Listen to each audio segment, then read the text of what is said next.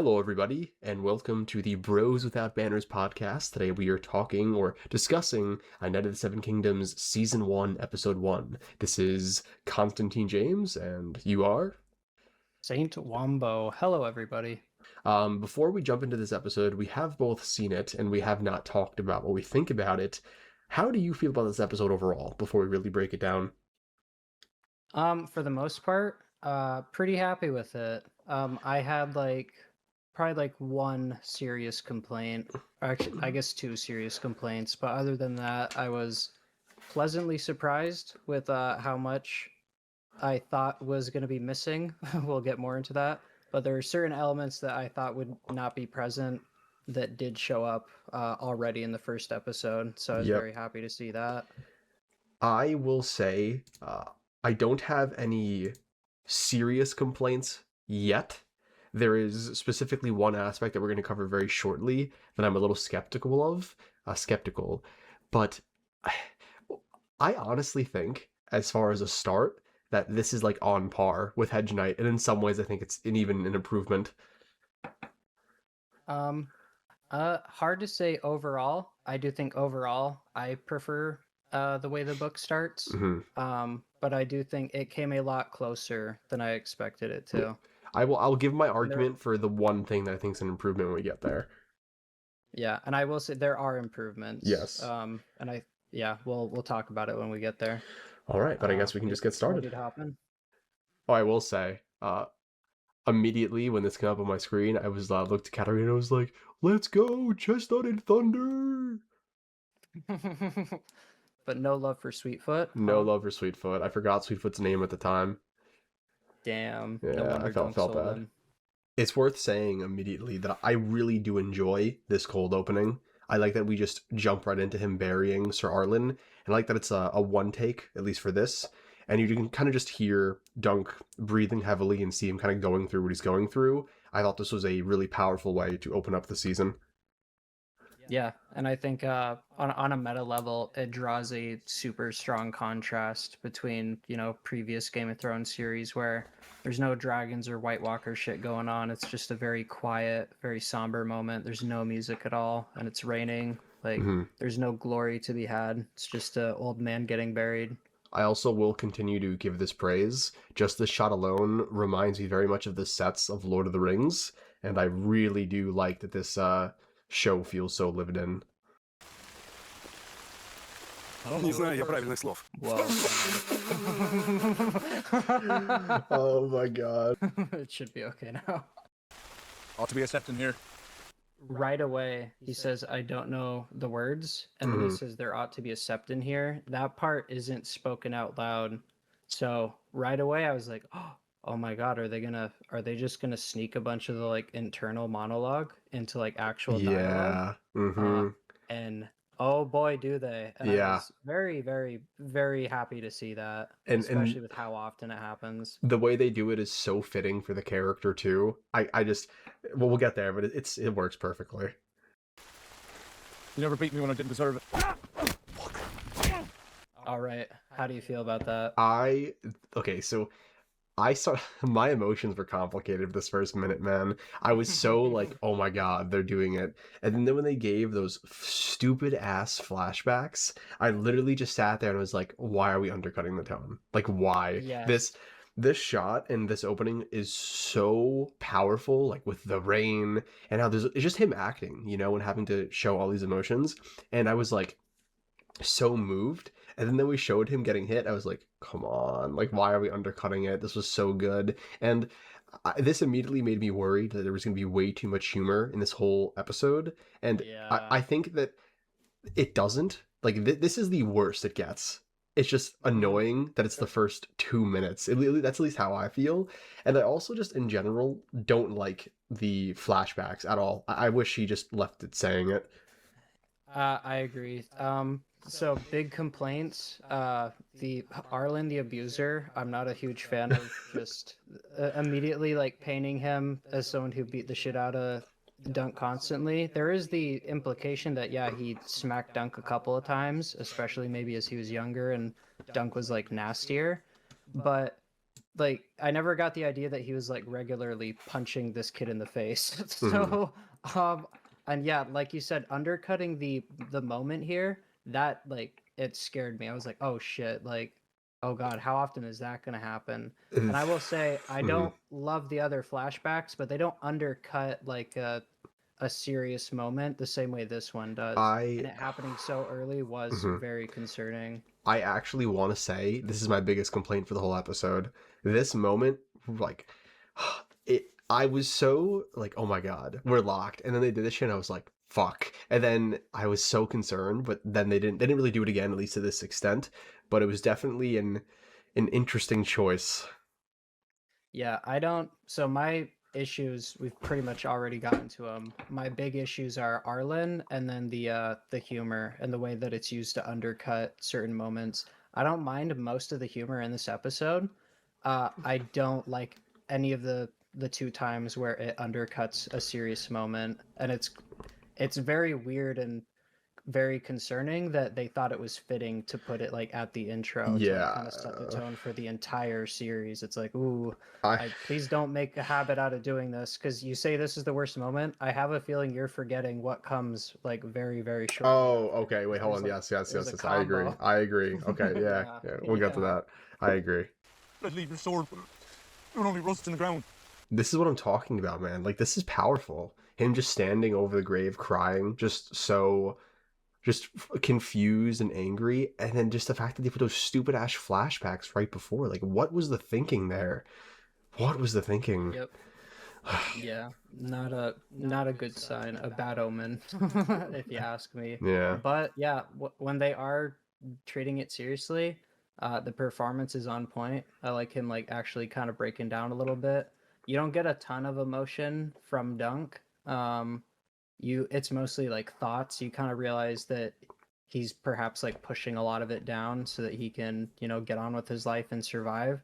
But there are other ways that they show him mourning, and I appreciate that we did get at least like, Mm-hmm. as it's happening. Of course, a bit is going to trickle out. Mm-hmm. Like, And I I still. was going to Mhm. ask too, have they confirmed how old Dunk is in the show? No, they have not. But I think he's supposed to be 17, and I think that the actor looks a little older than 17, but he looks like a young dude. Like he looks young Definitely. enough. I would say he probably I'd looks say 20, 21, 22 here. Yeah, I'd say at least 20s, Yeah. like maybe oldest 25, youngest 20. Like, Hmm. yeah, I don't know. We'll see how they handle that going forward, but I don't know. Just a thought. King's Landing? Lannisport? I was gonna say, just on the topic of the way they integrated like the internal monologue, I really like that we use him talking to his horses, not just because like it's the only option he has, but also because he just recently lost somebody, so it's probably like a comforting thing too, to Yeah. just pretend he has a bit more company than he does. Right when he started doing this, I just thought this is so in character. This I could see Dunk from the novellas easily doing this, and he does. Yeah. He talks to Chestnut in the novellas. So Yeah, and these thoughts, like the ones that he says out loud, like it's good for. I think I guess we didn't talk about it before, but I imagine we'll try to avoid the reveals just in case anybody watching like uh hasn't read. yeah, I'm gonna say no spoilers. Just like it'll be a lot of if you know you knows. So if people who do know what we're talking about, they'll get what we're saying, but we're not actually ruining anything. Yeah, but let's just say the scene drops hints, and Mhm. yeah, the hints wouldn't have been there if they had just abandoned the internal monologue entirely. Hmm. Stop raping, sir. I don't know about you, that is the funniest part of the entire episode for Yeah, me. that stop raping, sir. That got me.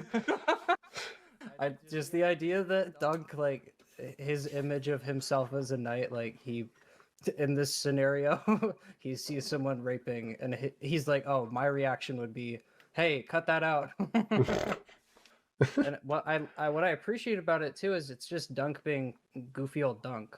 Yeah. It's not it's not a joke per se, it's just him being himself, and it happens to be He's funny. being dead ass. And this is the humor that I wish Yeah. they leaned into more. The fact that he's just so funny because he's so strange for this world, and I really want them to lean more into that rather than the forced humor that we're about to get to. I want to say this, like I want to say this. I'm gonna have to put like poop emoji over the shot when we edit it. I think like it it's definitely a little out of place, but for the meta, right? Like understanding what happened to Game of Thrones and how it's kind of just accepted that especially the later seasons are terrible, and then especially after George said his relationship with Ryan Condal was abysmal the other day, I can't help but wonder if this is Ira Parker and George being like, yeah, let's shit on House of the Dragon, Game of Thrones. Let's make sure that those TV shows are shit and ours is different. Did you get that? No, not at all. I was just like, why? My first thought, like, I like literally winced when this happened. I was like, what are you doing? Like, again, Yeah. especially after the Arlen joke undercutting the funeral, I was like, ooh, like I was very, very worried after this.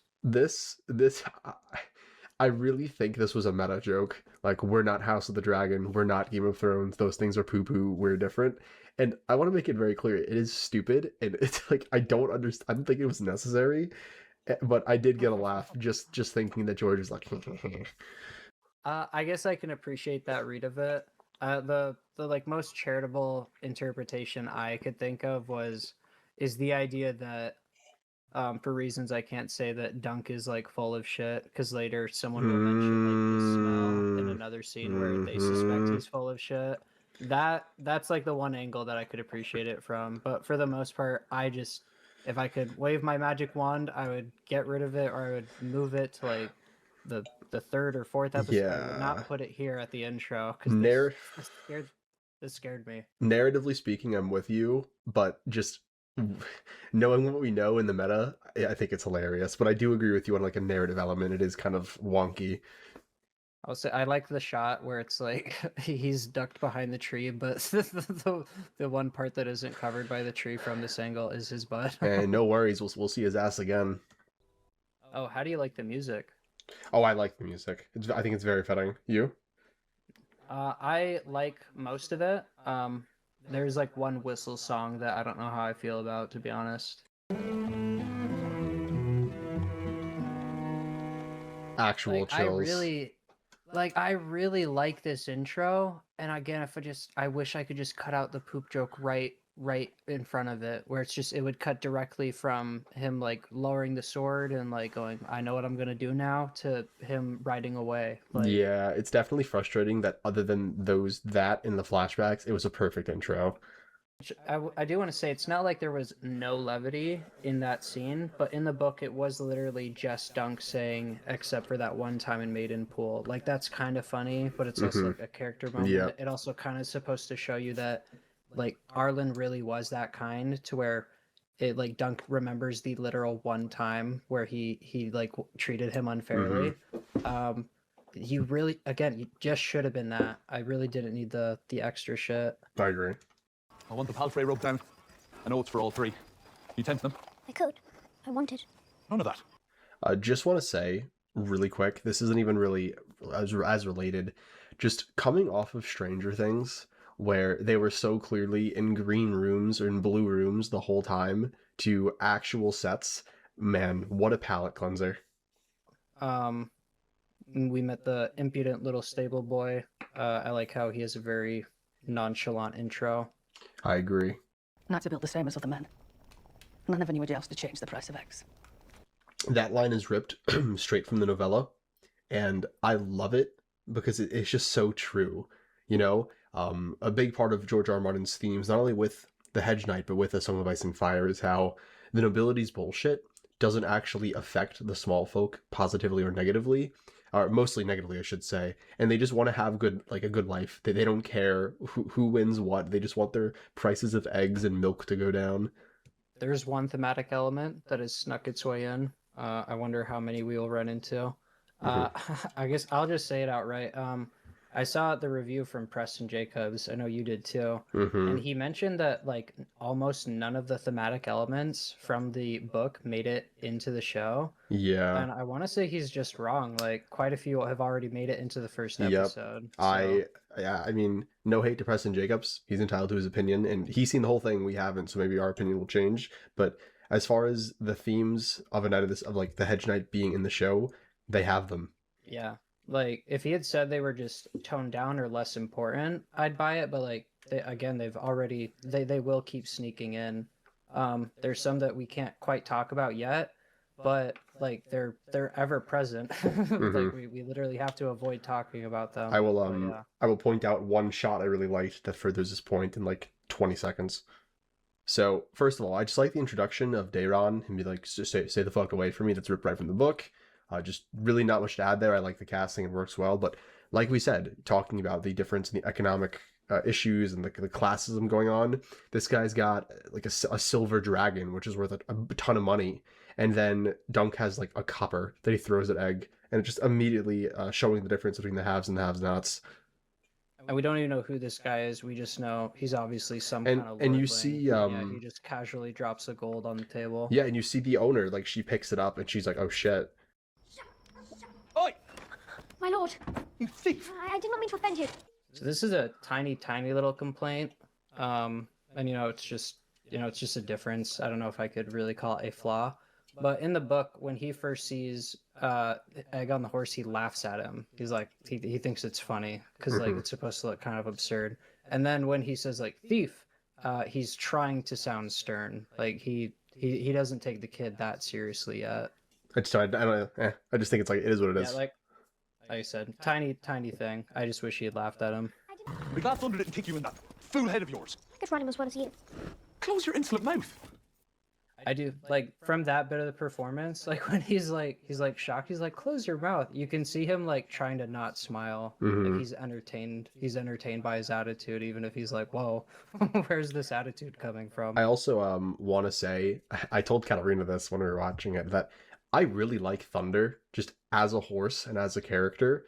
And for half a second, I was like, all jokes aside, Thunder's a pretty like aggressive and strong horse. What if he just accidentally stepped on Egg? I was just like, oh. A lot of horses can be like really skittish. Like Yeah. a kick to the head, especially a little kid, like goodbye. Yep. Like yeah, he really is lucky that Thunder didn't kick him while trying to mount him.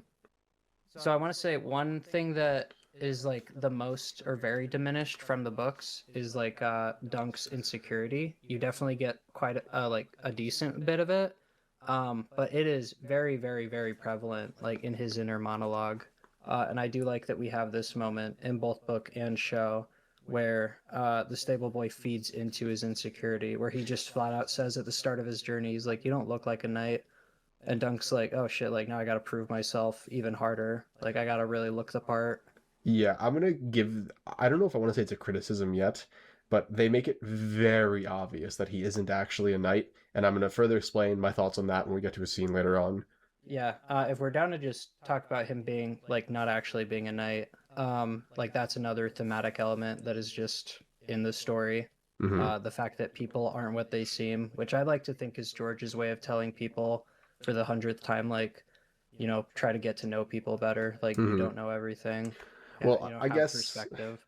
I guess I can just mention it now. Like, it's not even a secret in this episode that Dunk isn't a knight. They make it clear as day that he was never knighted. Like later on, they literally give you a flashback where he's like, "Will you make me a knight?" And he just keeps eating. He just doesn't acknowledge him. And I asked Katarina at the end of the episode. I was just like, "What do you think about Dunk?" And what he like. I was trying to ask her what she thought without giving it away. She's like, "Oh, he's not a knight." And I'm like, "How do you know?" And she's like, "They told us like 4 times." And on my first read, this could be me just not reading carefully enough, but I didn't really make the connection that he for sure wasn't a knight until something final episode, he has to do something knightly and doesn't. That's all I'm gonna say, and you should know what I'm talking about.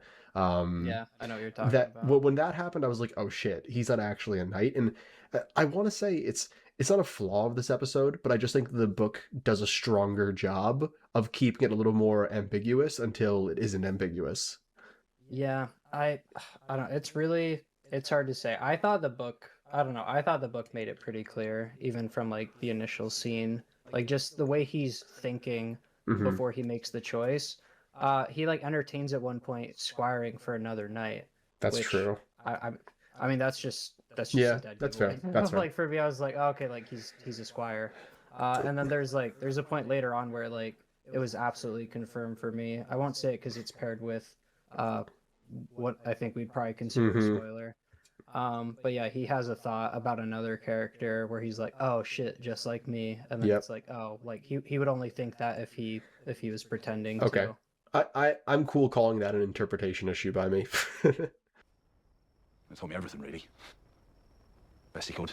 It's just a very short moment of Dunk like appreciating Arlen and like kind of I don't know, just talking about his old friend and mentor Yep. to a stranger, and it's like kind of a way of coping and like I don't know, grieving a little bit. I also just like that when Egg says that his mom died, you Dunk has a lot of thoughts in the book about how him and Egg are similar.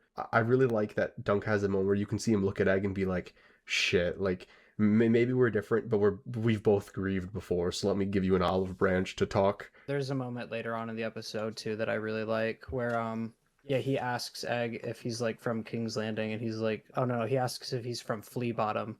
And Egg's Mhm. like, "No." And Dunk's like, "I." And you can just tell like he doesn't believe him. Yep. And it's funny cuz that's an element from the books that you have a lot of like Dunk projecting onto Egg and making a lot of assumptions based off of like his own life. Yep. And you learn a lot about Dunk's life by him doing that. Yep. And you look like you need a good clout in the ear. That's a element of Dunk's character that I find endearing, where he's constantly threatening to to smack Egg, and then he never ever does. Until there's like literally one moment later on in the Yeah, I think but it's in Mystery completely Night. warranted. It's in Sworn Sword. Oh, it but is? Oh, yeah, it's- you're right. yeah, but it it's it's warranted, and B like it's Dunk like low key like saving his life. Yeah. Okay, I know what you're talking about. Some- Yeah. Mhm. Yeah, because Egg's just being stupid in that moment. Hmm. But yeah, I appreciate again clearly in book and show, Dunk has been smacked around a bit, Mhm. and I appreciate that he just in his heart he has like in his nature he's already a bit better than that. Like Mhm. he just doesn't treat Egg the same way. He's a lot more gentle. So this is double thing. The white horse is Chestnut, right? I'm not going crazy. I'm not gonna lie, I couldn't tell you. I'm always pretty- pictured Chestnut as like a tan color. Or is it? Or is it? No, it's Sweetfoot. I think Sweetfoot's the white horse because that's the one he rides everywhere. And one, I love the shot, and two, it just the fact that he's always riding the white horse, which is Sweetfoot, which is the horse that Dunk says I always ride him. Like I rode her around the Seven Kingdoms, and I like that they just made sure he's always on the specific horse for what he's specifically doing. It's just point is I like that they made sure that he was on the right horse. It's just a good attention to detail. I gotta say the set is fucking awesome. Like the tourney grounds look great. Yeah, it's so beautiful, genuinely. Music here is also freaking great. Yeah, this to me gave Lord of the Rings vibes in the best way.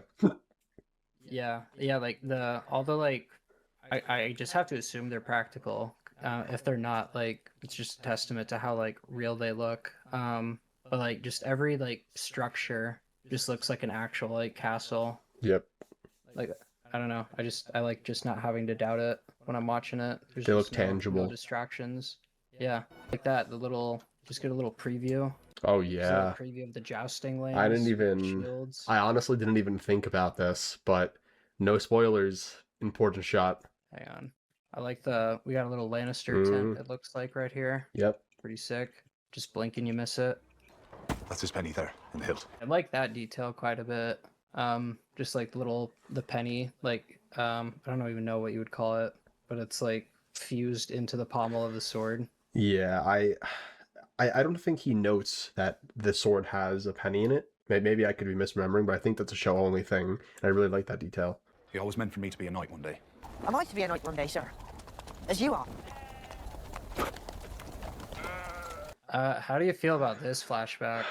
Man, I'm just gonna say it. I think all the flashbacks are out of place. Every single one. There isn't a single one that I think that strengthens the story. Even the one that's like really short coming up, I don't think any of them are necessary. They all feel inherently comedic. Like, Yeah. and like they feel like Family Guy flashlight cutaways where it's like it's just weird. It's very very jarring. They're like, jarring. tonally. Yep. And I will say, in a scene like this, like with Plumber, that wasn't really what bugged me about this one. It still felt a little out of place, but it didn't feel like jarring tonally.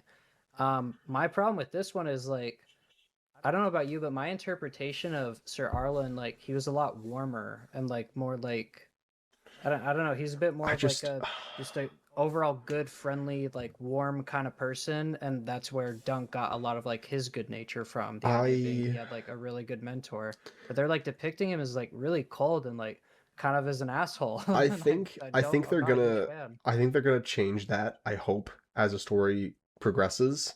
I think this is very much them just trying to be funny, but I think just my broad sweeping take about Sir Arlen of Penitry is sometimes less is more. We don't really know anything about him, but we know Dunk, and we know how Dunk feels about him, and that's all you need to know, you know? Just this moment right here where Dunk's like, "Am I gonna be a knight?" Mhm. I don't know. I always got because I did have that thought when reading, like, oh, did Arlen mean for him to be a knight? Like, you'd think he maybe would have made it happen when he realized he was dying, so maybe he didn't. But of all the things like Arlen taught him about like chivalry and being a knight, Mhm. I feel like he had to have. You know what I mean? I always imagined Sir Arlen of Penitry as someone who wanted to knight Dunk, died before he got the chance, but just one of those father figures who at every point in time is just trying to teach you a lesson or trying to instill morals in you. That's how always how I envisioned him. Like just 24/7, like, no, you must be chivalrous, no, you must do this, no, you must do that, you know? Yeah, and that's why that's another reason I of it. agree. Like this whole scene just being him not talking, him Also, refusing to hold on. engage with Dunk at all is weird. Who is this back there on the road? Who is that? Out of place. This doesn't matter, but like, is that I that think it's just a guy on a horse, isn't it? I don't see a horse That's the there. horse. Oh no, maybe there is. What? You mean this guy? Yeah. Yeah, he's on a horse. Yeah, Okay, he's got, I guess so. or he's got a absolute dumpy. Take a boot to the head. This is a reach, not a Riverlands. When he goes, "This is the Reach, not the Riverlands," I thought that was so funny because again, it's like they have to have been putting in a little bit of the memes from the meta into this because the meme is just like something happening in Dorne, the Riverlands on fire, you know, just the Riverlands are always getting fucked up by everything. And I was just like, is that George or Ira Parker acknowledging how the Riverlands are just always getting cooked?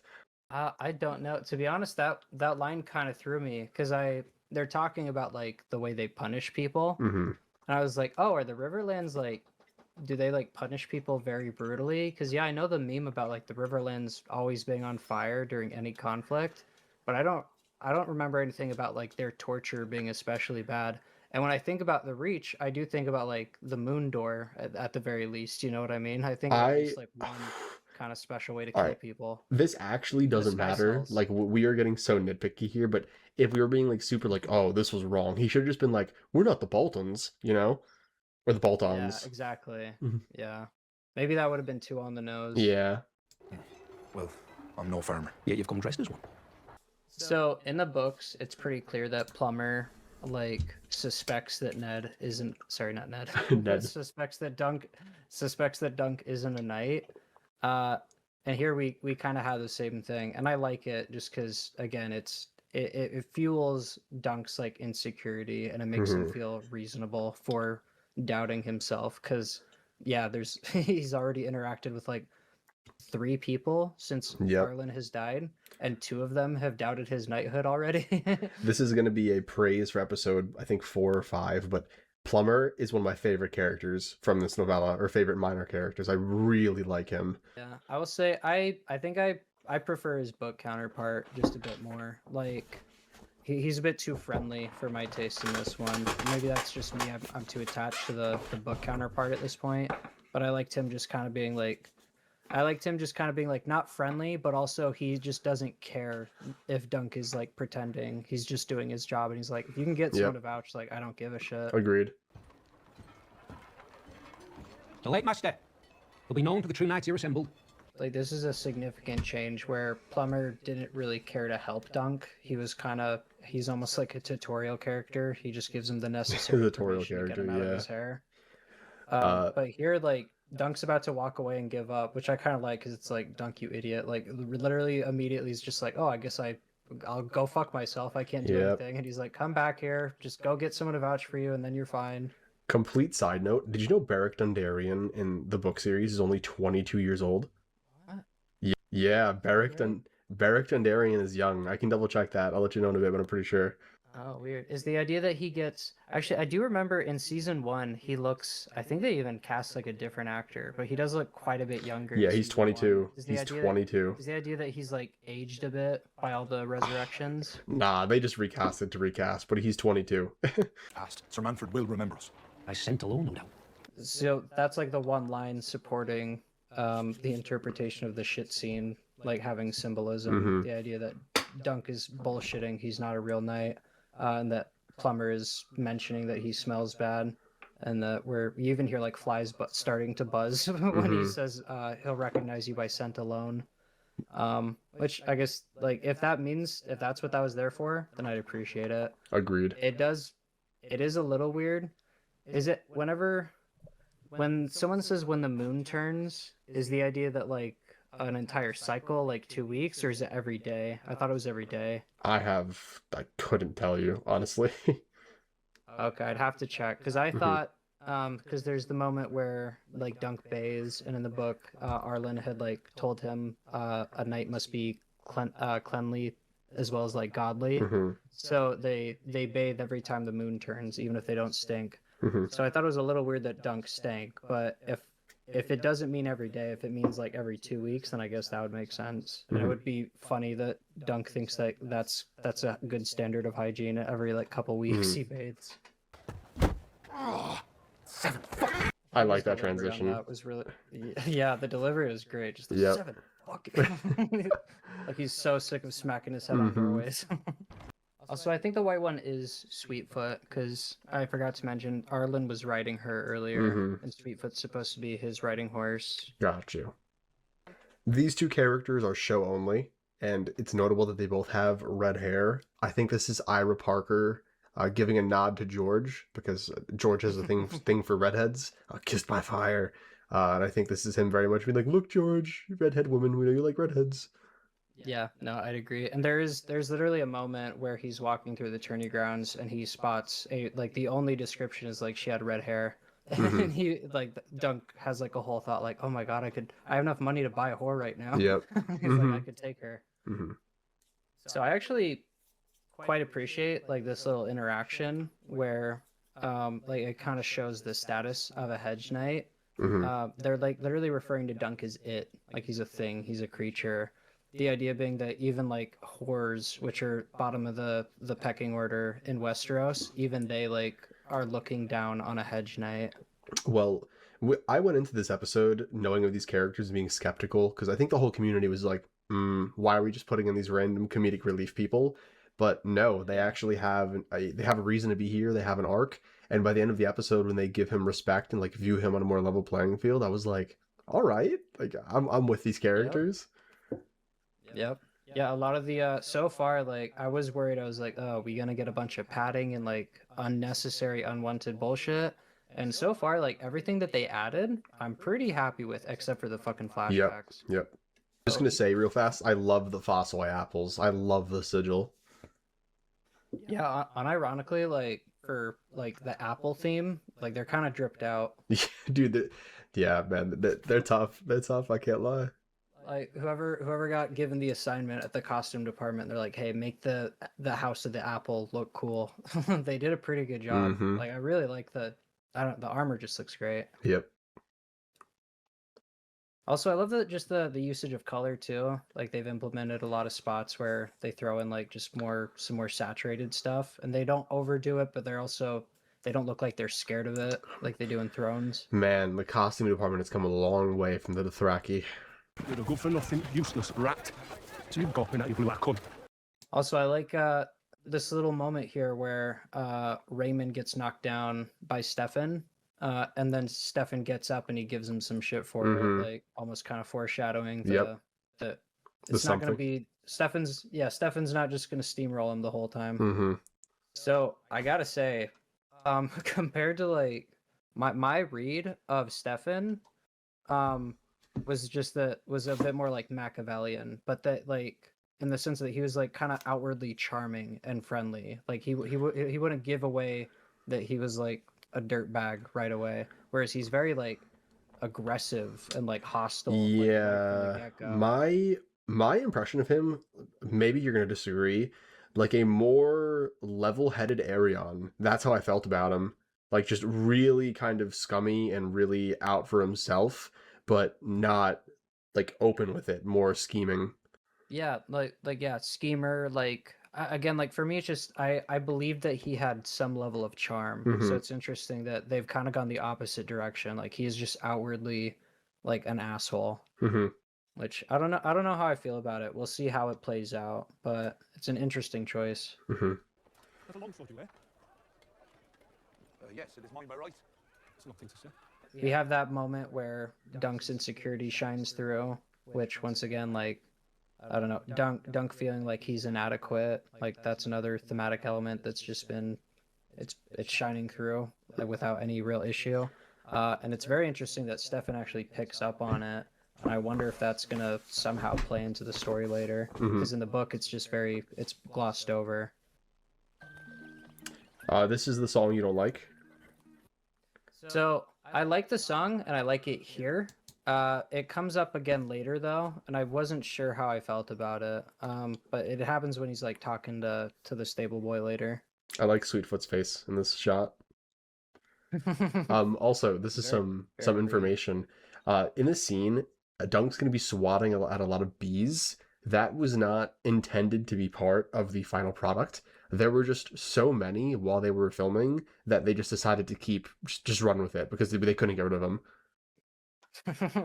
If anything, I like it. I love it. I love it. It makes it feel so much more real. If you ever go camping, like I will say, and this is a praise you won't hear often, I think this is some necessary nudity. I think it actually makes sense for the character because his whole thing is that like he literally has nothing. And him bathing naked in this random stream and then trying to dry off his clothes in this terrible manner like works for the character. I do like that moment where he smells his clothes and he's like, "Oh God." Find a safer trade, lad. You'll be happier for it. One whore to another. So I don't quite get what's going on here. Is the idea that like just a customer like is a necrophiliac? And they're, Yeah. like, preparing another whore. Is that it? Yep. That is Like, exactly okay. that is exactly what's happening, but I do like the line where they say like from one whore to another, and they're implying that they're saying it to Dunk, you know? Yeah. Essentially that he's of a level with them.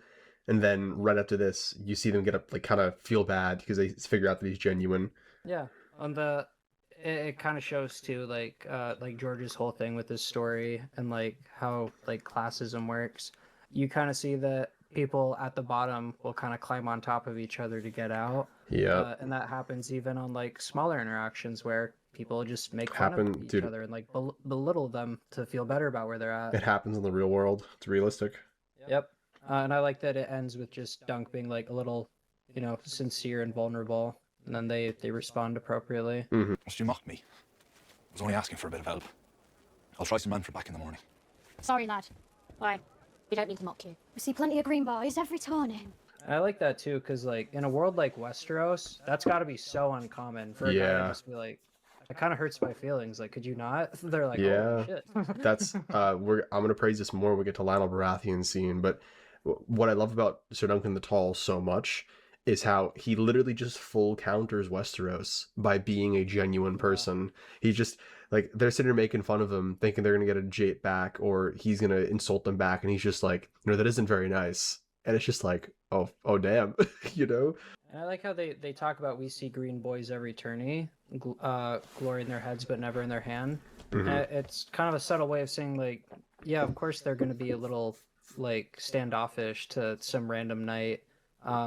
They've probably like these are whores in Westeros. They've probably been treated very, very not kindly. I mean, they've by probably other been knights. they've probably just been raped, just openly, Yep. It's almost like to me, it's like, oh, the mocking is almost like a defensive thing. Yep. Like A, it makes them feel better, and B, it's like it's their way of almost saying like, hey, don't fuck with us, like leave us alone. And then when they realize he's not a threat, like the walls come down. person. maybe talking to Dunk privately or rooting for him or something. Yeah. And this is kind of a microcosm for stuff that happens later where like Dunk shows up, he's not taken seriously. He like shows just a bit of his true self and people like reciprocate like that goodness, you know what I mean? Mm-hmm. Is the story of the knight fighting the dragon symbolic of Dunk? I think it is. Fate has set his lonely path through corridors of chance. A boy from nothing risks it all. All right, so Yeah. we can't say much about it right now, but if you know, you know. A boy from nothing, with luck on his side, takes a stupid chance to fend off a dragon. Like, yeah, that doesn't. I love that too. Perhaps he's only stupid. Yep. Which, again, I'm pretty sure we'll revisit this because the idea it's supposed to be like Florian the Fool, who is a fool and a knight, and there's the whole like all men are fools, all men are knights. Yep. Like I said, I assume we'll come back to it and we'll get more and more of the show as it progresses. Mhm. But yeah, we already get like a little snippet, and I didn't catch that. It maps onto him really well, Mhm. and it even says like perhaps he's only stupid. Good The idea catch. that perhaps Dunk is dumb and not just his bravery. My ears were on. Must keep a truth concealed. Mm-hmm. Yeah, so if people if his humble shape is bared a foul and fiery demise, the idea being that if his secret was given away, he'd be killed. And there's like it happens like 3 times in this episode Mm-hmm. where Dunk is like kind of reminded that there are consequences if he's found out. Oh, like they just so nervously walks away, like, It's like, what do I do now? oh Like, it's so weird. no. Hoffman! Hoffman! All right. Okay, this line did annoy me. I was like, "What are you doing?" Like, as soon as he said it, I was like, "What do you mean half man? Like, what Tyrion? Tyrion? Yeah, what possible excuse could you have for say throwing that word out?" And then his justification is, "Oh, I mean half man, half giant." And it's like, Mhm. "Shut up. That's not what that word means. Get out of here. I know what you're doing." So that's a great example, I think, of like Dunk's internal monologue being repurposed, and they repurpose it in like a bonding way for him and Raymond, where he asks whose shield he's gonna strike, and he says like it doesn't matter, like it makes no difference. And then in his head he thinks like that's what you're supposed to say, but it really does matter. And instead, like it's a moment of them being like open and honest with each other, and like they bond a little bit. Mm-hmm. I agree. You hungry? Always. I like that too. Dunk saying he's always hungry because in a world like this, someone as poor as he is, with his size, like Yeah. Tommy would be He's just never gonna be. starving. He's never gonna be in a surplus. Also, I should have commented this fucking the Baratheon tent. Like, look at that. That looks Yeah, awesome. it looks. All the fucking antlers. Dude, they really upped it with the sigils and just making this world feel kind of just like how it is in the books. And I was really happy when this came on screen. Like some people have been given a lot of hope because of how much George was happy with this season. And I will say, like, I don't know, George didn't have a lot to like complain about even when Game of Thrones was being like ruined for like 4 seasons in a row. So I will say I'd believe even if the story came out pretty poopy, I think he'd be happy like just because of this. Like he would have like because he would have been able to come on set, he would have been able to walk around and he would have been like, "Oh my god, this is Yeah, fucking I amazing. agree. Like, I this agree. is his dream." George is still a guy, end of day. Like that little moment where Dunk asks where Raymond's going, because honestly, I don't know where Raymond's going. I expected him to hang out with Dunk too, so I thought it was funny that it's like, oh, apparently he just got him Where a meal. are you and then He going? left. I'm going off screen. Yeah, yeah. It shows how like nervous Dunk Mhm. is. Like he's not used to being alone. Myself. I've had a profound thought, if anyone would care to listen. Men could not have devised such a joy. So who was it? Huh? Who was it? Fuck it. Okay, I'm curious. Do you think he's actually waiting for an answer, or that he doesn't know either? Because I thought there was an answer, and I was waiting for him to say it. I thought the way I read the scene was he didn't have an answer, was trying to work together with the people to find one. And then when they didn't find one, he was just like, all right, well, we're just gonna party. But I will say, I really like his character design. I think I guess dagger with the Baratheon antlers and the Baratheon crown thing that he's wearing. It's just all well done. His seat, you can see his antlers as well. I thought the whole point was that, and maybe I'm wrong, because I don't know much about animals, but I thought like, oh, is he gonna say stags? Like the idea being that like they run at each other and they ram each other like with their horns. I So think don't they do know. I that was expecting actually. him to say that. I think they actually do that. If they do, like again, like I thought that's what he was building up to, and then he was gonna be like, and of course, like that's why I will win this tournament. Like I am the stag himself. Yeah. I also will say he reminds me a lot of Robert. I think this is like if I could cast someone as Robert just getting crowned, like just winning the rebellion, this would be the type of guy I'd cast. He has some Robertisms, but I was gonna say that's actually something I like about him. When I heard about, the Laughing Storm, and then, I saw the photos, and it's like, okay, it looks like we're getting at least one extra scene with him. My hope was, I hope they don't just make him a clone of Robert Baratheon, and I think they've captured enough traits that you can see it, but he's also like distinctly different. Like he's kind of spacey, like he's boisterous at times, but not consistently. Like he'll kind of whisper and mutter to himself pretty regularly. I just like that they made him like, again, there's enough there where you feel like he is a family member. You know what I mean? Gotcha. Like, Yeah, there's I enough agree. resemblance and difference. Also, right there, just Dunk's eyes widening like saucers when he sees this giant chicken leg, just kind Yep. of showing.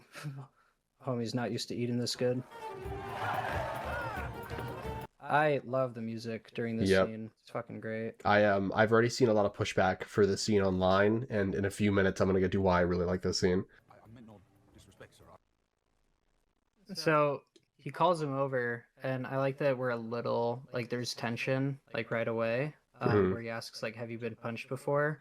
And that's like Lionel for much of this interaction, where he's really keeping Dunk and kind of the audience on their toes. I really wasn't sure like what his next move or line was going to be at any given point. I just I really like that, especially from the way he's looking at him a few scenes prior. It's like Lionel perceives him as a threat, even though Dunk doesn't, just because he can see like his structure and the way he's carrying himself. And I'm gonna say something when we get to their dancing scene, but their interactions are great, and just it's so good. It's so good. I really like this scene.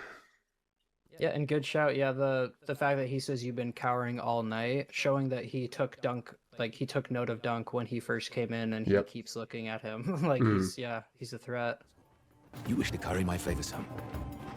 And yet you come with an empty hand. As Fee understands that all men, in their way, wish only for your help. Or your head. You come for my head, then. What? No. We got a lot of this interaction where Lionel's kind of in power, basically. Like he's almost kind of toying with Dunk. And I like that the way it ends is basically Dunk just breaking like any assumption that Lionel made about him. Because like you said, he clocks him as a threat, and then he thinks, okay, you're either here to curry favor, or you're here to like size me up as competition. Yep. And then when Dunk admits that he's just there for food, it completely like disarms him. He's like, oh shit, well, okay. I want you to play that line in a second when we get there. But what I really like about this is like the main A Song of Ice and Fire, Game of Thrones, House of the Dragon politicking seeping into a world and a person who just isn't about it. Lionel Baratheon's like, you must, there's no way your big ass is just around here and either not trying to size me up or manipulate me somehow. Like, what's your play? And Dunk's just like, brother, what the fuck are you on about? I'm just hungry. And it's so funny too, because in the next line he's like, I guess that makes fucking sense actually. Like he's so taken aback by how genuine it is that he's like, he's so in his own world that when he snapped back to reality of what it's like for just a regular person, it's like shocking for him. Yep. Yeah, and it's like what you said, like Dunk is a hard counter for Westeros. So yeah, someone when they enter politic mode, for Dunk to just respond with a Dunk reply, like it's immediately like, oh, does not compute. Like you can't interface with this man in that way. That's so funny. No. Then why the fuck are you in my tent? So supper? Actually makes sense. God, that is so funny. I just like how the stunned silence for a second, and then he laughs like, "Oh shit, okay." This is the type of humor that I live for. It's just not meant to be funny, but it's just their natural conversation taking place. Yeah, yeah. It's just character-driven comedy, just them riffing off of each other. I think this scene is great foreshadowing for something we're never gonna see. This is a spoiler, but it's really not because it's not something actually really written in the story. But for first of all, I like that Lionel Baratheon challenges Dunk because he's characterized in the novella as someone who likes the fight. Like he lives for the thrill, much like Robert. And that's just kind of a Baratheon thing. But I guess you can skip like 2 minutes if you don't want a spoiler for Dunk's lore. But he ends up Lord Commander of the Kingsguard, and he ends up beating Lionel Baratheon in single combat later on. And I have to think that Dunk winning in this little dance match is George and Ira Parker foreshadowing that, even if we never get to see it on screen. Yep. And I like too that it's just more of like Lionel's kind of he's got kind of this like ticking time bomb energy where like Yep.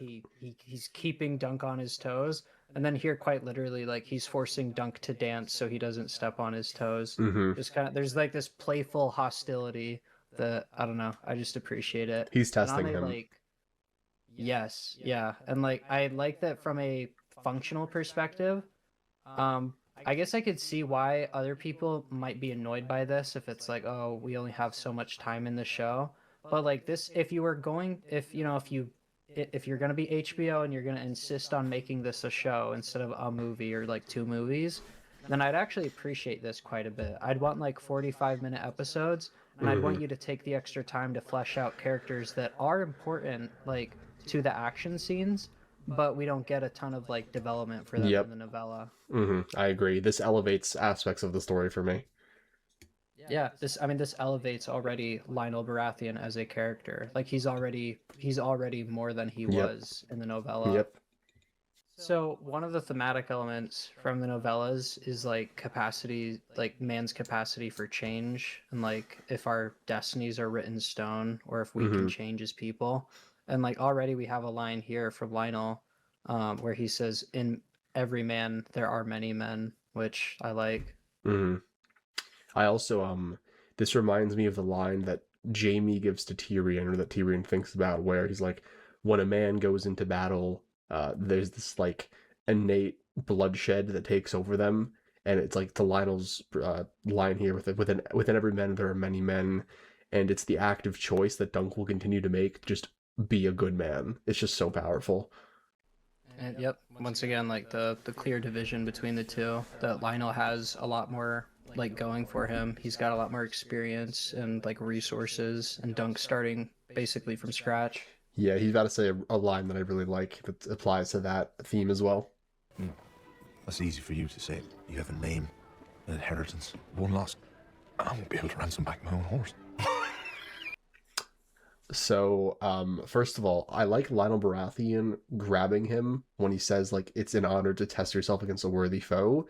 And he's essentially, like, because he's touching him, it's a personal thing. He's telling him, like, you're the worthy foe. Like, I respect you for the dance. And again, foreshadowing their battle in the future. And Lionel Baratheon is kind of extending out an olive branch to him, where it's like, in some ways, me and you, we kind of are very similar. I think also well symbolized by Dunk wearing his stag crown. But then the second Dunk is like, dude, I don't got shit. Like, you're rich as fuck. I'm broke as shit. He's like, haha, you're right. My crown, by the way. Bye. Yeah, it's notable that his reaction too is to literally just laugh like at Dunk's plight. Just kind of show you that even like chiller nobility, like they just inherently don't take it that seriously. They've been conditioned to kind of ignore it. Not even chiller. Like, this is the best you get. Like, Dunk, him saying that, like, dude, like, you have a name, I have nothing, is a bit, it's not disrespectful, but it's a bit, you don't say that, you know? And the fact that I mean, like from someone as chill as like because Lionel seems like semi down to earth, and even the fact that he just laughs off the fact that Dunk is like, yeah, I lose everything. Yeah, if yeah. I lose a single match. I'm agreeing with you in saying that. I'm taking it even further. He's the best you get, and there's still this like massive difference in the way that like he perceives Dunk versus the way Dunk perceives him. Yeah. Also, am I crazy? I couldn't help but wonder if they were hinting at Lionel being gay, maybe. Oh, I with think him, he's definitely bi, 100%. just the because him like especially with the dance scene, like him basically tricking Dunk into dancing with him. Like there's all these people around him, and he's like uniquely focused on Dunk and like trying to get Dunk to dance, which I found interesting. And then the next scene, Dunk is like wearing like his antler horn, and I feel like Dunk definitely didn't put it on himself. So I Yeah. feel like Lionel took it off and he put it on his head. 100%. And And then, like, he's there's kind of touchy here, like yeah. there's also like many Baratheons throughout the history that are, I believe, gay or like somewhat of that LGBTQ. So I mean, I definitely think they're playing with that here.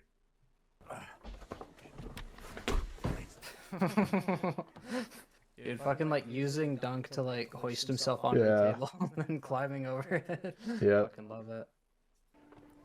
Also, bumping into the chandelier with his antlers and saying sorry to it. Yeah, that the Fucking actor great. playing Lionel Baratheon is a tank, dude. He's just oozing charisma. Dornishman. No, I said I've hung Dornishman. But Sir Erlen took a wound in your father's service. How could you have forgotten him? There it is again, another cutaway, and I couldn't help but be like, I feel like that was supposed to make me laugh, but it was just distracting. It just wasn't necessary. I do want to point out a strong suit of this scene though. When this guy says, "No, I've hung Dornishmen," I really like that they're showing that there is a lot of bitterness towards Dornish people at this time because of the wars. And not gonna say why, Yeah. but that's very like that's like the whole backbone of the story. Yeah. I should also say in the like trailer breakdown, I foolishly assumed that the sun imagery was like in tribute to House Targaryen to like maybe curry favor. I completely spaced that it's just the Ashford Yep. sigil. Someone pointed it out in the comments, but yeah, they have like the chevron and the sun. And Yep. That's why there's suns all over the place.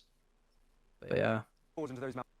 Oh, and I will say, because I double checked, and Ashford is like pretty close to like the border to Dorne, and that's an element in like Sworn Sword too, where you'll have houses that are like close to each other, like geographically. Their sigils will kind of blend into each other, which I Yep. thought was kind of cool.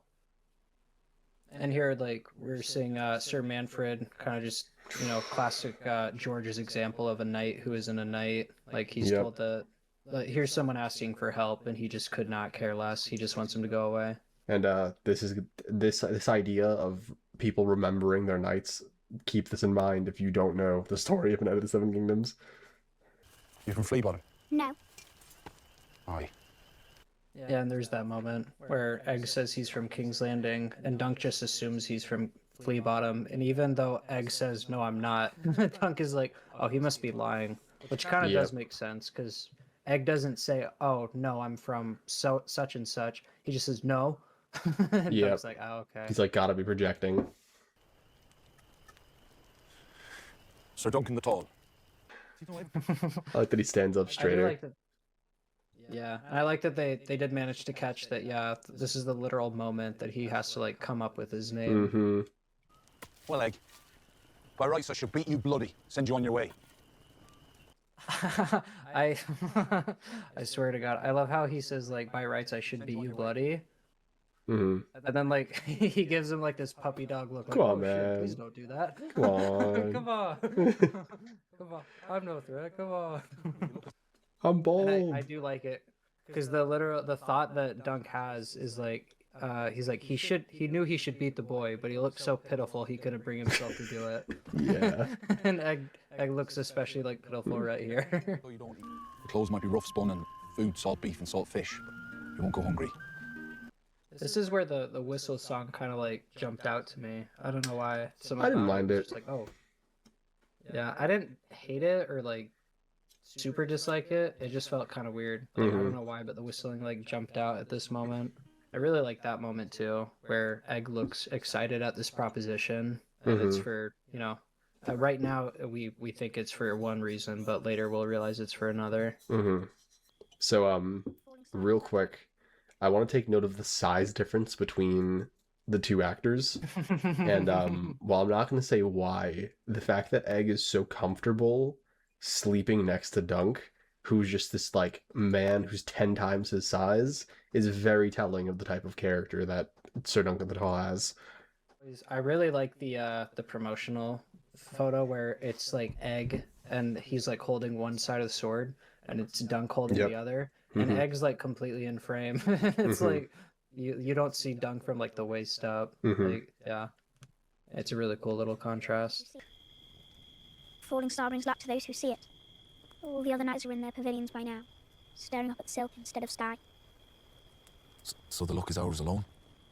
And they're like right in at the end, like we get the thematic element of luck, where in George's work, obviously he makes characters deal with like realistic consequences for pretty much everything. Mhm. But a creative like himself would of course acknowledge that to get really far in life, there is an element of luck to it. Like Yep. preparation will only get you so far if you don't get the opportunity to. So I like that luck is like an integral part of his story. Well, it's also the fact that Sir Duncan the Tall, like, sure he got lucky with his whole season of television we're gonna see, but a lot of it is he got lucky because of the position he's in, because of who he is by nature. Like he only gets to see this star because he's nobody, because he doesn't have anything to his name. Like he gets to see the true beauty of the world and be a pure person because he's not tainted by like the silks and riches that the other knights have. And I think that's just an incredibly important thematic element that I was so concerned they weren't going to nail, and I mean, they did, at least in this episode. Yep. I've heard so. I don't know who. I don't know where it comes from, but a quote I really like is that luck is when preparation meets opportunity. Yep. The idea being that like, yeah, like the opportunity might not come along, but like you said, Dunk being the noble and virtuous person he is, that's what guarantees like his outcome. Basically, that's Yep. how he defies the typical fate that would befall someone like that in Mhm. Westeros. Oh man. Pretty good. What would you give this out of 10? Ooh. I'd say give it. You go. Sorry. at least. I'd say at least a 7. Maybe an 8. I'd give it an 8. Yeah. I'd give it an 8. I think it's just, man, really just the flashbacks. Everything else is spot on. Yeah, for the most part. Yeah, I guess as far as like things wrong, I guess my biggest problem is like the format itself. I don't know, they kind of ended where I thought they would with Egg showing back up at camp. And I did like the inclusion of Lionel Baratheon. Like I don't, as an episode of TV, I just don't. I just have to say I don't think the novellas were like suited to like this kind of format. Just because this is gonna be the longest one we get. This is gonna feel so much better to watch straight. It's not even funny. Like this really should have been a movie, Yep. and I understand why it is TV, but like there are just, especially the next few episodes, because we obviously know what's happening. I don't know where they're going to be stopping for some of these, because it's just like event into event into event. I'm like, where do you there isn't a chapter break where you can just go, okay, this is a clear break, or this is where the tension is stopped. So that's definitely like frustrating, but that's not a storytelling issue, you know. That's a capitalism issue. I don't know, you know. I literally try to find a good place for it to break, and the best and only one I could find is you could split it in half, like literally in half, because the halfway point ends with like the first tilt, and then the the latter half ends with the latter half. Yeah, that's definitely going to be an issue for this season until all the episodes are out, and then it's never going to be an issue again until the Sworn Sword. As far as your storytelling, man, the flashbacks to me were really quite bad. That's all I can say. Really quite bad. But everything else ranged from, oh, I really like this, to, okay, this is actually great. Yeah. Everything else so far, just at bare minimum good. Like some of it great. I really like pretty much all the new stuff with Lionel Baratheon. I don't know their names, but I like the two like prostitute characters. I'm very curious to see how Plumber and Stefan pan out, since they've kind of been changed. Well, they kind of got not swapped, but Stefan is much more hostile and like outwardly a problem, Hmm. and Plumber is like kind of friendly and like in Dunk's corner. So I'm curious to see how that goes. Yep. I man, I really did enjoy this episode. I liked it for so many reasons. I'm very excited for the next one. I think it was a strong opening, and I'm ready for episode 2. It sucks that I can't just keep watching this because this for me is a one sitting type of book. I just read it straight, the novella. Yeah. Yeah, I like I said, I think they if they really wanted to, they should have just made like 2 Mhm. movies or 2 big chunky episodes, maybe 3 chunky episodes since the audiobook is 3 hours. You could just do an hour each.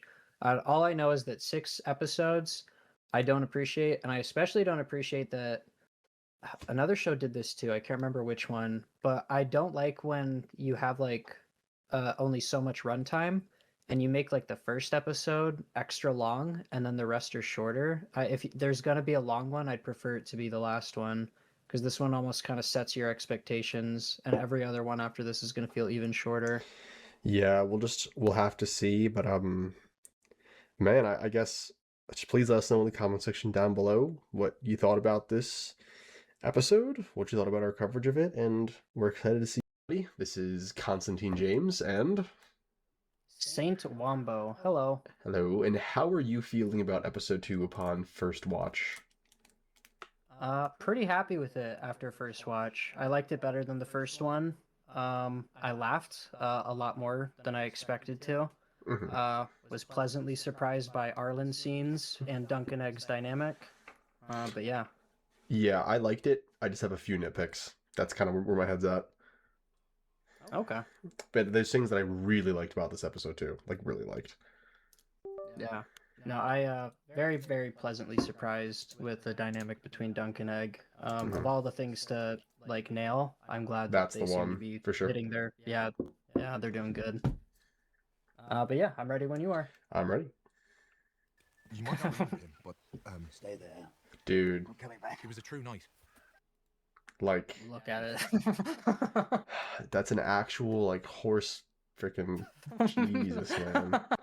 Like you're really gonna tell me this right here never fathered a son? No one remembers the knight with the third leg? The guy with a built-in lance? No one remembers that? You're telling me Jesus. he wasn't known as Arlen the Tall? That's what you're telling me? Yeah, like look, dude, his calves are huge because he's carrying around this 30-pound dumbbell on at all times. It is shockingly big. I will say I hope we get like a balance. Because I feel like with old Game of Thrones, it was very askew in favor of like women constantly having to get naked for the camera. Hmm. And I feel like with House of the Dragon, it was a bit more in favor of like men getting naked in front of the camera. I hope that there is some kind of equivalent exchange for the giant schlong at the beginning of this episode. I wonder if we'll get tits. I guess we'll have to tits see. in return. So this is an interesting detail. They add like a cut, and I feel like the implication is he has like an infection, and this is kind of what led to him dying. Yeah, I guess so. And also like you can see that it's clearly been wrapped and hasn't healed, so it probably got Yeah. infected and it's just seeped into his bloodstream and now he's dying. Yeah. He just got on with it. I really liked this intro, like the cut to the title card, and like Dunk saying like he just got on with it. I did too. I gotta admit, I was very distracted by just the ginormous cock on my screen. But I did like the intro. I think it was very, what was being said in the way Sir Arlen is described is very fitting of the Arlen that I saw, or at least felt that I would see in the novella. Yes. After the cutaways of the first episode, this quelled pretty much all my fears. Oh, definitely. In addition to, because I didn't really do my due diligence with the first episode, even in the cutaways where I was worried that they were going to paint Arlen as more of an asshole, when he's hitting Dunk, like 2 of them like clearly show that Dunk had like fucked up. Like he had started a whole ass fire in one of them. He had been like mud wrestling with another boy in another. So I had softened a little bit before I saw this episode, but seeing this flashback, especially like when we get to them laughing together under the tree, made me very happy. This was a lot closer to what. I still haven't softened on those first cutaways, but I'm with you for these. Yeah, I'm not a fan of the style, but I softened on the content at least. The fact that they showed Arlen like smack and dunk around. I feel like yeah. In agreement. Like that, him being like, "Come on, dunk," as he's belting out that song. Yeah, I think like, that's Arlen. These flashbacks are very, I think, a very honest depiction of Sir Arland, and I really do like the way Dunk describes his father figure, as in, he definitely was not a perfect man, and he had his flaws, but he had a good heart at his core, and he did right by Dunk. Like, I really like that viewpoint of a father figure, because I feel like that's the viewpoint that a lot of young men come to feel about their father, where it's like, or I guess I would hope so, if you have a good situation, where it's like, yeah, like, no one's perfect, every parent has their flaws, but at least he tried to do the right thing, and that's worth noting and remembering him by. Yeah, and he's largely the reason that Dunk is the good, like, wholehearted person that he is. I really like what this adds in general, just, so, first off, we have, like, a tree, which kind of, like, it kind of builds into the sigil, which in this episode, that's when Dunk is going to like choose it for himself. Yep. I also just like how... Sorry, continue. No, go ahead. I just really like how they're just alone together. Like, it's literally just them. It further explains why Dunk feels so isolated and awkward without him, because he just lost like the one thing that's grounded him his entire life. Yeah, and a big thing with Dunk and Egg and kind of with the Song of Ice and Fire is the idea of like cycles of like life, and where one life ends another begins, and that's very much prevalent in Dunk and Arlen, where as soon as Arlen is gone, Dunk kind of takes on his role in a lot of ways. Like he starts riding Sweetfoot around. He has like his like sword and like his shield. And like throughout this episode in particular, there's quite a bit of focus on the idea of Dunk continuing on Arlen's legacy. But not only continuing it on, but continuing it on and being better. That's what I really like about this dynamic, is the acknowledgement of Sir Arlen's like good qualities and his shortcomings, like both. Like he recognizes both. Where I feel like up until this point, he probably never got to fully accept the shortcomings, but especially we'll get to it later with Baelor, when he's like, "Oh, it was actually 4." It's like, damn, like Arlen really wasn't that great of a knight. He was a good man though, and that's like what's more important.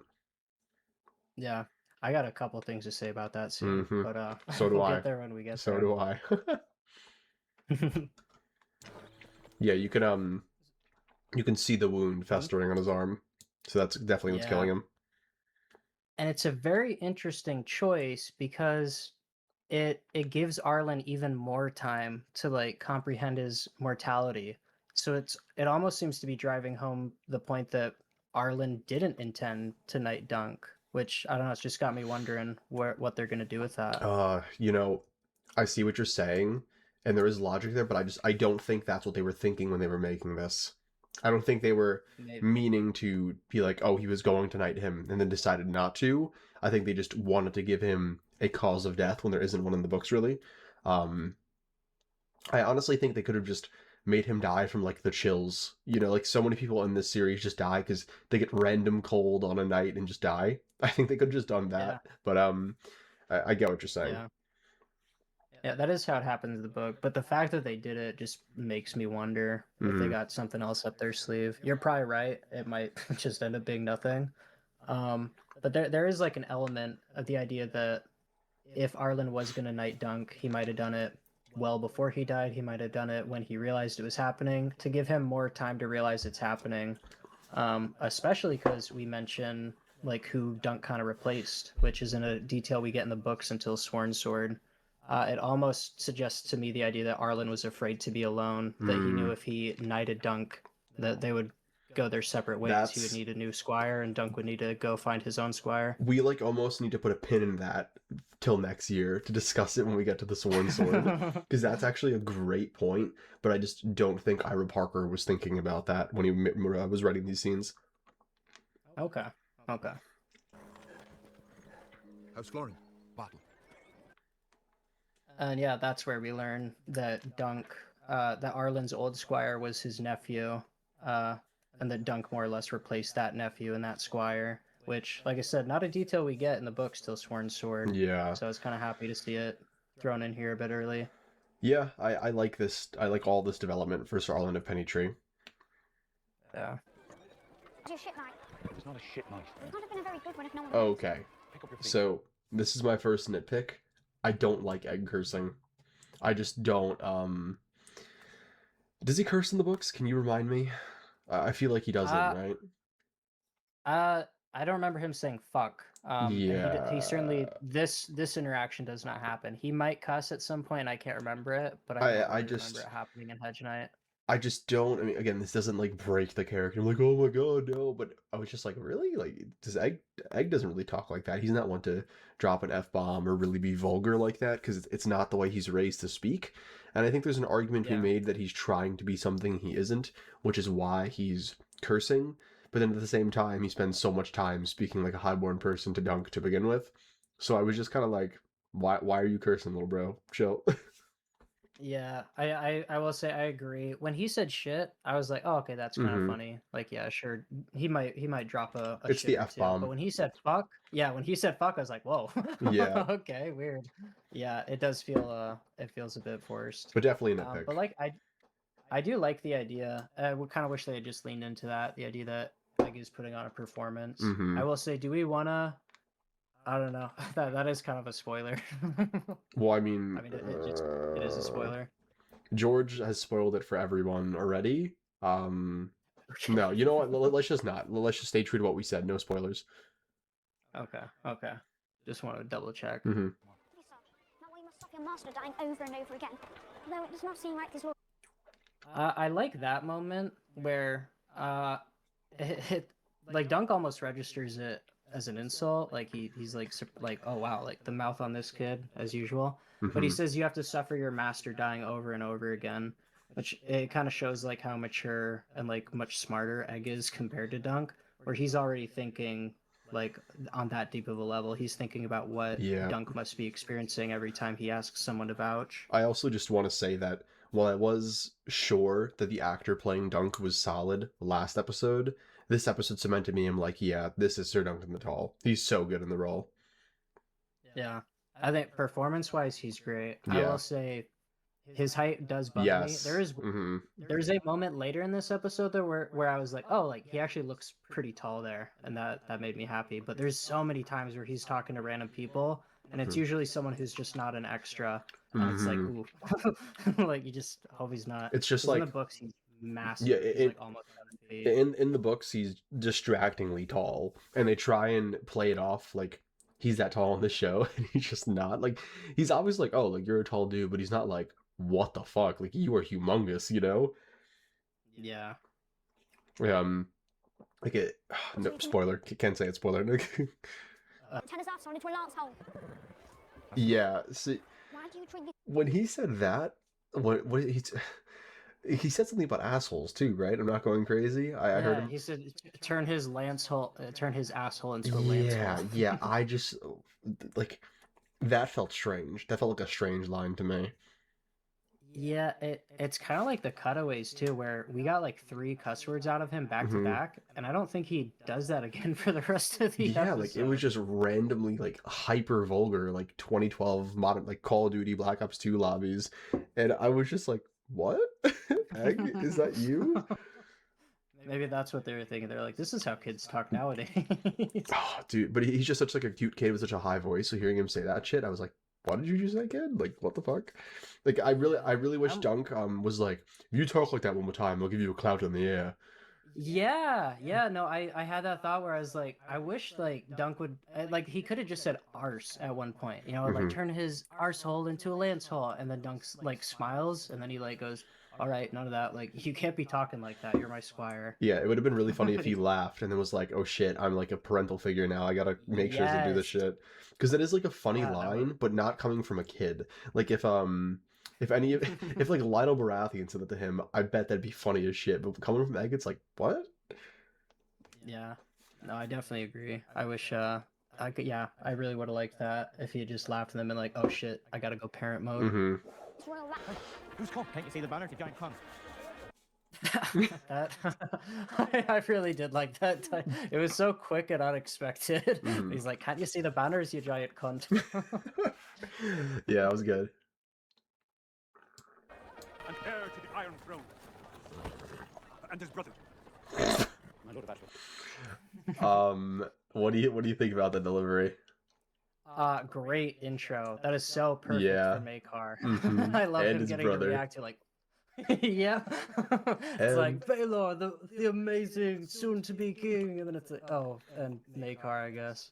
My only real criticism that I'll speak more on later is just I don't like that Maekar is clearly older than Baelor. Like the actor, like he's clearly older when the whole thing is Baelor's the eldest and Maekar's the youngest of four. But that's really it. I really do like the casting otherwise. Yeah, they're both quite a bit older than I pictured them. I mean, Baelor's 39. He's 39 in the novellas, I believe. And this guy's clearly in his 50s. Yeah, like, and Maekar's what, 35? 30, something? yeah, 34, 35. Yeah. Yeah. Like, I don't know. This guy's like 60. Interesting choice. And then maybe I'll say, older. so far the performances are good. My favorite thing about Baelor-based Spear here is his voice. Like, Oh, like, yeah. the voice is Spot perfect. on. Like if it was an animated Baelor and this guy voiced him, like I'd have Spot on. zero complaints at all. And he does, we'll get to this more later, but he does a great job as the character. He does a great job. Yeah, he does really good. I will say no broken nose, sadly. Uh, I do need to correct. I do need to correct the record. He's also not clean shaven. But I had commented that like there's no visible Dornish heritage on him, which That's I thought true. was a feature. But apparently not. There's just a ton of fan art. Of no, Baelor it is. with, It like, is. half- It's like people portray him in the fan art like he's darker than he might actually be, but he's very clearly described as Dornish. Like it's even if it's not directly implicit on the page, like it's meant to be implied just through the nature of what's going on. I'm not gonna lie, I think you're wrong. I when I was listening, because I was looking for it, because I was like, surely I didn't just make that up, or it wasn't just fan art. Every time it mentions him not looking like a proper Targaryen, it's in reference to his hair or like his broken nose. Well, don't they say he looks like he- his mother? Don't they say that? No, okay, so here's where I think most of the confusion comes from. There is a like segment in A World of Ice and Fire Mhm. that says he looks more, I think, Dornish than or he looks more Martell than Targaryen. Mhm. But in the books, it's all just about like he doesn't have the white hair. Like he blends into everybody else. Doesn't he around here, have 'cause he just doesn't. brown eyes as well? I don't know. I don't know. I think his- it's he just the has dark- brown. I think it's the brown eyes, brown hair combo. I think that's what it is. I think it just says dark hair, and dark eyes. I don't even know if we get a Yeah, well, color yeah, like, actually. Yeah, it was dark. Yeah, sorry. But but yeah, I don't know. I was just surprised by that because like you go onto the wiki, and like he just looks straight up Dornish. I think they just so I was maybe could have made surprised- his hair less gray, and it would have been perfect. Yeah, that's something that's like, but like that's the thing that bugs me after reading the book. It's like his hair does kind of look Targaryen-ish. There's just a little bit of white in it. Mhm. So I wish he had like brown youthful hair at the very least. Yep. But aside from like all the superficial stuff, homie's got a great fit, amazing voice, and like the performance is absolutely stellar. Agreed. Great. Knighthood has fallen on sad days. How you like Arion's introduction? I think it is very fitting for the character. I really like how smug he comes across and how like pompous and cocky. You? Yeah, I like it. It's pretty. It's also like it's almost exactly the same as the book. Yep. Which I'll say that's something that I enjoyed quite a bit just watching this episode. As much as I like to see the book material, like I like how faithful it is. I don't love hearing lines that are word for word the same. I like kind of not knowing exactly what's coming. So I appreciated how much was like added and changed for this episode.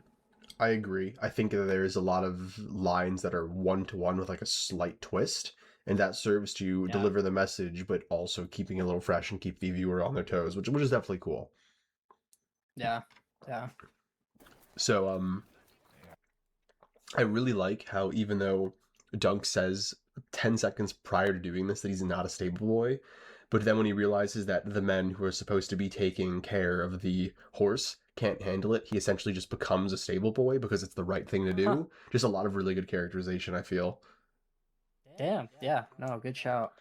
Like just immediately being willing to lower himself just for the sake of doing the right thing. It's just it's who the character is. Yeah. Well, and to him, it's almost not even lowering himself. He's still kind of in the headspace that he's of the people. Mm-hmm. Far too many people around. But I'm Sir Duncan the Tall. Well met. I'm Sir Roland. Yo, this armor looks so good. I was so happy. I was like, "Oh my god, it's white! It's actually white." For the first time, I saw a Kingsguard knight and went, "Oh, you can't fuck with these guys!" Like, holy shit. I will say, I don't want to bring it down. As much as I love the color, I love like the dragon wings, like for their like skirts. Their gauntlets look sick. The shoulder pads are kind of lacking, especially compared to previous Kingsguard shoulder pads. All right. St. Wombo dislike button in the comment section, please. When we became friends. Are you Baylor? So sorry, you go. No, go ahead. I just want to say I really did like that interaction with the Kingsguard Knights, especially for the payoff we get later on in this episode. I believe that a third one actually pops up, but just solid foreshadowing, man. Yeah. I liked a little bit with the crab. The one thing that I didn't like about this scene is they approach him, which kind of just lucky. Like, and I hope that doesn't keep happening, where important people just keep being like, "Oh, you, get over here." Like, let's interact. Because in the book, he has to go up to them, and he's just asking them for a bit of information. It's a tiny thing. I think the excuse you could make is that because Arion's horse kicked a guy in the head, they had to like go make sure everything was good, and then just saw it being put away. But I do agree with you. Yeah. Okay. Honestly, yeah. No, you're right. That makes sense. They'd see a stranger taking away the prince's horse. I received a comment on one of my videos this week. So someone said Sir Duncan the Tall is a Mary Sue, and I just kind of sat there and I was just like, man, come on. Like he's, I don't know. It's like, sure, he's definitely main character, but it's not that bad. Like, it's not. He's also just got, I don't know, the universe. He has a bit of luck, if that's what the accusation is. But that also is built into his story. Fair. Yeah, and that like it's thematically put. I don't know. I don't think luck should be completely I agree. banned. Yeah. Miserable circus. So, correct me if I'm wrong. The way Dunk walks into this conversation in the novella is he goes to meet with the Ashford guy, right? And then just walks into this place and doesn't know who they are. That is how it plays out. Yeah, I prefer the novella's rendition of this moment much better to this, personally. I do too. There's because there's such a cool moment in the books that kind of plays off of Dunk's ignorance, B, his stupidity, and C, his honesty. But yeah, as we progress, well, that's why yeah, you're right. So we go hunting. Get stupid. I don't know what to think of that interaction. That was so random. Yeah, I don't. She's definitely gonna be more important later on, but cool, I guess. Thanks for calling him big and stupid and literally running off screen. I love that she like goes to like fake hit him and she doesn't. She just runs away. It's so weird. Okay. I'll say. You go. I was gonna say it's weird the way they do it, where like he just sees a open door into the castle, and it's almost framed like he just randomly wanders in there. But then the scene kind of plays it both ways, where Plummer is there, and like it implies that he was there to see Plummer, but it's also like, why is he? I guess it does make sense that he would hide. When I read this differently. I read this as him sneaking in to try and talk to them. I mean, maybe I could be wrong, but he walks in and like immediately addresses Baelor personally. So I imagined he saw that door and was like, here's my chance to somehow talk to them. I mean, I could be wrong, but my immediate thought here is like, ooh, getting caught eavesdropping on a conversation between the Hand of the King and his brother? That, like, I mean, it is Baelor, so it makes sense that he wasn't punished, but just the fact that he went for this move, like, if this was a worse Hand of the King, Dunk might literally lose an ear for this. Okay, and I mean, you're right, yes. Eavesdropping, getting caught spying, Baelor would probably bail him out, especially with the ensuing conversation.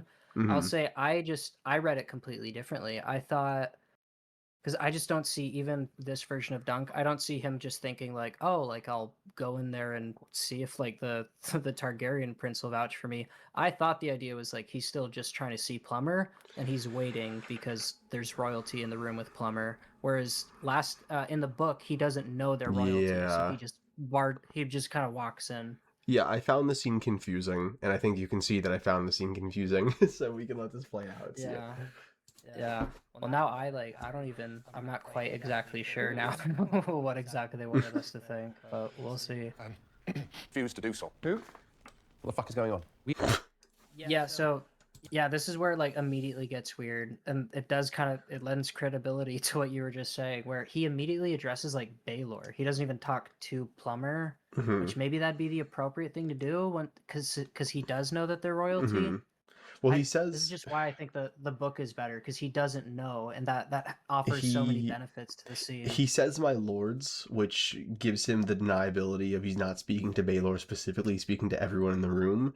But just generally speaking, I think the book's moment for this is significantly stronger.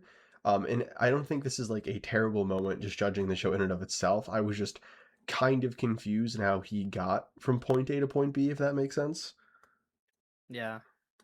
It's a weird thing to change, and it's weird to change it the way they did. It's Yeah. so much the same, and the change doesn't really benefit the scene, I don't think. Like, because when in the novella, it's when Dunk walks into this room, you put together that that's Baelor before he does. Like, just from the language and the position he's in and what they're talking about, you walk in and you're like, oh shit, he just walked into like an incredibly important conversation, and then halfway through he's like, oh my god, this is Baelor Targaryen in front of me. Like, we don't even he doesn't even know, which is just a great reveal. I don't know, this doesn't like bring the episode down significantly for me, and it's not something I'm like gonna dwell over. It's just like better in the book, honestly. Yeah, I'd agree. Come closer, sir. Here's another thing where it's just I don't know. Everything is done just a little bit worse. Yep. In the book, he says like, "This is the night that our steward spoke of. We are the intruders here." Mhm. Whereas here, like, they don't make it clear that that's what Baelor understands is happening. He just says we're the intruders, like they're the guests. But I don't know. I feel like they could have made that clearer. Yeah, I'm with you. It's just everything, it's fine, but it's just a little weaker, and it definitely bugs me. Yeah. And sword and shield do not make a knight.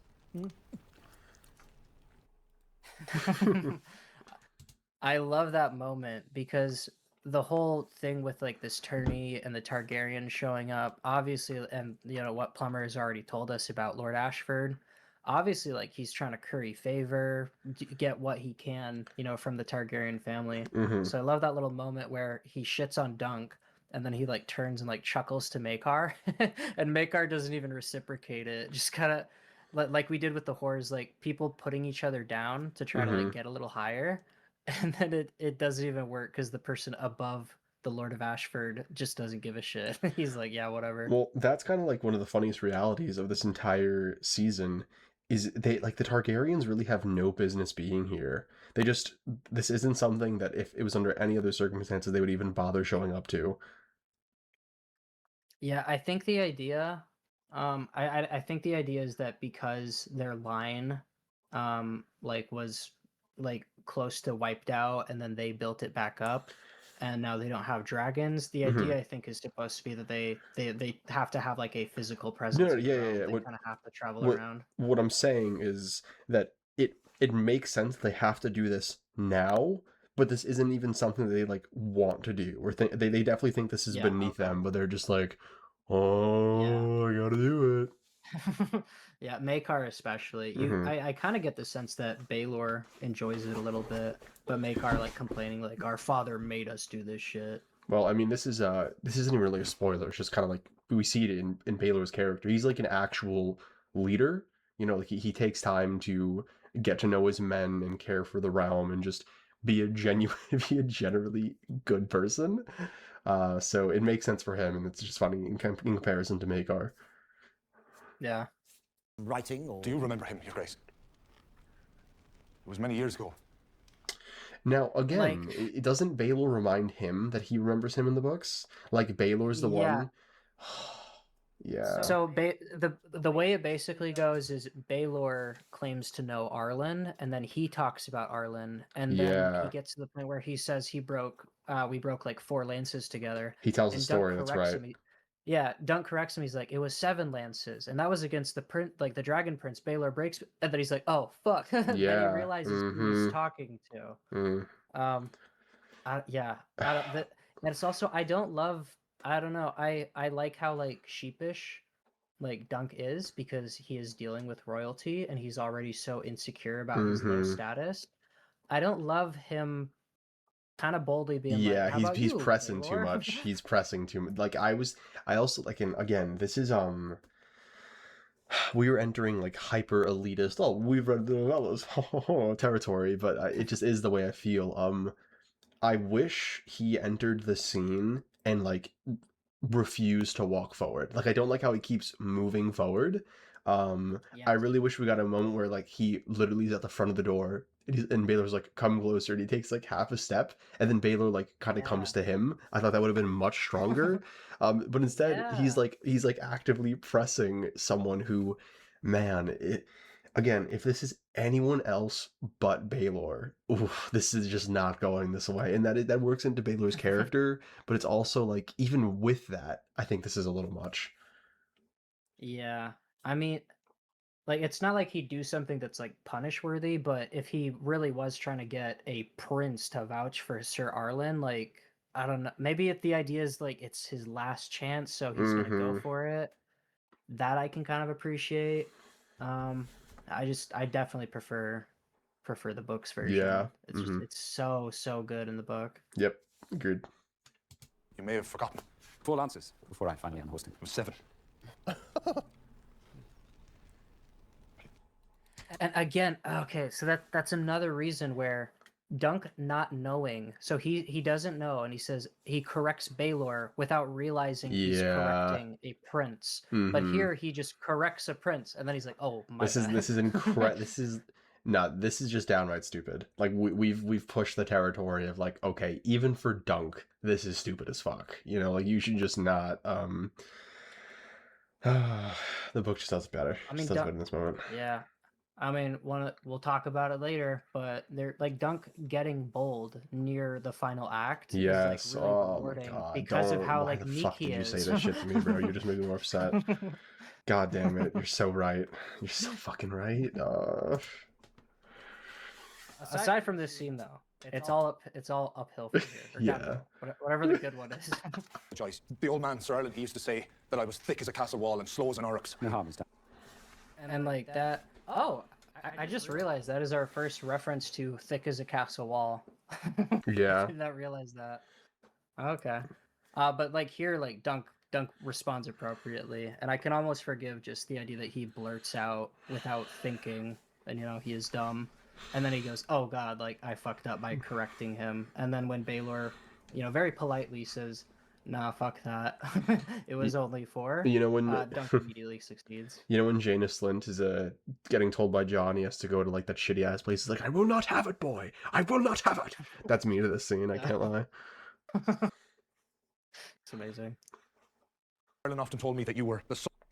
Oh, I was gonna say there's an aspect of Baelor's character too that comes into play where throughout the whole story people aren't what they seem, Baylor has like a bit of ego. There's a bit of vanity to him, and it's revealed at first in this moment in the book because Dunk was squiring for Arlen. Like he would have been there when he faced Baylor, so he knows how many lances they broke. So Baylor's lying, and Baylor's like, nah, no hedge knight broke 7 lances against me. It was only 4. And Dunk pulls the right move by like being like, yeah, whatever you say. But I like the idea that like it just adds a bit of nuance to Baylor's character. He's not a complete Boy Scout. He has a bit of pride. Was Dunk squiring at that point? I guess he was. Pretty sure he was. I feel like he wasn't. I don't know why. I feel like it was just like something that happened prior to Dunk being 10 years prior. Dunk is 17. Could have been 7. Yeah, he was taken from Flea Bottom at like what, 6?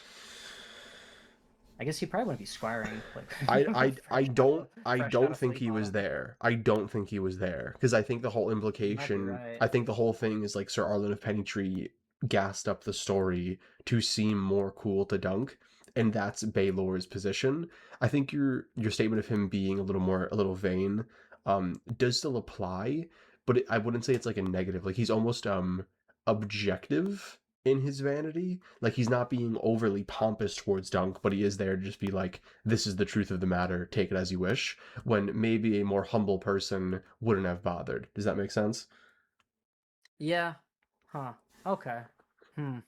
Yeah, don't disrespect my check. guilt. Don't disrespect my guilt. I'd have to double check, but it was that and the fact that Dunk makes note that Valar, Baelor's son, is like defeating very easy opponents. And Yeah. it makes it seem like the game's kind of rigged in his favor. And I couldn't help but think like, well, who would be rigging it other than probably his father? It wouldn't be fucking Maekar. That is true. That is true. So I'm just looking at Baelor a little funny. I'm like, I don't know if you're as squeaky clean, which I like the idea of you can still be an amazing person. If this is his like, biggest have a sin, couple. he's like In the books, yeah, it is. It's his biggest sin, which yeah, it does go. He is still very much a Boy Scout, but I just like that. I like that aspect I of agree. him. All of chivalry, and that one day the 7 kingdoms would be safe in your hands. I love that. I love, dude. Maekar's great.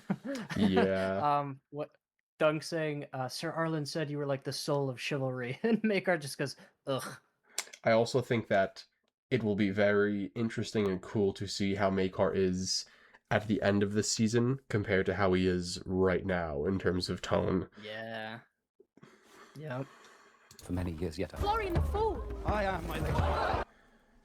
So we are back at the puppet show, and unlike last time, like they had like a person inside a dragon and people are controlling the wings, like kind of a half puppet situation. They have like a whole ass like life-sized puppet, and it's kind of goofy. Like you got 3 whole men here puppeting it around instead of one of them just wearing the costume and playing in it. Yeah. But it is a puppet, which that is worth noting. It is still a puppet, goddammit. Yep. Preston Jacobs. Yeah, dude, I was just about to be like, Preston Jacobs, you happy now? You fucking real puppet. He won't be, because he said that he's seen all of it, and he's still saying like the puppet motif is gone. It's like, Listen, you bastard, it's here. He, like, nothing but respect for the legacy he's left in the Song of Ice and Fire community, but the last 2 videos he made about the Hedge Knight have come off so angry. I'm just like, oh my god, you're so bad. And like, maybe he has a right to be mad, but it's just funny to see it and just be like, rah, rah. Yeah, I mean, and he makes plenty of like good points, but some of them it's just like bro's just so hard to please. And that's coming from me. Like I feel like I try to have good like higher standards, but yeah, homie complained about like the horses matching. Like there was a left-handed horse so that you'd have 2 symmetrical statues. He's like, what mason would do this? I'm like, the mason that wants 2 symmetrical statues. Like, I mean, the biggest sin of Preston Jacobs is liking Arcane Season 2. He's good on A Song of Ice and Fire in my book. I will say, I try to look for that again. I don't remember Preston saying personally that he liked it. I know Carmine liked it though. Well, that's his biggest sin. Carmine defended it. I don't remember though exactly if Preston did. That's funny. If I find it, I'll send it to you. Alright. 'Cause Yeah, so like this is just worth noting. She's Dornish, right? Like her whole thing is that she's Dornish, and she looks very Dornish, and Baelor does not look much like her, you know? yeah. Oh, there is that is the one line where someone Dunk says he doesn't look like a Targaryen with the white hair, and then Egg says people say he favors his mother. Yeah. Which again, they only refer to the hair specifically, but lines like that like made it seem like it was a bit more. I just feel like it is, while it is technically fan canon, I really do feel like it's heavily implied he is darker. Yeah. I mean, even if it wasn't like, because the Dornish, like, their complexion isn't like that dark. It's just they have distinctly different features. Darker and at than the very least, like- Targaryens is what I mean. Oh, okay. Like darker Yeah. than the like borderline elvish people. Yeah, because they're supposed to be straight up pale. Mm-hmm. Yeah, and it just doesn't. I don't know. It just doesn't show. I guess. I don't know. We don't really get any mention of the mom yet, so I'm curious if they'll change that. I have a bad feeling that they won't. This is just some that HBO kind of does, and it's weird. Mm-hmm. Where they'll introduce like a bit of diversity into the cast, and then they won't follow up on it. Mm-hmm. This really bugged me in House of the Dragon, where you have Daemon and Laena, I believe. They have 2 kids, and neither of them look at all like Daemon. And in a story all about like how that's a big deal and like women can't get away with that, no one gives Laena shit for having 2 kids that don't look at all like their father, even though like it's a huge deal in the same story for Rhaenyra's children. And it's just weird that they have like mixed race couples, and then they don't actually like.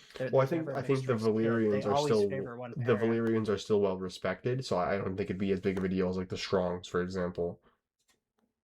Yeah, but I'm just saying like the idea that them being different races makes it easier to tell when like funny business has been happening. I get what makes you're it saying. extra weird when it makes it extra weird when the 2 like mixed couples we have, all their kids just flat out favor one parent, and it's not really going to be plot relevant. Except with Baelor, it kind of was plot relevant, except they got it the other direction.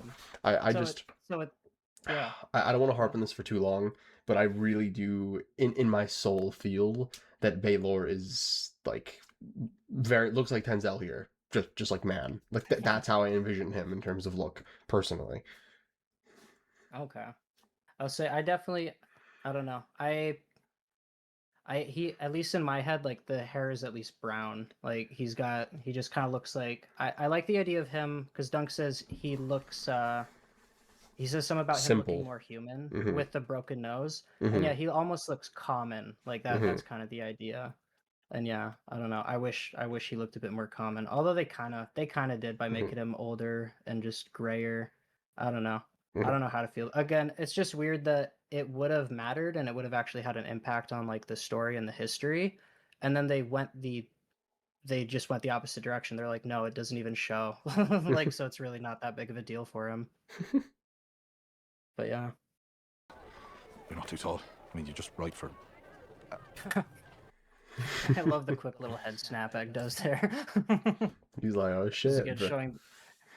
Just showing that the little kid is like a step ahead of this giant doofus. Like, Dunk, are you trying to hit him right now? He's like, oh. What are you saying, Dunk? Sorry, yes, the shield. Was that your hand?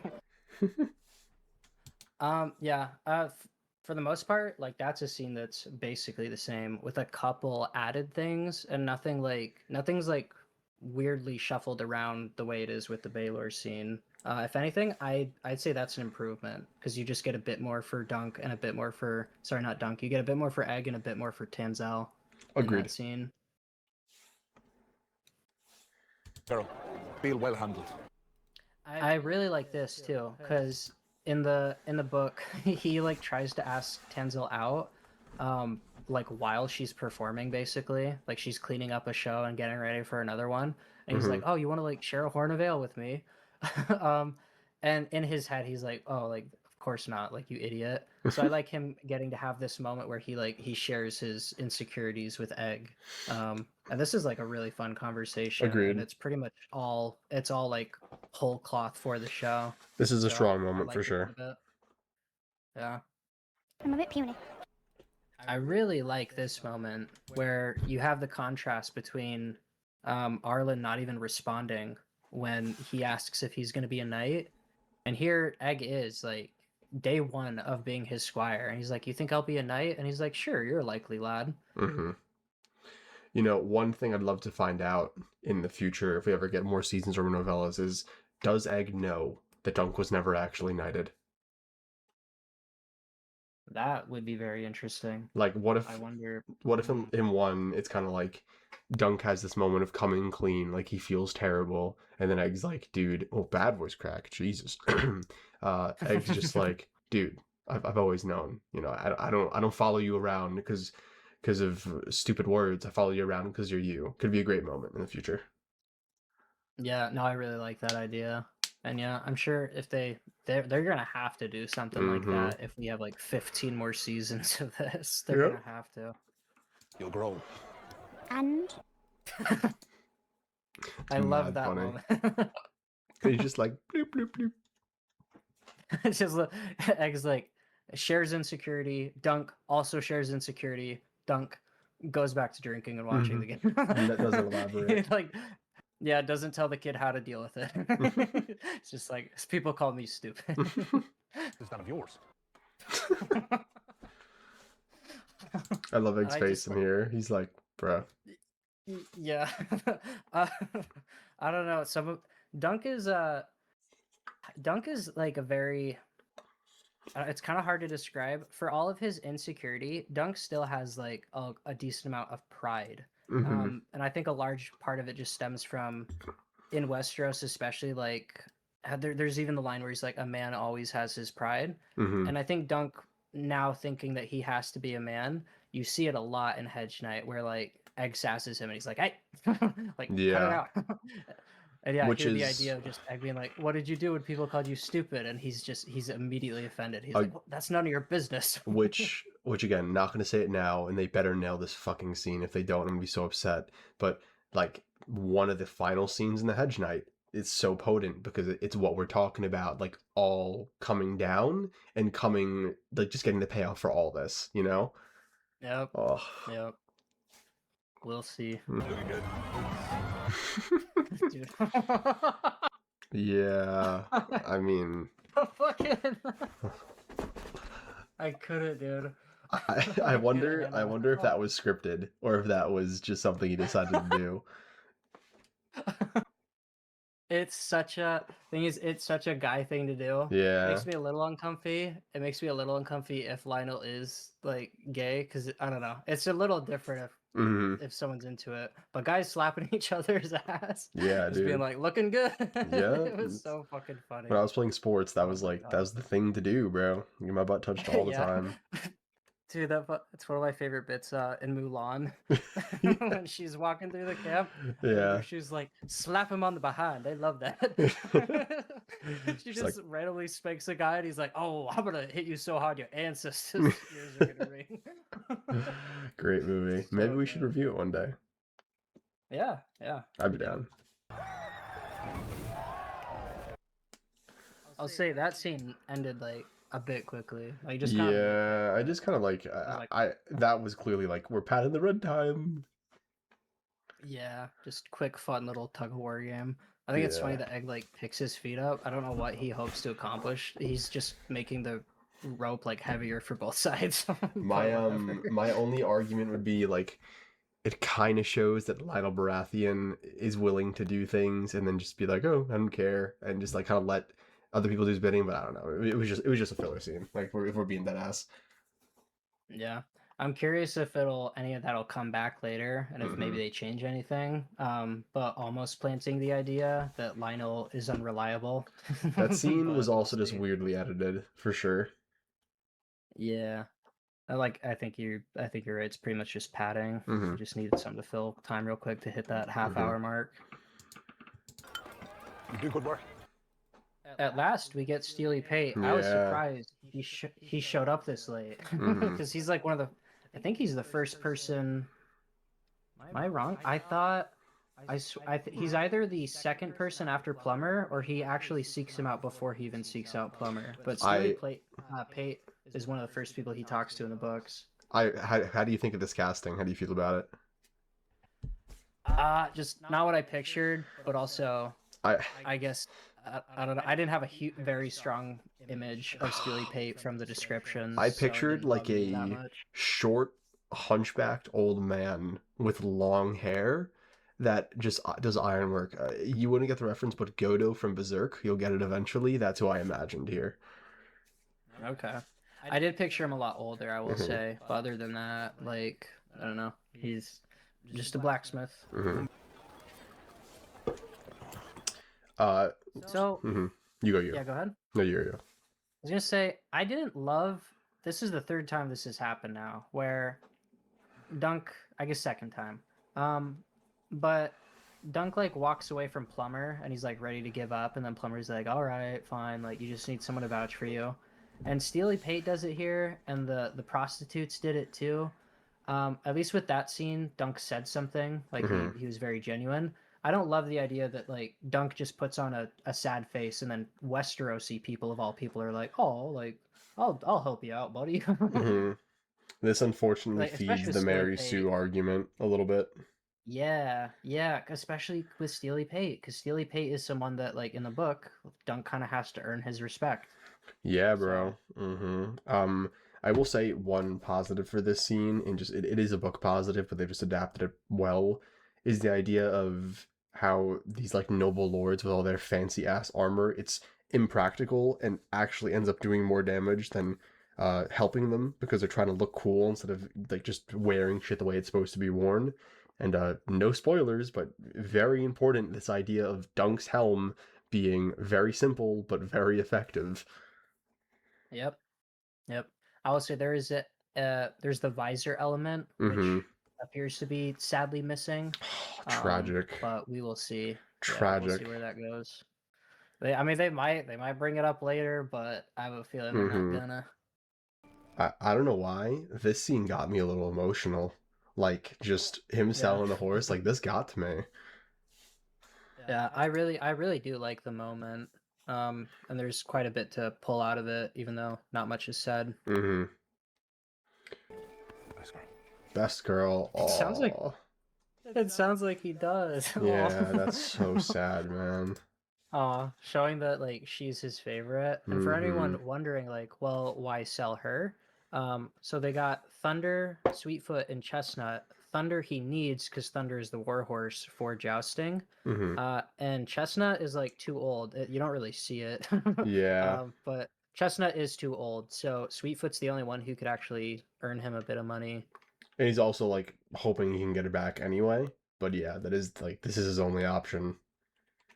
And I really like it, like, just because symbolically, especially with how much there's more emphasis placed on Arlen and Dunk continuing his legacy, the idea that he has to part with Sweetfoot, like, I don't know, this kind of like step basically, like a milestone to becoming a man, saying goodbye to Arlen's horse, really, even though he does love her.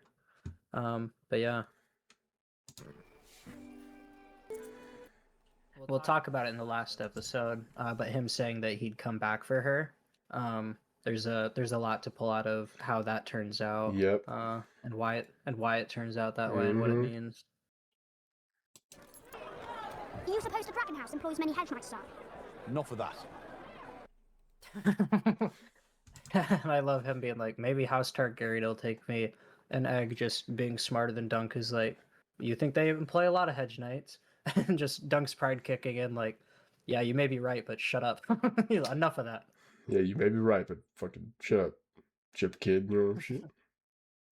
Keep it to yourself, goddammit. Fleets in Westeros. I love this villain. Yeah. Just Dunk So do I. saying so confidently, because he got that little bit of insider knowledge. He's like, I'll have you know, he's the son of a crabber. And then Egg knows even more than him, and it flips on its head what Dunk thought that conversation meant. He thought it was yet another low-born boy who strove for greatness, and he managed to get it. And then he finds out that, oh, even Donald of Duskendale was super privileged. It's He got handed. it's the realization that he is actually rock bottom. Like, it does not get lower than Dunk, unironically. Like, he doesn't even he's born a bastard in Flea Bottom and it isn't even given a name. Like, this guy is like, I don't say this to be like a dick to Dunk. Like, this is one of my favorite characters ever, but like, he is genuinely nothing in this world. Nothing, which is what gives him everything. Yep. Right, come on, let's go. All right. This surprised me. I was like, oh, night jousting? Yeah, Okay. so it is during the day, right? In the novella? I'm not going crazy? I thought it was. But then again, like, I can't think of a certain line. I just assumed it was, because why the fuck would you joust at night? The second I heard that horn, I was like, okay, practically speaking, this probably shouldn't make sense, but fuck yeah, let's do this shit. Yeah, so, and even then I was like kind of in denial. I was like, well, it's probably just like a royal announcement. Like, maybe there'll be I don't know, there'll just be a reason for people to gather. Surely it won't be a whole ass Nah, joust. it's a not gonna whole be ass the joust, dude. It's the first tilt. Mhm. I was like, oh shit, okay, whatever. I mean, I guess a bit of action is welcome. Yeah. and warranted. No, this was cool. I was just very surprised. That grossed me out so much. The immediate cut to Dunk, sorry, to Egg be like, yeah. Yeah, I also liked seeing the Tullys, man. I always like seeing them. Yeah, I'll say I definitely appreciated the humor in this episode a lot more than the first episode. Yeah, this episode felt more balanced for sure. Yeah, well, it felt like I laughed more often, but it didn't feel like the show was trying that hard. Like, Agreed. it's kind of it's kind of like the better jokes from episode Agreed. 1, where they didn't feel like jokes; they're just Mhm. people riffing. Yo. Do we want to slow it down and like appreciate all the armor? Yes, the armor looks so sick. Okay. So that's the Tully guy, I'm pretty Mhm. sure. It's a little Yep. hard to see because look at him. Dude. Oh my god, it's Dude, awesome. It looks so dope. The antlers look so sick. I love too, like I love the little cage, the Mhm. cage in front of his face, and yeah, it's just it looks so good. You know, George saw this and he was Yep. like, nut Mhm. instantly. This is overlooked. Yeah, is this I High don't know who this Tower. guy High is. Tower. I don't know who it is, but it's High Oh, Tower. yeah, you're right.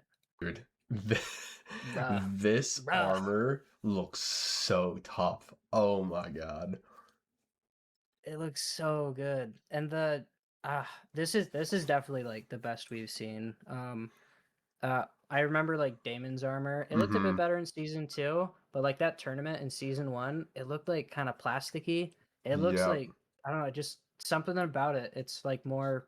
I don't know what they do to make it look less plasticky and more metal. Mhm. But whatever they did, they definitely This did it here. is this to me is the armor that matches the like, oh, we're trying to be outlandish but also look cool as fuck at the same time and work. This is like, yeah, this armor's so Yeah. good, bro. And then when he puts the helm on, It everything goes together so perfectly. Yeah, it really sells the idea that like this is the best that money and skill can get you in Westeros, and of course Mhm. the Targaryens would have it. Oh, dude. Bro, Oh, dude. dude, look That is at so tough.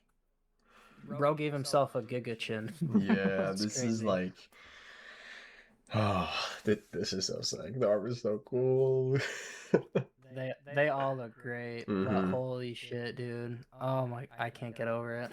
It's so nice, Yep. especially the like the enamel like dragon sigil on the front, and it's got the correct number of legs. Thank God. Mhm. I guess the while I don't know if I'd ever want a Robert's Rebellion spin-off, I'd love to see Rhaegar's armor.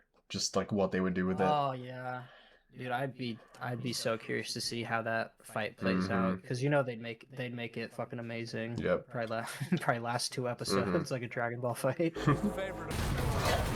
Jesus Christ, dude. Dude, I couldn't All the Huh. Go ahead. No, you go. I was just gonna say, I like that they got all the lances breaking and the crowd just losing their minds. Dude, like straight adrenaline when I saw this. I was like, holy shit. At least I love the contrast. You see Dunk, who's obviously thinking like, "Fuck, that's gonna be me tomorrow." Yeah. And Egg, who's just like, "Yeah, kill each other." Yeah, it's fucking great. It's metal. So good. Katarina looks at me when the scene's taking place, and she's like, how long till we get to see him joust? And I was just like, Just give it a minute, okay? Just give it a minute. I was like, light spoilers, but yeah. I like too that, you know, Dunk's clearly thinking about being a knight in that situation, and then Egg looks at the squires and he realizes, oh shit, like I have to do what they're doing.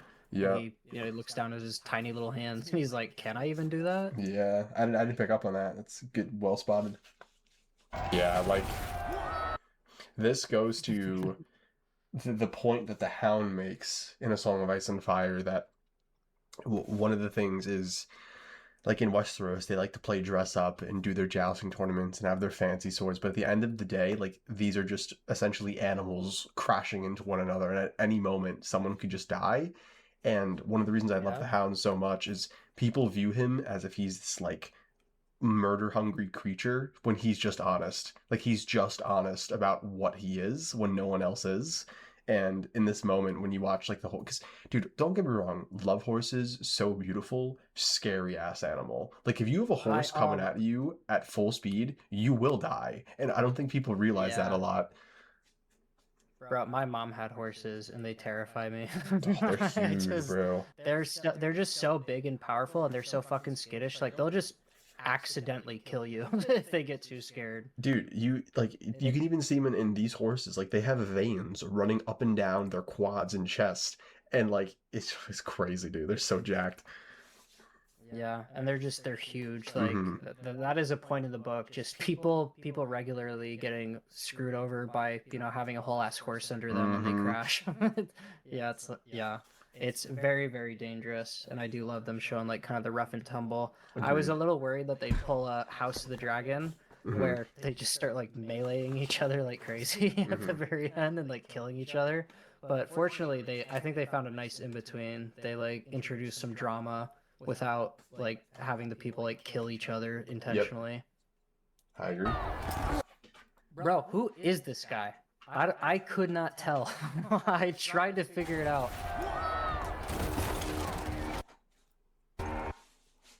Is that a Tyrell? I have no idea what this armor is. Yeah, this got a little confusing here for sure. Is this supposed to be a mystery night? Is that what's going on? We have like a bonus character. Could be. I was also wondering where the Laughing Storm was in this whole thing, but they just didn't show him. True. Which is weird. It's weird that the only person in the tilt that we know, we don't really get to see him do anything. Yeah, I thought that was very a very strange choice. Especially when you got... Who is this is that like supposed to be a Dornish crested helm? I just have no idea who this knight is, and he does some like crazy like parkour on his horse. Like it calls attention to him, so I imagine we'll get some kind of face reveal. Yeah, I have no idea who this is for now, though. You Blackfire bastard! Ooh, I like that line. Mention. Yeah. I when he said that, I looked at Katarina and she's like, "What?" I was like, "That's a big line right there." The fact that they're even acknowledging it this early, it's like, do you want to do that? Do you want to make a Blackfire show? Because like I'm for that. Oh, I was just gonna, because in Hedge Knight, it's weird after reading Sworn Sword how big of a deal like the Blackfire rebellions are, and then you go back to Hedge Knight and it's like they're just not a thing. They're just clearly not a thing. They weren't invented yet. Yeah. So I appreciate them being sprinkled in here. George does a great job retroactively sprinkling them into the Sworn Sword. Like after reading the Sworn Sword and thinking about them here, it makes sense logically that this would be an issue that the realm is still facing. It's not like a blind spot. Yeah, there's a big moment which I'm curious if they'll capitalize on it. But one of the Targaryens like freaks out about something, and it makes a bit more sense if like you know, the Blackfires are around and they've been causing problems. Mm-hmm. Part with the fish was disgusting. I like how he says that, but he was cheering so hard when the Tully bit the fish's head off. Yeah, bros are disgusting, but still cheered. Man, What do you think of this? This line like hit me in my core, genuinely. Just like speaking from personal experience, it's definitely a moment in a young man's life when he realizes that his father was not everything he thought he was. It's just this like hard reality check that I've been hit with, that I know a lot of other people have been hit with. And Dunk is so perfectly like encapsulating the emotional toll of just like, I was wrong. He's not the man I thought he was. But at the same time, this remainder of his story will be him realizing that what Arlen was, beyond just his tangible, I guess, victories or losses, is significantly more important. Yep, exactly. You? Yep. What'd you I think about got this? No notes. Pretty much the same exact thing. I thought I really appreciated him just having a moment where he was honestly reflecting on Mhm. Arlen and his skill. And you can see in the scene leading up, like he feels that pressure where he realizes, oh, it is on me to be a good knight Mhm. because Arlen never really was. So I yeah. think there's what a big step in overcoming something emotionally is when you get to a point where you almost view it from a third person perspective. Like when Dunk says this, he's not really tying himself down to who Sir Arlen was as like his father figure or what he meant to him. Like he's just looking at it from a truly objective lens of like, regardless of how I feel, he was not a great knight and I want to be. And like, what does that say about me? Yeah. And I like too that it's you get the idea it's his way of honoring Arlen Mhm. where and I'm so curious if they're gonna like elaborate on it, if we're gonna get more about Arlen maybe not wanting Dunk to be a knight and Mhm. there being reasons for that. Yep. But yeah, I'm very curious and I'm very especially after in comparison to episode 1, I was very happy like okay, like this is how I want Arlen to be used. Like I liked seeing his warmer side. I still don't quite get the purpose of the first episode making him seem cold, unless it is just to tie into the people aren't what they seem motif. Mhm. But for the most part, I like the idea that Dunk he's recognizing that Arlen wasn't all he's cracked up to be, but he also recognizes that Arlen did a lot for him, and he's gonna honor Arlen by putting his best foot forward. Agreed. What chance do I have? True. The only thing that bugged me about this little moment was him saying Arlen made no friends. Um, I just find that hard to believe that in all of his years of hedge knighting, he didn't make a decent friend. But maybe that's supposed to tell us something about Arlen that we'll learn more about later.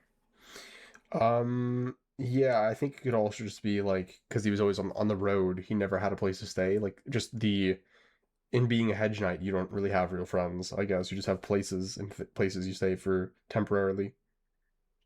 Maybe. I guess I'm curious if Dunk actually thinks about it. Hmm. I don't feel like he would, because especially after Sworn Sword, I feel like there are definitely certain places where even a long time away from them, I mean, even just like how often he'll think about Tanzel at certain Hmm. points. I don't know. I guess they weren't friends, especially in the book. Yeah, I guess you might be right. Just the idea that they don't really think of them as friends because they leave their life forever Hmm. after that usually. Huh. We will show them what his hand has wrought. Yeah, dude, that's a baller like way to end the episode. Yeah, yeah. I was very pleasantly surprised because I was really curious as like how they gonna and it's crazy all Hmm. the stuff that they're shuffling around. I did not expect to get the first tilt at night in the second episode. I really like Um, the bitterness in this final monologue. yeah, where you kind of get at least I kind of got the idea that he was a little annoyed at Sir Arlen. Like, you did Oh, get the I idea mean that. towards the nobles, not Arlen. The bitterness Oh, towards them. okay. Like I think okay. Go ahead. no, you're good. I'll elaborate after. Okay, I was gonna say the way he says it, and especially after saying like he was never a great knight, having that like coming to Jesus moment with Egg, I do get the idea that there'd be like a bit of frustration that he's like, oh, like damn it, you asshole! Like I thought you were a bit more than you were because of you. The idea that Arlen maybe hyped himself up a bit. Because in the books, I think it's a bit more persistent. Dunk doesn't have this like kind of coming to Jesus moment where he realizes Arlen didn't train him that well. In fact, I'd say in the books, it's something he kind of still refuses to really acknowledge. Well, what I think, the reason I really like this final monologue is he accomplishes both. Like he kind of has a full circle moment in the scene alone, where it's like Sir Arlen of Pennytree was not a great not a great knight, but he didn't win any victories. Like he wasn't legendary or anything, but he was a good man, and he did fight with honor and dignity and raised me to be good, and that should mean something, and yet it only means something to me. And I like how at the end he's like, tomorrow, like, I'm going to show all these noble lords, like, what they've essentially forgotten, you know, like, and it's this moment where like I'm saying, he sees himself from like a third person objective viewpoint, where it's like, no, Sir Arlen of Pennytree was objectively not a great knight in terms of physical caliber, but he also gave me things that no one else apparently has, and like that is the character of Sir Duncan the Tall. Like that is the character. Yeah, there's kind of a resignation to it too that I like, where he doesn't say like tomorrow I'll show them like how good I am. He just says tomorrow they'll see what Sir Arlen's hand has wrought. Kind of an acknowledgement that, you know, Arlen has gotten Dunk to this point and now it's on Dunk. Yeah, it's just really strong ending. Man, I root for Dunk so hard. He's such a guy you want to win. Yeah, he's an absolute bro. Yeah. I definitely like this episode a lot. Yeah, I enjoyed it quite a bit. It's funny, we I feel like once we got past the Baylor scene, we mostly had positive that things to scene say. bugs me like bad. I really like it really bugs me because it's just, and again, it's not that it's bad in the show, it's just in the books it is phenomenal. It is a perfect scene. So seeing anything less than that is just like, oh. But once you get past that, Well, the changes were just weird for that scene too. Like you said, not bad. It's just the way they changed it just didn't really make sense to me. I didn't really see what was added. I was like, why? just You like, could have why? just ripped it straight from the book and it would have been better. Yep, I agree. Closing thoughts? Overall, really liked it. I take back what I said about Arlen the Abuser. It seems like they will portray him properly. They just made us wait. Still don't love the cutaway method, which I'm surprised that I thought that'd be a staple of the show, and it like further reinforces why it's so weird that they did that for the intro. I don't know. I thought like, okay, I guess that's like the humor of this series, and it really was just like for the first episode, it seems. It just makes it even weirder. I don't know why they thought that was a good idea. Just strange. Yeah, that was as far as episode 2. Oh, sorry. I was gonna say devil's advocate, because someone did leave a good comment where they were like, if you're grieving someone, thoughts of them will leap into your head unbidden. And that's like the one angle I could like it from, where the idea is it's just Dunk's thoughts. Like the cutaways are literally Dunk, like his mind intrusively thrusting like Arlen back into, you know, his memory. That's like the only way I could really forgive it. It's like the being hyper charitable. Yeah, I still think they're out of place, but you know what? I'm just happy that this show is good. Yeah, I feel like we're gaining momentum and pretty fast too. I agree. Dunk and Egg's dynamic is great. Like the new scenes were pretty good. Episode 3 is gonna be big. Yes, and by the end of episode 3, hopefully it'll be a bit easier for us to talk about certain things. Oh, for sure. Yeah. But all right, with all that being said, thank you all so much for watching, and we'll catch you in the next week's episode. Oh, well, hello everybody, and welcome to episode 3 of A Knight of the Seven Kingdoms. This is Constantine James, and you are? Saint Wombo. Generally speaking, how do you feel about this episode compared to the other two, and I guess just in general? I like it a lot. As much as episode 2. They're kind of tied right now for me. I'll see how I feel about it after a rewatch and maybe how we talk about it. See, this is definitely my favorite episode. I have a handful of complaints, some of which I think are more an issue with the release schedule than the actual storytelling. But other than that, it's just like a few minor things, but I really did like the overwhelming majority of this episode, and I think a lot of the additional stuff did actually work in its favor. We will get to some stuff that I liked additional very, very soon. Starting off early with a compliment, I just absolutely adore how real these sets feel. Just watching Egg walk through the forest and the mist that was all there, that you can like tell it's actually there. Just phenomenal. So refreshing. Yep. It's just nice to never have to worry about it. Everything looks real because almost everything is real. Yep. I think a horse doesn't want to be ordered about any more than a man does. Cedric can only... So that kind of threw me because I was like, what the fuck? Thunder can understand English and he's nodding his head. I think it's literally just a joke. It's a happy coincidence that he pretends to like nod his head. Yeah, I think it's funny. I think the angle that Thunder can understand him, you could probably make some sort of like magical connection argument that like somehow they're connected through the energy of the world. I don't know. But I think it's more just a happy coincidence and just good stuff. I just really like this development for Egg. This is show canon. This is not in the novella, and it just adds another level to the character of him just waking up early, trying to take care of Thunder to prepare himself because he wants to be a good squire. And I really like how at first he says, "You know, my father says horses are stupid, but I have my own thoughts." Like already showcasing that he's going to be a very different kind of man from, no spoilers now, Maekar, because Maekar's his father. And just it sets good foreshadowing for the rest of his arc. I like this scene. Yeah, I really like you said, showing him getting up and working hard. Because in the novella, like Dunk thinks very early on, like, oh, the lad is a good worker when he puts his mind to it. And at that point, Egg hasn't had a lot of chance to really show that. He's just like kind of helped saddle the horse and like caught a fish. But here, like he's actually like taking a lot of initiative, and it's really cool to see how invested he is already in becoming a good squire. And I like that we kind of set it up in the last episode with him realizing like, oh shit, like I'm a tiny little boy and I gotta be running around like passing a lance to this giant of a knight. So yeah, I like him, taking the initiative. Yep, I also just like that, they say animals can, like, sense, say, a person's essence or a person's temperament. I like that Thunder, who, as we know from the novellas, is a pretty aggressive horse, is very chill with Egg because he can sense that he's, like, a good quality individual. Yeah, agreed. Especially because somebody else is going to pop up and Thunder's not going to be as friendly to them. But yeah, so far, and I like that we can finally talk about Egg being Aegon. We don't have to worry about spoilers anymore. But yeah, there have been a lot of neat, like, little clues. Even the fact that, and I don't love it as a choice, especially with how much they did it, but Maekar and Egg both kind of have, like, potty mouths. And, like, in hindsight, that was kind of like a hint. Like, why would Egg be talking this way?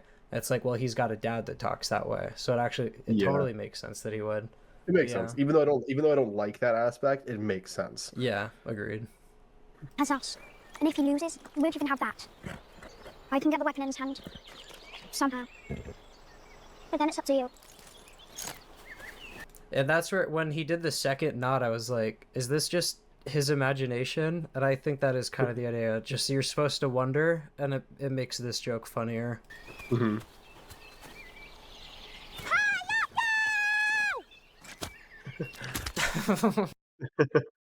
I don't know exactly how you would just, I don't know, train a horse to go on your command when you're a little boy that's like not familiar with it and you don't have like food. I don't really know. But I appreciate that they kind of show him like not immediately being able to do it, even if I don't quite understand the progression from him yelling at Thunder and Thunder not getting it to him yelling at Thunder and Thunder getting it, if that makes sense. This also just very much gives me Brienne from A Feast for Crows vibes, where it's Egg doing like a miscellaneous task that may not seem important to the story, but it's really great character work. And I would argue that the character work is the heart of George's story. So I really like this scene for that reason. Yeah. I love the shot of him just running through the frame, and the lance is like twice his height. It's so funny and cute. Way too tall for him. I love the terrible, clumsy little like fight dancing he's doing. Yeah. Every little boy has done this at some point. Yep. And it's cool because, like, I don't know, it just shows how pure Egg is, where, you know, he's got a whole family of, like, royalty who are complete douchebags from what we'll see. But he's like a little kid who he likes the idea of being a squire for just a decent person. Like, to him, that's exciting, which is kind of interesting because in the books, I don't feel like you get nearly as much of an indication as to what Egg wants out of life. You don't really, like, in this episode, we'll make it very clear that Egg, even at this point, wants to be Dunk's squire and like travel with him, whereas in the novellas, like he just kind of wants to be a squire for this tournament. Yeah, they definitely expanded his character earlier on, just like faster overall, and I think it actually boosts the narrative. Yeah, so far I'm liking it quite a bit. I don't want to be as bold, like so bold as to say this version of Egg is better, because I don't think we've seen enough yet to really say. But I will say he's a contender. I like how much more we're getting to him. Yeah, I actually I have a character later on in this episode that I think is better. And we'll get to that. But Egg is contending. Tell the truth. We'll be fair. Oh It's not God, cheating if man. you mean to push it back. When I go a little forward, actually, I want to get a shot of that dude. Yeah. Every single dagger that I've seen in this entire show, I've just been like zooming in on like, is it the dagger? Is it the dagger? But it's not. That's hilarious. That's literally like the meme with Preston's videos, or it's Dagger Watch. Dagger Watch. It's funny. I don't even want to say it because I just feel dumb now.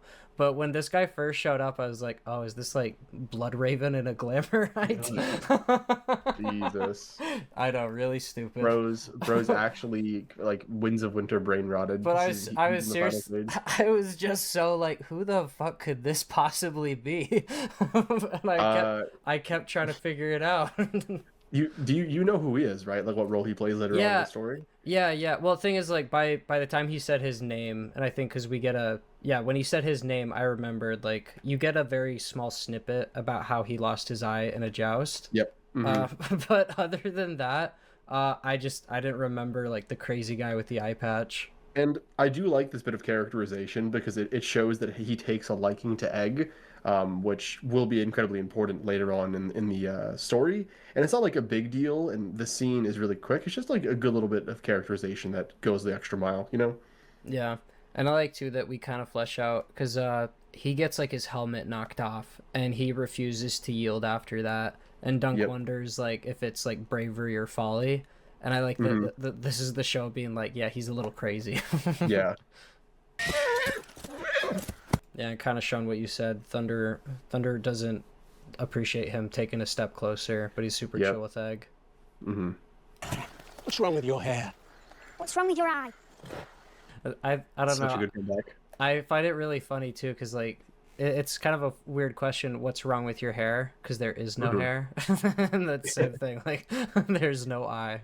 Yeah. So this gets the award for the first flashback I've actually liked. I thought that was really funny. Just like flashing to him. Just, like the first time it hasn't like broken a scene for me at least. In terms of like breaking the tone, and I thought it worked well.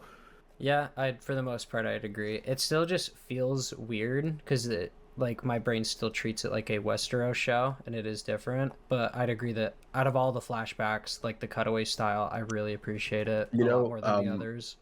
I got a comment on the one criticism video I made about this show, God forbid, on my main channel, and someone asked me, they were like, would you care about the Baelor scene if you didn't read the novella? And I just flat out said no. Like I literally would not have a single problem. So I really would wonder like what I would think if I didn't read the novella first. But I mean, hey, that's what we get. I mean, for the most part, like I don't think our assessment would change too much. Like I Well- wouldn't call it a bad scene by any means. Like it's still a No, good no, no, but scene. It's the- just we have like a direct reference to like how it could have been done better. Yes, exactly. That's my point. It's like we know the superior form of that scene, and that's just why these flashbacks always seem a little out of place because like we've seen it without it, and it flows more cohesively in that moment. But I agree. And I think something that people forget, like when they haven't read the book and they hear people like us complain about it, is the people who made the show they have read the book. So like when we notice like, oh, why did you make these changes that are just kind of a bit worse in almost every way, I feel like that's a fair criticism to level at the creators of the show, especially with all their resources. Agreed. When it is madness bid, it is madness delivered. That's kind of a pretty spooky line. But I like that he keeps referring to himself as we, because when he first said it, I thought like, oh, is there like a posse or they're going to be bandits? But no, homie just means himself. He's just crazy, and he looks like Beric Dondarrion from the TV show. Yeah, a little bit. Yeah. You're small for a squire. I serve Sir Duncan the Tall. He's large enough for the both of us. We've not. I like that little line too. Yeah, and this is also the first episode where Sir Duncan the Tall felt tall. We'll get to that later. I'd sooner eat the horse, sir. You'll eat my fist if you don't do as you're told. Never mind that. So I like that we had this little moment of, and this is a line like ripped straight from the book, but the way I read it was always just a bit more quick and lighthearted, whereas Dunk's kind of in his feels right now.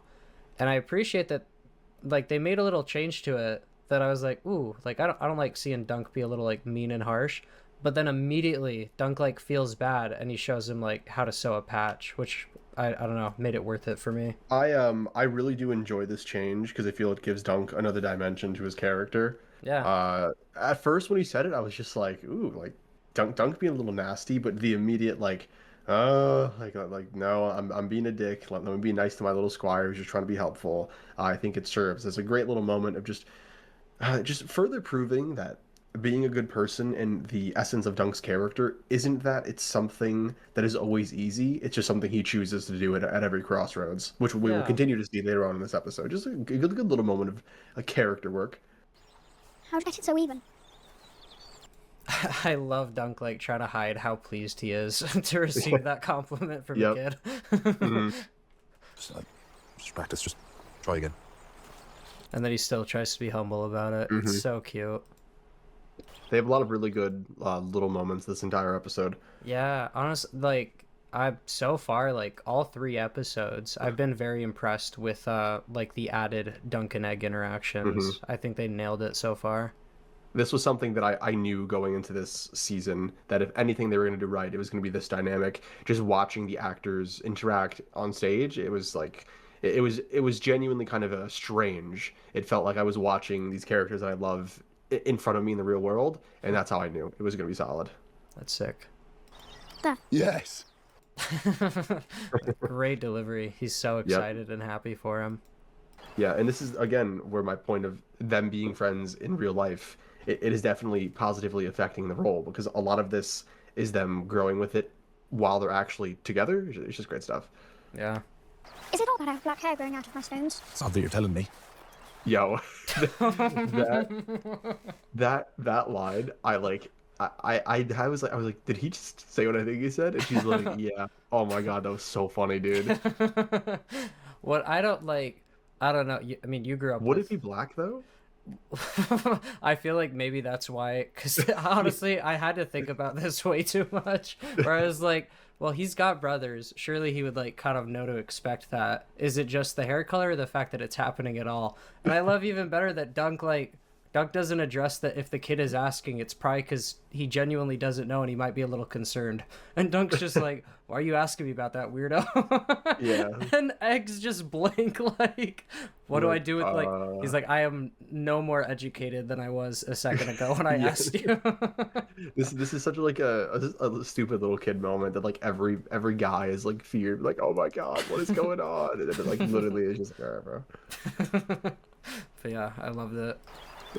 Prince Baelor was the firstborn, Prince Maker sprang out last. Second reference to sorry, I guess third, because we did mention the red grass fields about Sir Arlen's like squire dying there, but we're mentioning the Blackfire rebellions again, and they use this little song to like kind of lore drop a bit, and it's also one of the what do you call it? Like there's a song like this in real life where it's what is it? Oh, it's called the Assumption. I think it's the Assumption song, where like each line it sounds like it's gonna be something bad or like a cuss word, and then it like transitions into something else, and that's like what this song does. Yeah, I like this little bit of lore. It's just a good little nod to the serious fans who know the lore. Every time they say this, I'm like, are they trying to pitch a Blackfire Rebellion TV show? Because I'm in for that. I'm in. I mean, at this, it really depends. I think they'll probably the more successes they get, the more excited they'll get, and then eventually, I think some bad might happen, and then it'll all come crumbling down. They're gonna MCU the Song of Ice and Fire. That is my fear, but we'll see. Well, actually, we're gonna get to that later in the episode. Save that for a point we're gonna make in a few minutes. You don't have your shield. Like Dunk being stupid comes down to like him being just not thinking about stuff or not thinking things through. I don't love later on in the episode where they try to equate it to like him being ignorant. They've overtuned it a little bit, I think. Yeah, sorry, I guess I said later, like later in this scene, like the idea of him not realizing that he wouldn't get to like enter the lists just whenever he wanted. He had to wait for the nobility first. That just doesn't seem to. I just don't believe he wouldn't know that. Like, yeah, that's my thing. I think they've overtuned him being kind of stupid just a little bit. And it's not to the point where it's like distracting or ruins the character. But I just think his book counterpart is like ever so slightly a little more smart than he is. Yeah, I'm inclined to agree. Cause like him not thinking to pick up the shield before he goes, that I don't mind. Like that makes perfect sense. But yeah, right after he's like, you can't enter the lists. Like nobility gets it like first priority.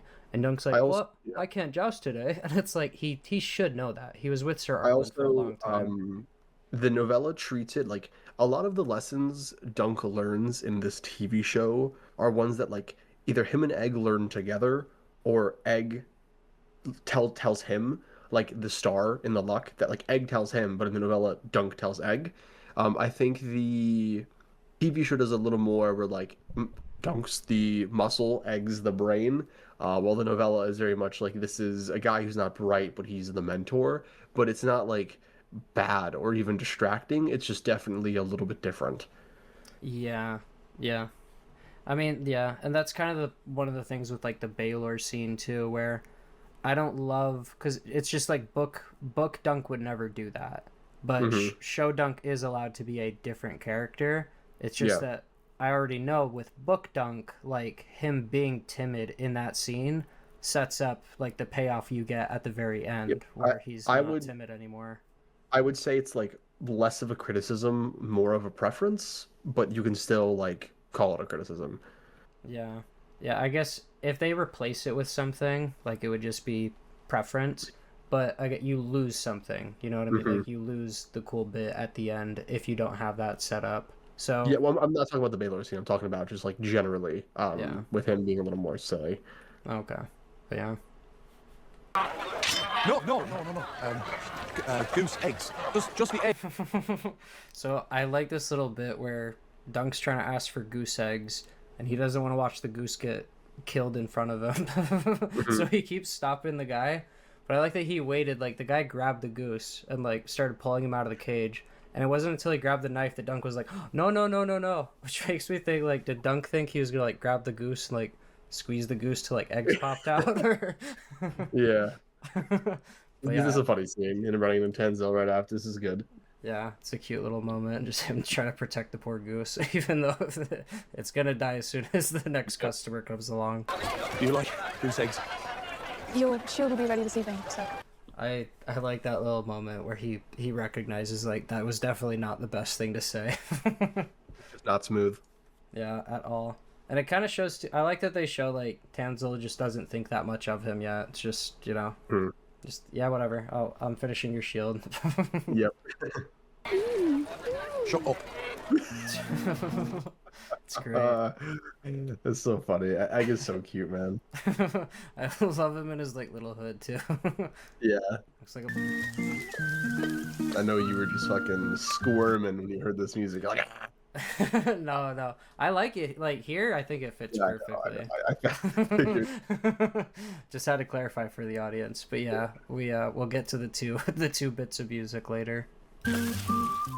Also, I did not realize how fucking giant goose eggs are. Gotta check. Yeah, I'm those trying to out. get a goose egg now. Yeah, honestly, like those are worth 3 chicken eggs. Yeah.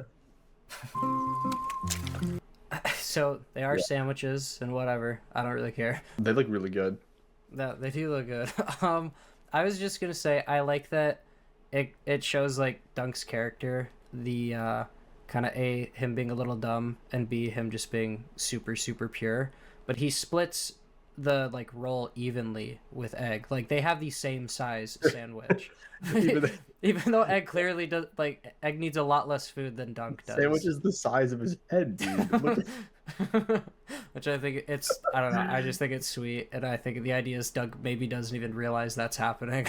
I can definitely imagine a world where like just as they age, and, like, they get equal food, and then Egg's always like, all right, you can have the leftovers. I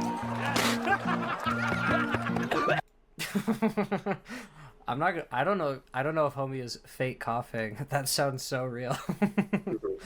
So while this scene is just played off for jokes, it is worth noting that there are no nobles or other people of the tourney in the crowd. It's just Dunk. Like him and Egg are with the people.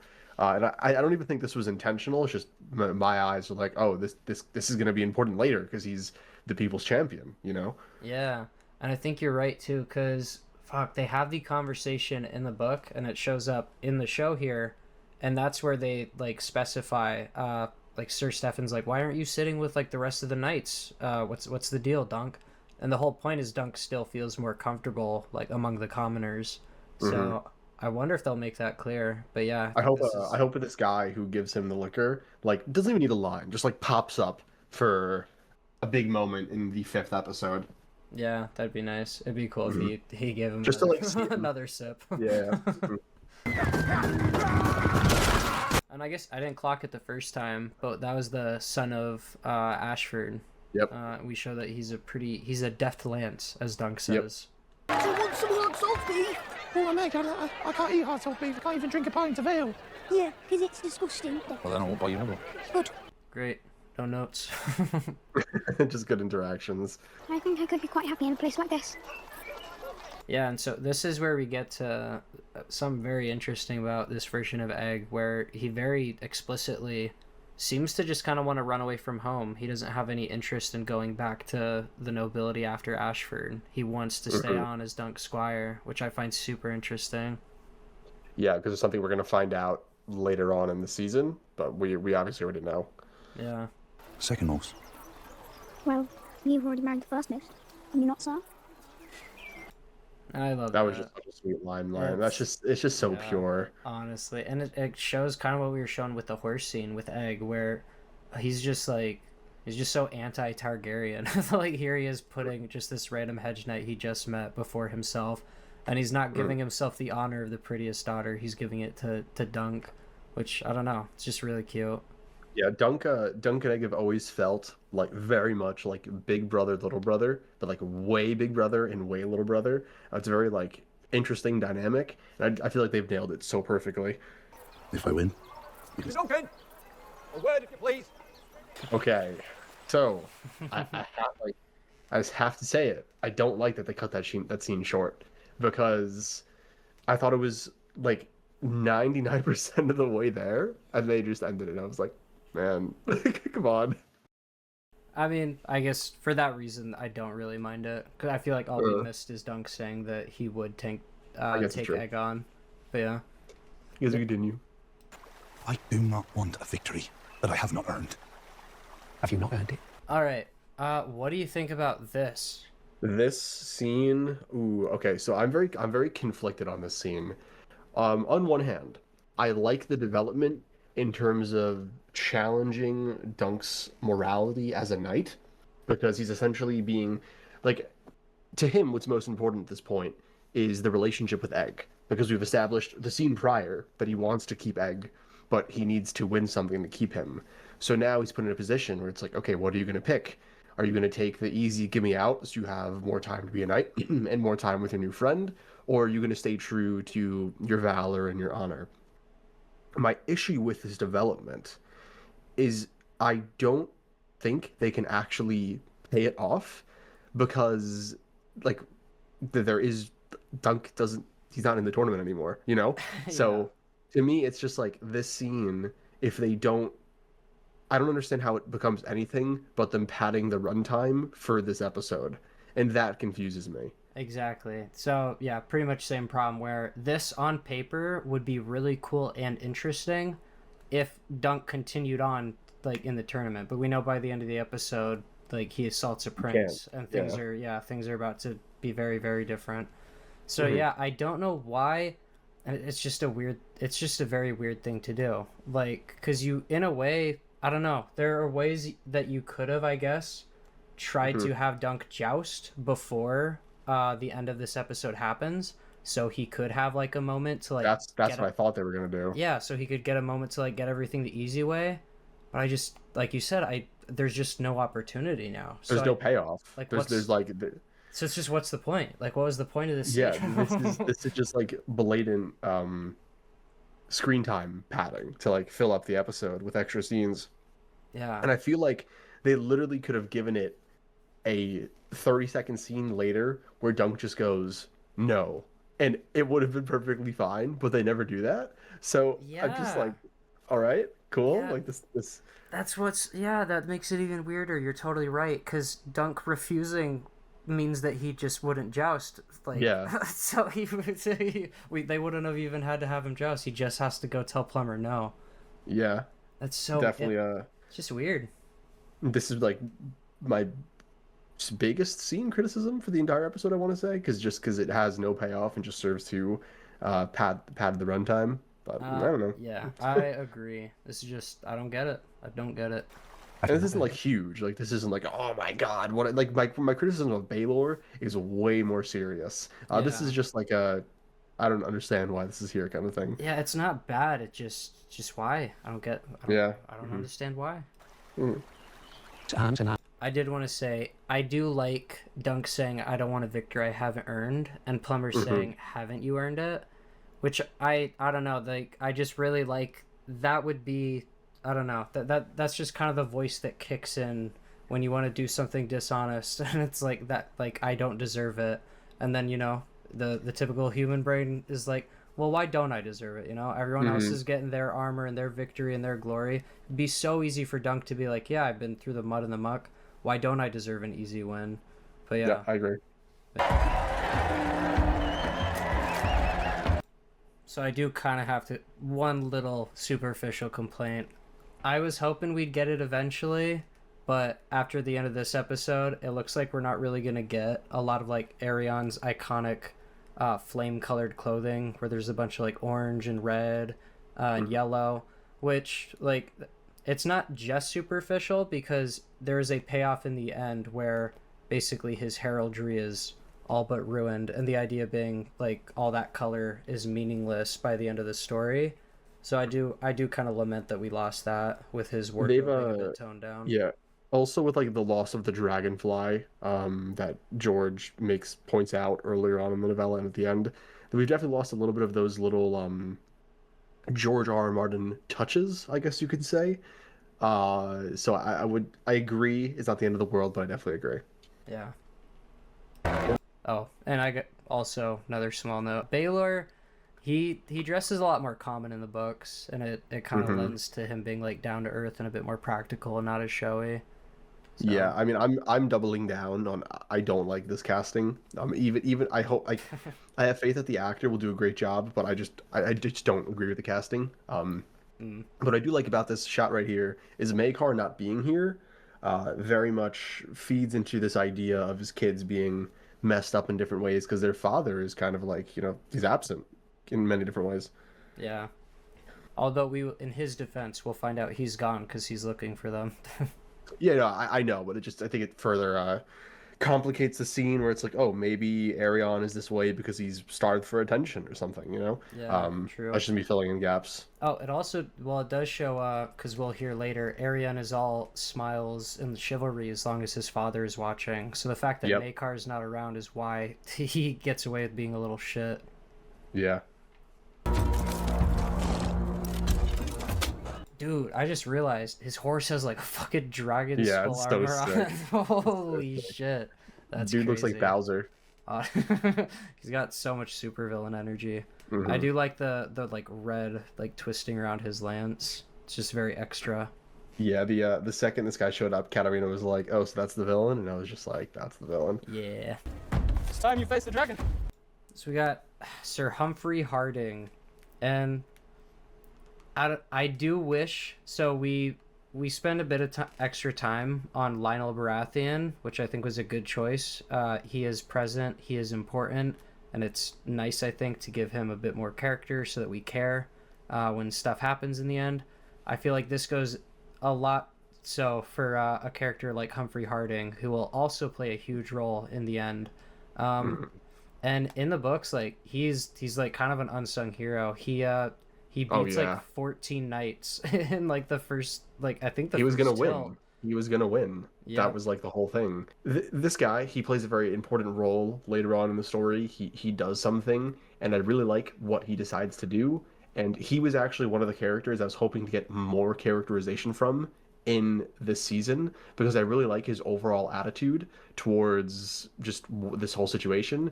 But I think we might get more of that in the next few episodes instead of this one. I really hope so. Because and we get there's another Humphrey Beesbury. There's they have like a really cool fight that the small folk call like the Battle of Humphrey. And I was kind of hoping for that, which in a way I'm surprised we didn't do. I thought HBO might like just use the excuse to sprinkle in like more action because they'd be afraid people wouldn't connect to the story. But I am like, I don't know, I'm partially happy that they leaned into just fleshing out the story, but also kind of bummed that they didn't take the opportunity to give us more jousting. Dude, I'm gonna take a photo after this of Arion's horse and be like, look, dragon. There's dragons in the show. Also, I've seen some people being like, how do you pronounce his name? It's Arion. It's Arion. Because if it was Arion, his name would be Aerion Targaryen, and that'd be fucking stupid. So it's Arion Targaryen. I really like the design for Humphrey Harding's helmet. It's very simple, but it's nice. I think his helmet is paying homage to the Smiling Knight. Do you know who the Smiling Knight is? No, not really. He's Jaime Lannister speaks about him in A Feast for Crows for like 2 pages. He's a knight that was like dishonorable that Arthur Dayne has like a legendary battle with and ultimately ends up defeating. And his helmet is shaped like this, but with a blood red smile on it. And I wonder if they were building this helmet around that because that's like a legendary armor. Oh, okay. Yeah, I could see where you'd like put the smile too. It's got like this kind of ear to ear. Yep. It just, but very cool. Very cool. Yeah, I like that it's very like, I don't know what the sigil. Maybe it is just an entirely checkered field. But I like that it's just got a very simple design on the helmet. I really like that we still got the bit of Egg saying, kill him. Yep. I need to ask Cameron what he was thinking, like why like Egg was doing that, because I'm so curious, like because even reading the book I already knew who Egg was. I had already had that spoiled for me, so I'm so curious what the guesses are when he does stuff like that. Well, I mean, I would have loved to ask Katarina that question, but George himself spoiled it for her at Comic-Con, so God. cooked. Damn it, George. I'll ask Cameron. I just want to say, this scene is perfect. It's a perfect adaptation of the books, and bro, I hate this scene. Like, I really do not like this scene at all. The way like the horse screaming and the crowd's reaction mixed in with, there's just so much tension, and it's to the point where I'm like, oh my god, like please, like someone shut the horse up, like it's killing me, and I feel so bad. And which is the mark of a successful scene, because that's the point here. Yeah. I will say it gets a little interesting at the end. Something happens that I was not ready for, and I'm still not sure how I feel about it. It's okay. And then this music starts to play. How did you feel about this song? I wish we could just cut all the music. I really just think it works better when it's standing alone. I think this. Want to hear it more? A little more? Yeah, I'll play it. I like it. I like it. I like it. I like this one. I don't like it for the. I don't like. There's just something weird about it's like it's got a weird like it's like bumbly, like I don't know how to The describe start, it. the opening, like I don't know what it's called. Like the first second or two of it is a little like, but then it like locks Yeah. in and it gets kind of metal. Yeah, I don't know. Even when like the violins kick in, something about it just seems I don't know, the tone doesn't quite line up for me, and I don't know why. I thought it was okay for me personally, but I see your complaint. Yeah, especially with I don't know, here. Yeah, especially with there's something like almost circusy to it. It's like too bouncy, where especially because scene, the people start to jump the barriers and like they're acting like they're gonna rush Arion and like attack him over this, which do you not like that? On one hand, I feel like okay, like I have to accept it because it's like a different continuity. It's like okay, I guess the people are they're that bold at this point with the Targaryens, and in a way that might make sense, but doing it over like killing a horse and like falling a because in the books he gets off his horse and he like walks up to Harding ready to kill him with his sword, and he doesn't even do that here. Like he just kills the horse and then he's like, oh well, whatever. And the people are even more pissed. Like there's no mention of people like trying to storm the tilt. I just don't know. It just felt very shocking to me, especially when compared to people not really making a move for Arion later in the episode when he's attacking like people. It's just weird. Ooh, God damn it! I wish you didn't say this shit because now I'm actually thinking about it and it's like gonna cause me problems. I was okay accepting it until you open your mouth. Dude, it really all depends on how they handle it moving forward. You know, because on one hand, I think it works in this moment because we said earlier, Humphrey Harding, he's going to win this tournament. He's had 14 tilts. He's giving them their show, you know? Yeah. And to so very clearly just end that in such an unceremonious and dishonorable way, I can see the people getting riled up and like pushing back a little bit, but it's integral to the future that people don't do that. So how do we handle like a moment in episode 5 when no one's moving, you know, when we've already established that these like people hate the Targaryens? That's gonna have to be a potential future issue that I'm gonna have to see how they play it out. But with that aside, like removing myself from the future and with context, I do like them pushing back just because it further like backs the idea that Dunk is their champion. Like they don't like these people, you know?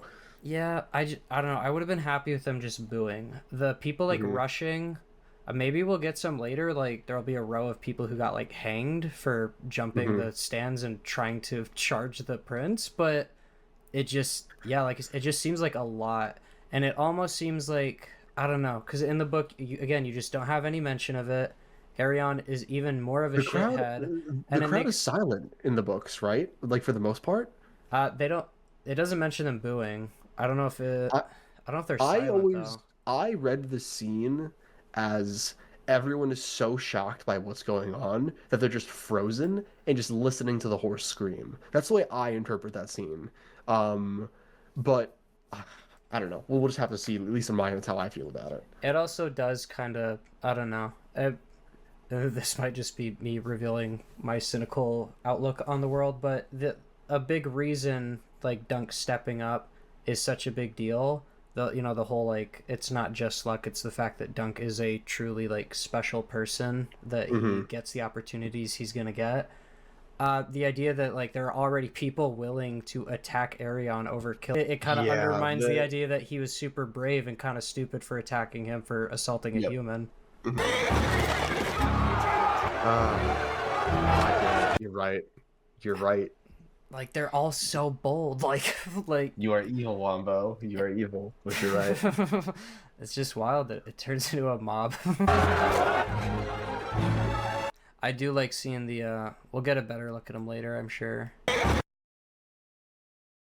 Looks so good. So good. Never thought I'd say this, but I was very underwhelmed by the horse scream. Like Oh. the description of it in the book, like even though It's, you're not like, hearing anything, horrifying. yeah, even though you're yeah. not hearing anything, like it kind of haunts you. But It- the movie it really gets toned to- it down. I mean, Dunk has seen battle, and it gets to him. You know. Yeah. That was no mishap. Oh man, I really like him crying. It's Yeah. just so like Egg was a standout of this episode and really solidified himself as the character I love in the show. Yeah, and he does like he cries in response in the novella too, and it just shows Yep. something very fundamental about his character that he's just pure in that way. Like he is genuinely disturbed and upset that an innocent horse lost its life because of his evil brother, and it probably like hits very close to home because he's been abused by his brother, which kind of lends to the idea of like, oh, maybe that's a big reason that Egg ran away and why he likes Dunk so much, that he's finally around a bigger, you know, pseudo big brother that actually makes him like feel safe and respected. Yep. Okay. So I'm gonna give a criticism, and I think about this all the time, and I'm sorry. Does this physique just feel like the laughing storm to you? Like, does this feel like a guy who is putting hands on Dunk? Not really. No. Like, and don't get me wrong, I know the argument of like being a good fighter doesn't mean you have to be jacked. I'm with that 100%. But to be lifting the swords and the hammers and all the armor, like I would think you'd have like a little more meat on your bones, personally. Yeah, no, I agree. This guy, he doesn't have it. He doesn't have the build. I'm sorry. Especially in comparison to Dunk, who very clearly does. It's a little jarring. Yeah, I hope he bulks up in the seasons to come, but we'll see. So we got Sir Manfred here, and I just saw Raymond. There's actually quite a few people in Lionel's tent, which is something I like about like the Game of Thrones show too, where like every now and then a character will just be present because it would make sense for them to be present, but they won't say anything, so you can like miss them, and then you won't notice until you go back like, oh, there's like 5 named characters in this scene, and they just blend in with the extras. One of my favorite bits of watching older Alt Shift X videos is when he talks about a character who's important in the books but isn't important in the show, but will like somehow show them in the show, and I'm like, where were they? Like, where did you get this image of said character? I like to think he just picks an extra. He's got a wall. He's like, I can't reuse them. Yeah, they could not bother credit her true name. If there's a lesson in that. I don't know. I love Egg's character. I really like that we're getting more focus on him this episode, and we get to see he's a bit of a thinker, you know. He's kind of an old soul. Like he's taking the time to appreciate the prostitute from the song, and he kind of feels bad that she was probably a real person and she's not getting proper like credit in the song. Just very mature for like such a little kid. Yep, he's a smart man, smart little guy. Perhaps her name does not matter then. It's her story that abides. Her name is That's a very interesting line from Dunk, and I can't and won't say why. But yeah, him saying like it's not the name that matters, but the story that abides. Yeah, I mean, it's just that's the heart and soul of the character. I mean, from what we can speak on without spoiling too much, he has no name. Like the name Dunk is just like a random ass thing. Sir Duncan the Tall is a name he made up. Yeah. It's all about the essence of his soul, not just what his name is tangibly or what he calls himself. It's like who you are, not who you say you are, you know? Sir. Belongs to all who invoke it. I get tiny nitpick. I almost didn't like how quick he was with that response, where he's like, her name is Hope, it belongs to all who invoke it. Yeah, a little too like smart. spoon-feedy. Did you ever know your father, Egg? No. Any shot of Dunk from the back Okay, he does look huge. Like you can tell it's a big dude. I think for the most part, it's just like, I don't know. When you're like a built guy, I don't think built guys realize like how gargantuan their backs look, especially when like when they're hunched over. But yeah, he looks like he looks like a tank. He's 3 eggs wide, maybe even more. And it's also smart of Egg because it's like, oh shit, maybe if I just pretend I didn't know my father, I won't have to worry about any like awkward lies, because you know, having to reference his father would be very hard because he'd have to be constantly hiding that his father is royalty. Another weird moment where Plumber shows up as if that decision is gonna matter, but I just can't see it mattering. Yeah, like right then and there, like they could have snuck in a scene where he's just like, no, like maybe Plumber asks him something, but he doesn't want to give it away to Egg, so he says like no, and it's subtext of him saying like I won't do it, you know. But there's just like nothing. Yeah, that would have been neat. Now we have. What the? What fuck is that? this? Oh my god! I don't know, get away from that. Is that like squash? What the fuck is that? Dude? It's like fucking spaghetti. I guess let's get to this scene. Yeah. Oh, yeah. You shall know great success and be richer than a Lannister. It was kind of weird that, I don't know, she was seemingly able to read, like, I don't know. Fuck, can I even? Actually, I don't know. Is this a spoiler? You can say it. No. I'm vetoing. We can say it. This is not like. Okay. It's weird to like accurately read part of Egg's future and then not like read any part of Dunk's. I didn't quite get the purpose of that. Well, no, I think she's hinting at him being a member of the Kingsguard, and like, but what's, you know, my like, if I'm being really annoying, I could be like, oh well, Dunk is a better knight than Jaime Lannister, so in terms of knighthood, he's richer than a Lannister down the line, you know. I think this is just her basically saying, yeah, you're gonna be a member of the Kingsguard, you're gonna be successful, you're gonna find riches in being a Kingsguard. But I don't know, like, are Kingsguards rich? I feel like that's just like, yeah, like, you don't.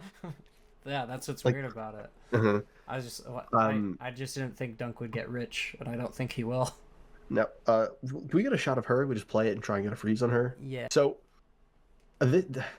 who is this? I don't know. my first thought is like, could she be from a Shy? But she's not wearing like any sort of red or giving anything away. But she reminds me of someone from a Shy. But then it's just like, could this be Maggie the Frog? Seriously. It's definitely not. It's definitely not what she was. I just don't know. Like, to me, it just comes off as very like, it's just a random fortune teller. I don't know if we're even supposed to. I feel like she'd have to be from a Shy. Have to be. Like, get so accurate. Like, there has to be something. Yeah, I guess for me, it's just, I don't know what I'd look for to like identify somebody from a Shy. It's just like everything she's wearing, like it almost looks AI generated. It's just very like over designed, and just the fact that she can do this shit, like it has to be from a Shy that she can make do this. But I see what you're saying. And all who know you shall rejoice in your dying. What? Now that confused me. Do people rejoice after Summerhall? So like, yeah, that did confuse me because it's like, I feel like they wouldn't, and that's why it made me think like, okay, is the idea part of the prophecy is a lie, so we can question the rest of it now? And I'm hoping that's the case, but yeah, we'll see. Well, my thing is, like the Mad King. Says all who know you, all who as in Dunk. Dunk would rejoice. I'm gonna have to get this fact checked by my buddy who's like really into the lore, but Egg is a good king. He's not like the best, but he's definitely in the top like 5, I want to say. Like he does a lot of good for the small folk. Didn't he do a bunch of like reforms and Tywin fucking rolled them back? Yeah, like he did a lot of really great decisions for the small folk specifically. He was like the best king for the small folk. So Summerhall is a tragedy because it was a good king and a bunch of good people who die. Like who is rejoicing because Egg dies? You know, that to me, I don't know. Like did we get him confused with someone else, or is the prophecy supposed to be kind of half untrue? I don't know. That's my thought. But on a more important note, how do you feel about this scene being included at all? I like it in the sense that on one hand, I don't love because fucking season 2 of House of the Dragon did this too. I don't love all the times that the future of these stories is told to us via someone just telling us the future in the story. For people who already know, like us, it's cool. Like this moment, I was like, oh, that's sick.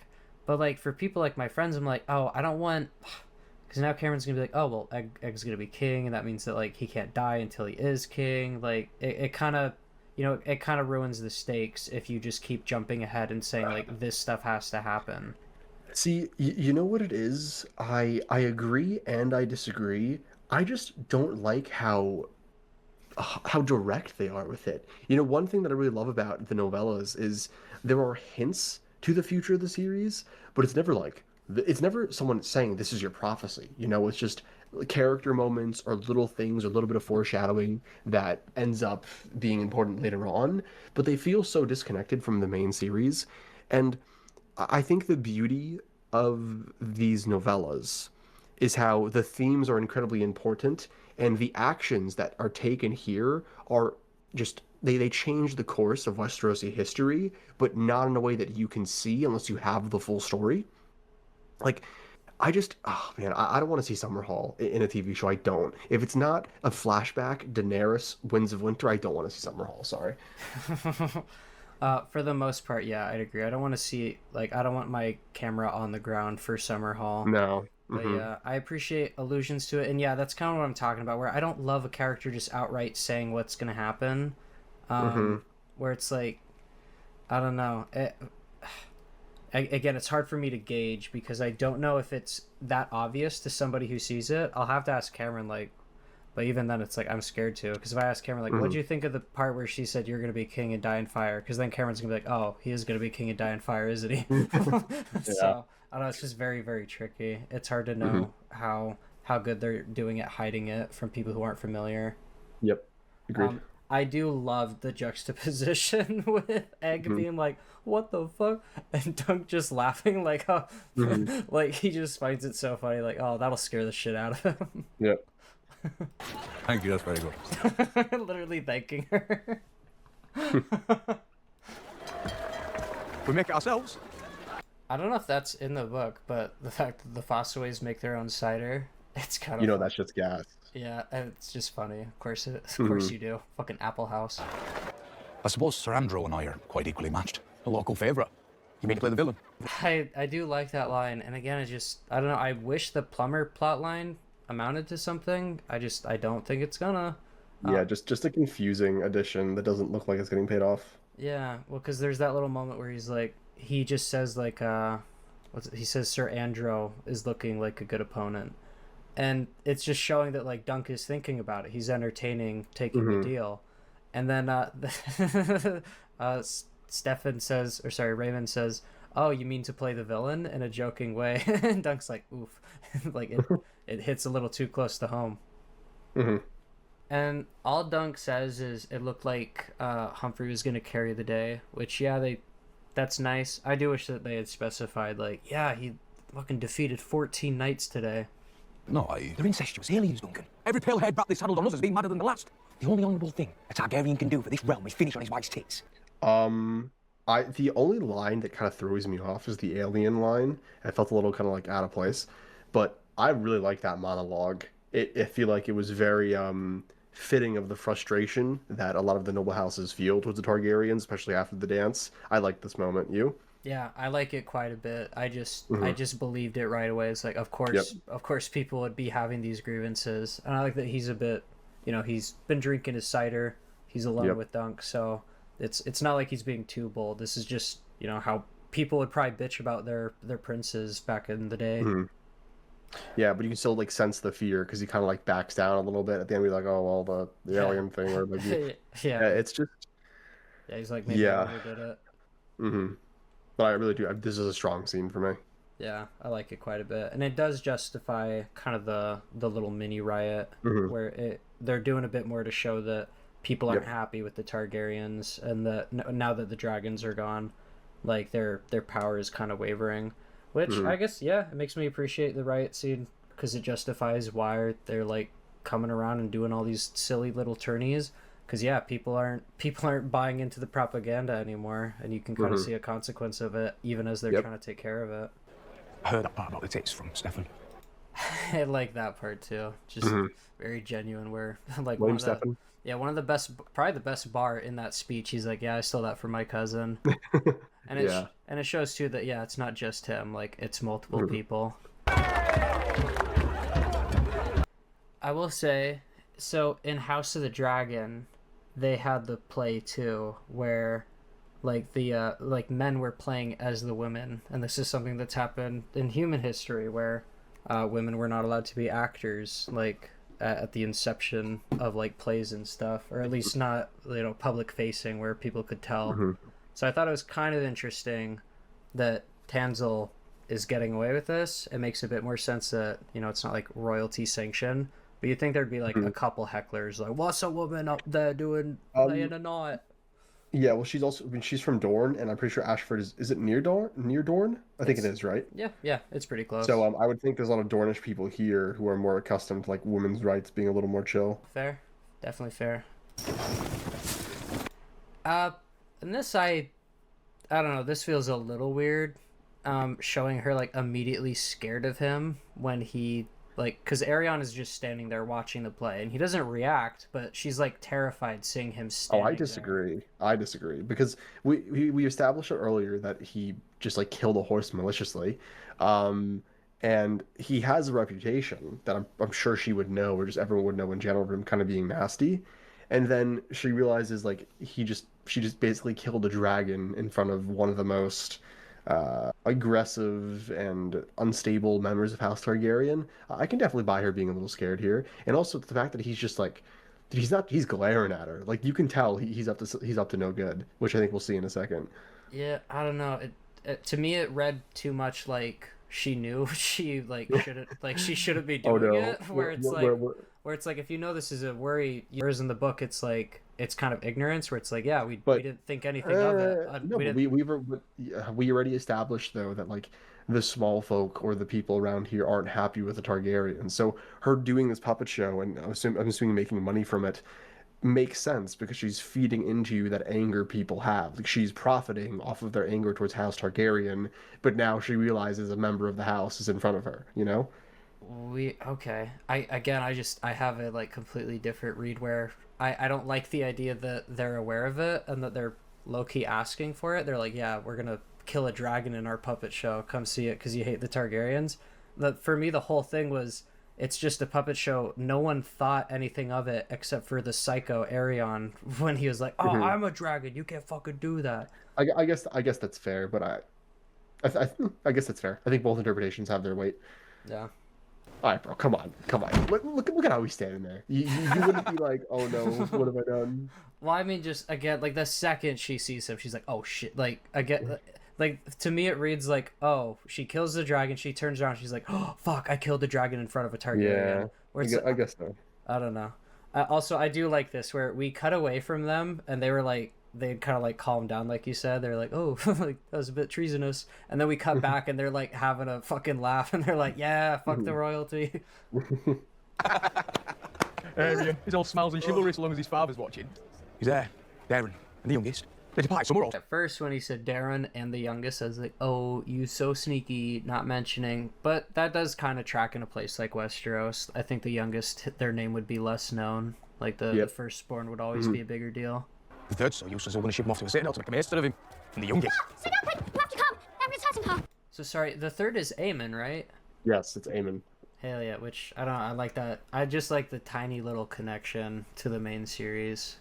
I also like that he goes unnamed. Like, again, this is a better example of them connecting it to the main series. It's just like, if you are really paying attention, you're like, oh my god, he's talking about the goat. That's the goat. That's Maester Aemon. But if you're just like casual, it's like, oh, who's the third son? And then you look it up and you're like, oh, that's who it is. It's so cool, Yeah. And in a way, like, it almost feels like a payoff, like, years and years later, for the scene where Aemon is dying, and he's like, Egg, I dreamed that I was old. Yep. Like, I don't know, it's just it's so cool to actually, like, see, like, oh, shit, this is Egg. Yep. That was very satisfying. Yeah, I really like Dunk being able to just throw his weight around for a couple seconds. Yeah, this is the moment that I think you really felt for the first time the weight of Dunk compared to the other men, because Yes. while the actor portraying him isn't much taller, he's a big dude, and like he has a background in rugby, and you could very much buy that it's taking 5 people to hold him down, and they can still barely do it, you know? Yeah, I don't know. It was so exciting to get to this point because this is the point where like the story, like this is where George finally tips his hand. He's like, "Oh, you thought this was just gonna be a cute little tournament? Just kidding." I looked at Katarina at the end of this episode. I was like, and now it begins. Yeah, I really the kick to the jaw, dude, so satisfying. Yeah. I'm curious. So did he alternate hands? He didn't. He left and right hooked him, right? Yes. Which I wonder if that means that they're like, we're gonna take both hands. Yeah. Kind of upping the stakes. And once, I don't know, I'll shut up about it after this, but I do wish we had gotten Arian's outfit. He has like a twirled dagger sleeved like jacket with like all the different flame colors, and I don't know, I like the motif because of how cool it is in the final scene. But yeah, The dragon will never lose. So I really like the way he's portraying this character. Like, really like it, dude. In the novella, Arion comes off more bratty than arrogant. Do you agree? yeah, I'd say so. I really like the demeanor of, like, this guy is so delusional about his position and so arrogant and evil that he genuinely seems like he can't fathom why Dunk did this, you know? While like in the novella, it's more like, oh, you don't know what you just did. But like here, it's just like he's more just like, what is wrong with you? Like, do you know what this is gonna call, you know? And I really this actor is killing it. This is so well casted. Yeah, I like that it's a departure from what I was expecting, and kind of because Arion always gave me like very strong Viserys vibes, like Game of Thrones Viserys, where like just kind of like a brat who, like, the second the like his perception of himself was challenged, he would lash out, like he couldn't handle it. Whereas Arion almost seems even deeper entrenched in his delusion, to where Dunk attacking him and low-key humiliating him doesn't really register as a blow, because he's just like, oh, well, now you die, I guess. Weird. Yeah. That's what I'm saying. He's almost like objectively confused. Yeah. He's just like, what? He's like, why would you do this? Like, you could have just let me, like, she's nothing. I'm Arion Brightflame. I'm the dragon. You could have just watched and moved on with your life, and now you're gonna die. Like, what the fuck is wrong with you? Yeah. You've loosened one of my teeth, so we'll start by breaking out all of yours. And that shows the character underneath, like, and that, like, that's the form you get his rage in. Like, he is clearly not happy that Dunk got a hit on him, but he's like, I'll pay it back 100-fold. Yep. Just typical like Targaryen bullshit cruelty, where it's just such a perfect metaphor. You've loosened one of my teeth, I will break all of yours. He's up there for me with like most hated characters in the entire series. I gotta say, like, for anyone who's familiar with Game of Thrones and House of the Dragon, like, I'm very jealous, because moments like this are probably really cool, where you're like, oh shit, like, but he's fucked, like, Dunk is fucked now, I know how this world works. But yeah, just knowing like Egg is gonna come in with the save, you gotta appreciate all the work like done to get us here, where it doesn't feel like an asshole, which most credit goes to George, but still, for the most part, it's just it's just a good ass story, and this moment is really cool. Agreed. Hold your tongue or they'll hurt you! No, they won't. If they do, well, that's it. And once again, like, Dunk not saying anything in his defense, but the second that he thinks Egg is in danger, he's screaming at him to get out of there and shut up. Yep. Father, let go of him. Wait, Yokel, do what I say. Oh, okay, that's so funny. So when I say read, I'm lying. I have listened to the Dunk and Egg books via audiobook, and I didn't realize until this episode that Egg was apparently saying the name of somebody. He wasn't saying the word wait. He has a servant named Wait.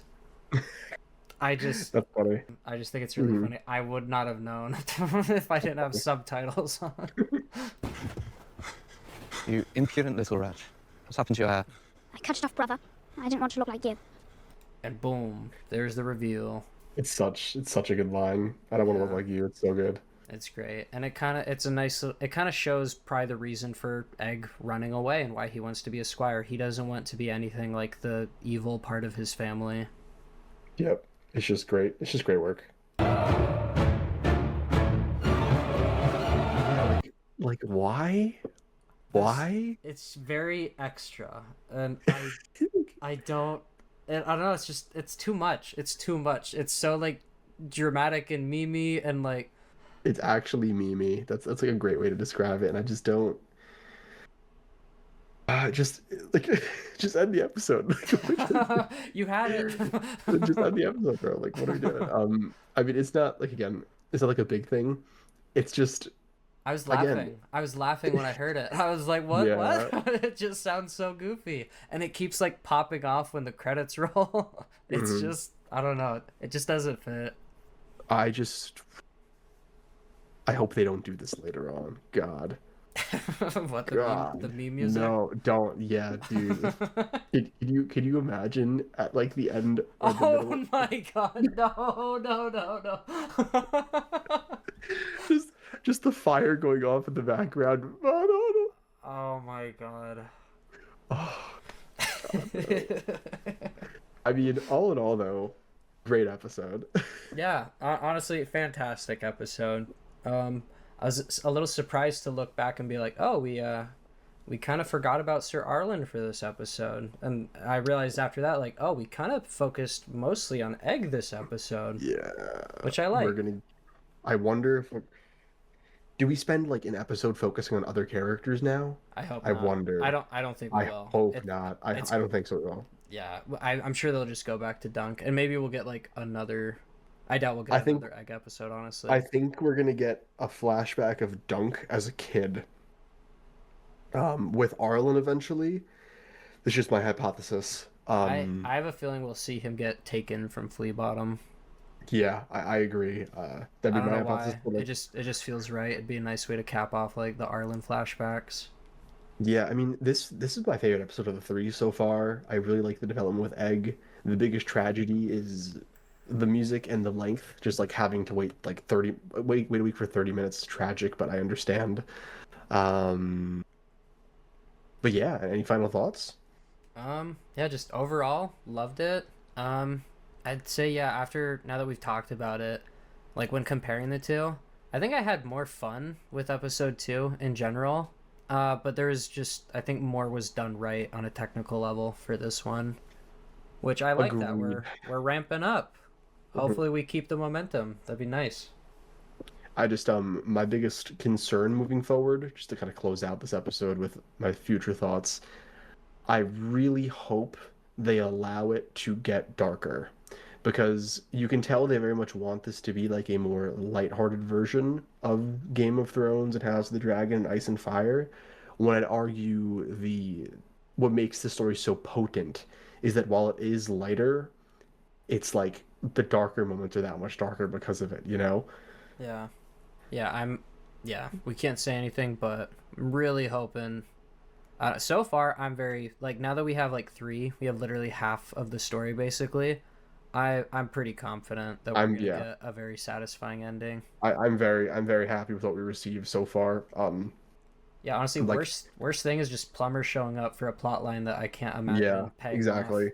Yeah, out of the 3 episodes, there's, including the Plumber scene, maybe 3 scenes that I'm just, or 3 or 4 scenes where I'm like, you know. No, I gotcha. But yeah, I mean, if you made it to the end of this video, thank you all so much for watching, and we'll catch you next week for episode 4. Goodbye, everybody. Peace. All right. Hello, everybody, and welcome to episode 4 Brothers Without Banners podcast covering Knights of the Seven Kingdoms. I am Constantine James, and this is Saint Wombo. All right. Before we get into the bulk of this episode, general thoughts. Pretty good. We're, for the most part, keeping the momentum. I will say, out of the 4, this is probably just my least favorite. I still like it, though. Need to clarify that for some people here. I still like it. I still think it's good. But I probably took more issue with this than any of the others. And for the most part, it's book stuff that is missing or changed that I was like, didn't like it. But yeah, we'll get into those specifics when we reach them. Yeah, see, I just disagree, man. I love this entire thing. There are, how do I put this? The novella is better. Okay? Like, just point blank period. I'm okay saying that. This, at the end of the day, is an adaptation, and a lot of the themes that are very prevalent in George's story are either kind of missing or watered down or different in the TV show. But for what it was and for what it is, I still think it's incredible. And while there are minor things that you're going to point out that I'm going to be annoyed at you for pointing out, I'm going to know you're right. But I just, by the end of this episode, I was like, all right, I know what this is and I love it. And like I said, still like it, still really appreciate it. I do have some concerns leading into like episode 5. We can get into that a bit later. Yep. But for the most part, like I'm pretty happy with it as an adaptation. It is a shame having freshly read the books a couple times and like kind of falling in love with them.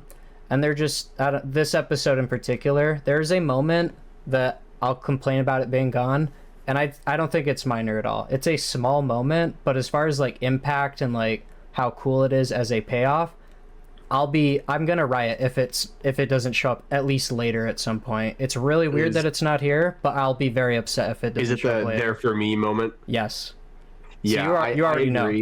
Yeah, so like I said, I've not to make you jealous, I know, but I have like a bunch of people that ask me like after the episode, oh, what are your thoughts? Like, oh, like what do you like? I didn't like this and like that. So I kind of hear all the criticisms within the first like 2 hours, and every time I'm either like, oh, you're being nitpicky, or it's like, ooh, you kind of got me. And I have this one friend, Lady Blackfire, who is like debatably more nitpicky than you, and she made that point immediately, and I was like, oh yeah, he's gonna have that point. So yes, I see where you're going. Okay. Yeah, I guess to clarify, like the goal with like my analysis here and on my channel, I'm not trying to tell you like how to feel about things that I think are flaws or even things that I personally don't like. I'm just telling you that they're there. And if I do notice a flaw, even if it's tiny, I just point it out because I think it's probably worth discussing. But it doesn't mean like, even if I do have a bunch of little complaints, I'll tell you by the end, or even like I've already said now, I still think it's a good episode, but it does still have all these like little problems with it. Yeah, so this is my favorite episode of the bunch. While I will probably agree with you on a handful of the discussion points, they just nailed so much of it. At the end of the day, like I cannot deny who I am. Like I am still a guy. When I see cool thing happen that fits thematically, I scream and yell and bang stuff, and that was this episode for me. So fair enough. But yeah, I'm ready to get into it. Yep, me too. So yeah, with the opening, definitely tricked me. I thought this was a sky full of stars, which was definitely the intention, because that's kind of Dunk's whole thing, sleeping under the stars. This is my favorite opening of the 4. Hang on, is this broken? Okay, sorry. Sorry, go ahead. This is my favorite opening of the 4. Okay. Yeah, we'll find it, John. And then the starry sky turns into the ceiling of his like dungeon cell, which really cool transition. Just kind of showing what he's lost basically. He's probably thinking like, I'd love to be out under the stars right now. And it seemingly all of that has come to an end. Homie's life might be over. He might never see the starry sky again. So yeah, really I was a little confused for the first like half second, and then I was just like, wow, that was a really cool transition. Yeah. Also, I am inclined to agree. Probably my favorite opening, maybe just though because there's nothing to like kind of undercut it. But I really like the shot of him just sitting there. I don't know if I can tell you why. I just think it's very powerful to start off the episode with him just kind of sitting there all disheveled in this disgusting hole. Just good shot. Yeah. I like him just thinking about what he's done while he's in a jail cell, but it's like a twist in the sense that he did the right thing, and now he has to think about how bullshit it is that he might lose everything for it. Yep. I like that little moment, him just petting the rat, like kind of gross, but it's also, I don't know, even in this state, he has like empathy for a little creature. Yeah, it just shows that he has a good soul. Yeah. And then Egg walks in with his Targaryen drip. It's funny, it feels like wrong seeing him in it, you know what I mean? Like, we're so used to seeing him with like his stable boy disguise.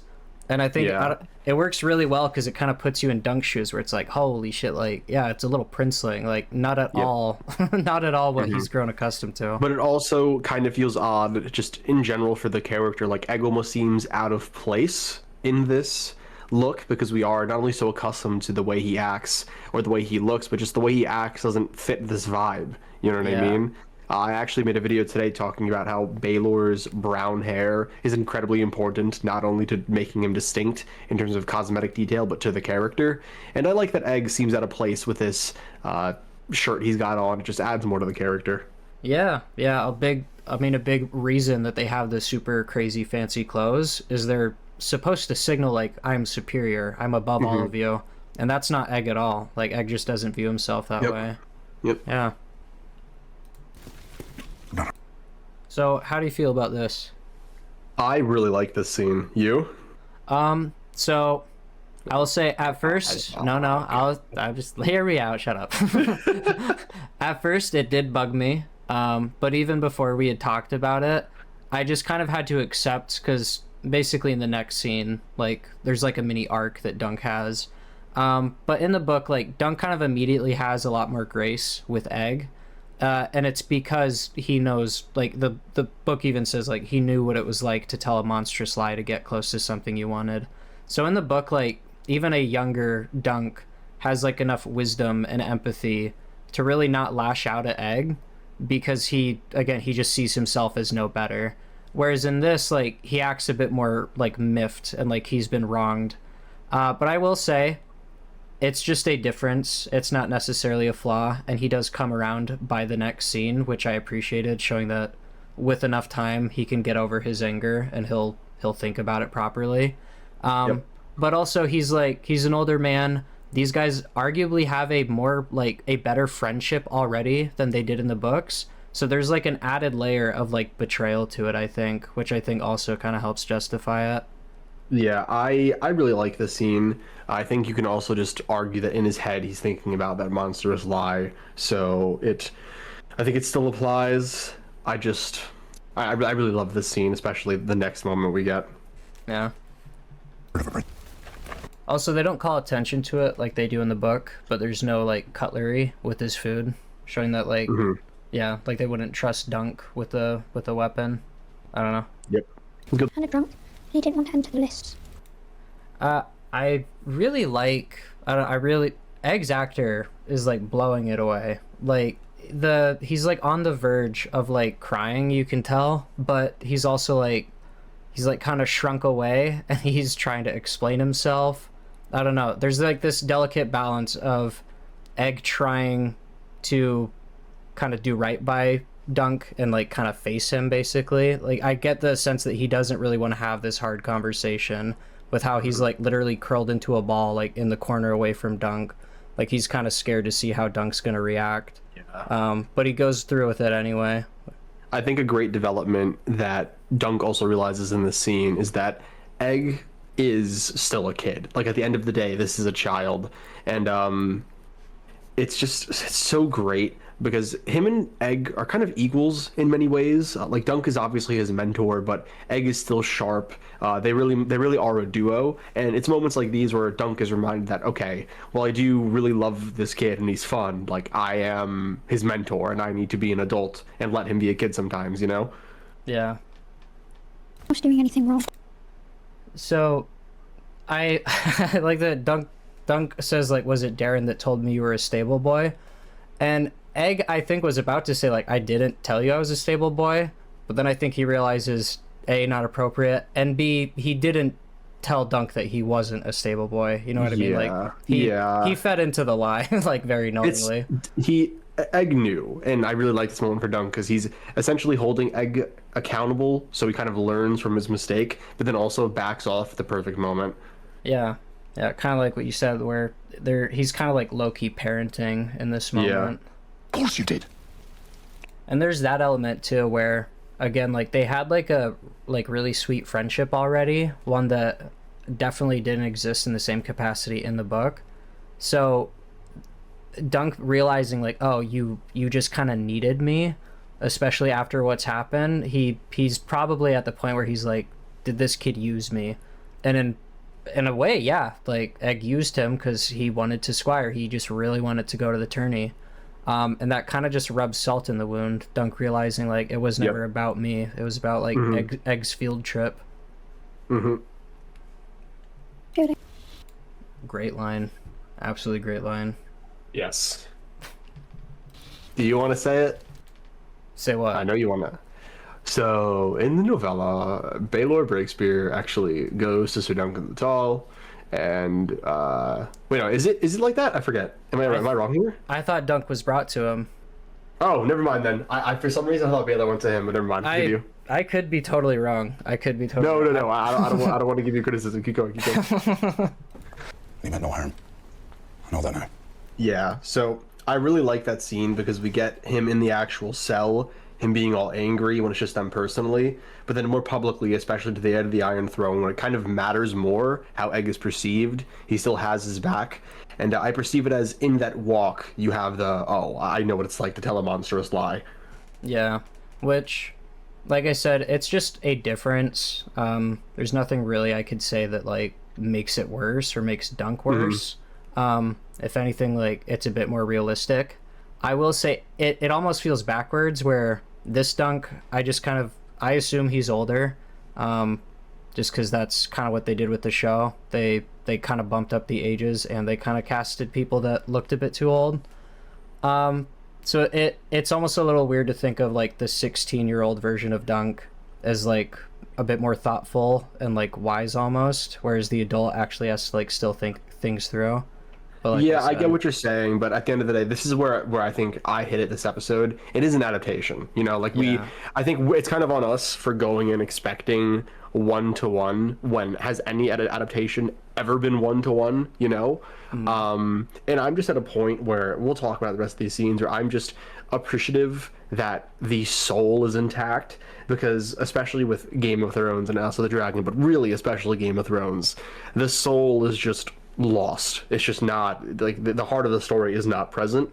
And even though there are some little changes, some scenes are out of place, some things maybe aren't as good or don't flow as well, the fact that it keeps the soul of the story intact, like, it's all I can ask for at this point. Yeah, I will speak in at least season 1's defense. I've spent enough time poring over it that whether it be by accident, I think they actually got most of, like, the thing. You mean Game of Thrones? Yeah, for Game of Thrones. I mean later seasons, like, especially after they jump ship with the source material. That's what I mean. Yeah, I am suspicious of even, like, season 4. I think the corruption started a bit slow and a bit early. So, but I will say I can't for another day. Yeah, I can say with confidence season 1 pulls it off. Yeah. That was no kindness.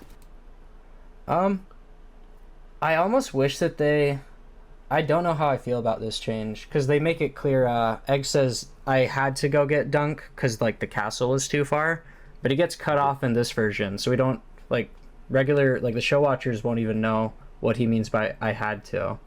Which I kind of appreciated it, just because, like, Egg is a smart kid.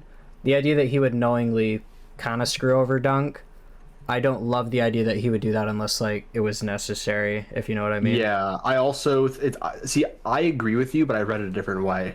I read it as, like, he knew Dunk would act. Like, he knew he could get to him quicker, and he knew Dunk would move. Like, Baelor says that he's the heir to the Iron Throne. It wouldn't be easy for him to just essentially strike Aerion in public. But even though it'll cost Dunk his life, it's less of a bad look for him to do it. And I like that there's that realization this episode. Yeah, true. Where he's like, yeah, that's probably why he's like, it doesn't matter what you thought. Yeah. I also just, again, more praise for Dexter, the little kid who plays Egg. Like, the actor playing Baylor Breaks, you're like, this is a man. Like, this is a man in front of him that he's having to act with, and he's holding his own, and it's flowing cohesively. Just really good. Yeah, he's done great. Honestly, he seemed like his I don't know, maybe it's just because like things are shot semi-chronologically, so he like was improving as it went. But I honestly didn't get like a super strong vibe from him. Like he felt a bit stiff in the very first episode. Yeah, I feel like he just keeps getting better with every loosened episode. up. Yeah. They're gonna leave us now. So you will, Your Grace? And that is an interesting thing for Egg to say, like, after he supposedly recognized, like, yeah, Dunk doing that. I guess maybe that's why. Like, he thinks Dunk is doomed now, so he's like, I wish you just killed him, because then you'd both be fucked over. Mm-hmm. How good a knight are you? How skilled at arms? Saradin taught me sword and shield, and I love this question coming from Baylor and being directed at Dunk, because I feel like by the end of the episode, there's kind of a role reversal where Baylor is saying, like, are you really that skilled at arms? And then Dunk, without realizing it, is going to be, are you actually a good person? Are you the kind of man? Are you the kind of man to stand for the innocent? I didn't think about that. That's a great, good job. That's Gone. I fear you have been cast as this robber knight, sir. he's lying. I left that in 4 nights past. Prince. I really like this inclusion. So this is something you kind of just have to, I think, reason out in the book. I don't think they make it as clear, but Dunk the Lunk himself points out, like, I left that in 4 days ago. So Daron saying like a robber knight kidnapped his brother and he's been searching for him is a blatant lie. It is so obviously a lie. And Maekar is gonna have to do this for his sons a couple of times where they are obviously in the wrong, and he keeps letting them get away with it. He keeps making excuses, even at the expense of somebody like Duncan. And we'll see how that works out for him by the end of the story. He's like gentle parenting, but kind of puts his hand in his son. I don't know. Yeah. Gentle-ish. Yeah. Aaron, did you not have done the same? So this is yet another big departure, and this is very brazen compared to Book Dunk. But I'll say I appreciate it at this point because homie's like, my life is like basically over. Like he's already lost everything, so I think he has a lot of room basically to start acting out and be a bit more bold than he would otherwise. Yeah, I agree. It makes a lot more sense for him to be more forward and pushy with his words now than it did in episode 2, I believe. And I also just have to I'm just going to concede this point. Baylor is a great character in the TV show. Baylor in the book is perfect, and that's the difference for me. Like that's just like the differentiate that I have. I mean, I think by the time the season ends, because this is how I feel so far, and I don't see it changing with the last 2 episodes. That's just kind of my assessment for the whole thing. Like, show's great, the book is perfect. Yeah, exactly. And it's like not a dig at the show. It's more just like, how is Hedge Knight even that good? And George admits that that's probably his best work, just the first novella, which there is a strong argument to be made. And I'm just at a point where after 4 weeks of doing this and like breaking it down and spending so much time, I'm just like, okay, they're different. That's okay. Is the show as good as the novella? No, but that was a ridiculous thing to ask to begin with. And it's great. Like, honestly. And I'll say, in this moment... I don't know if I'd say it's ridiculous. There are certain aspects you can't capture with film. But I'll reiterate the idea that, again, like the people making the show, they had access to the books. They've had years to absorb the books and like think about maybe better ways to do it. So when the show just cuts something outright and doesn't like replace it, I do think that's worth criticism. Even if it's like, yeah, I don't like that you did this, but you're still a great show. You know what I mean? Like it's worth. I think it's worth. It's worth pointing out, but when I say ridiculous, like more as a viewer, especially just given everything we've seen, to expect that the TV show will be better than the novella when it's written by George R. R. Martin. I mean, that's what I mean. Okay, I'll say I didn't expect that. I did not expect it to surpass like one of the best books George has made. Not so. You get what I'm saying? Do I? I hope. Do you not? I don't know. I guess I don't. I'm just saying that as an adaptation, like it was ridiculous to expect it to be just the novella. And that's what I think I was looking for a long time. And now that I've accepted it, that it's different, but it's still great, like, I'm just okay with it. Okay. Okay, gotcha. To protect the innocent. Yet another good line to throw Baelor's way before we reach the ending. And that's, I'll say, one thing that I gotta give the show huge props for, especially in the moment where Baelor steps up. It got me to notice things that I hadn't noticed, like, in the book itself, which would be stuff like this, where he says, like, don't all knights take the same vow. Just there's a bunch of little moments in the book, too, where it harkens to the speech. It harkens to the fact that Baelor is going to be kind of put on the spot. And it's just neat. It's just neat. I think they found a way to communicate parts of Baelor's story and those subtleties a bit better in the show, which very happy to see. I agree. I did. I really like Dunk just owning it. Like, he doesn't try to run. He's like, yep, fucking kicked him. Also, we made the point he should be losing both hands. Did I still need to go back and check. Did he one-two'd him. He one-two'd him. Oh no. I thought maybe he like punched and then backhanded him, but yeah, that's funny. I wonder if he just said hand, so it's funny no one else clocked it. That would be funny if Dunk said that. He's like, I hit him with both hands, sir. We're not going to tell him that. Do you remember when we were breaking this down? We were like, he looks a little mad. Yeah, it's funny. It's funny because now we know he is a little mad. he is a little pissed. Because I think we thought it was that scene. We're like, is he pissed? Yeah. Funny. Dude, oh, I love the music into the just A Knight of the Seven Kingdoms Black Shot. It's great. The title cards, I'm really liking them. I love them. I almost want to see, maybe we'll get it for the last one, but you know how all of them so far we've gotten like a black or white screen, whereas the first one, it was actually like on him like walking away from the tree. I hope we see just a couple more of those, because I do like the black and white, but I like them like... him like walking into the sunset with Egg. Yeah, that'd be great. Fucking talking about...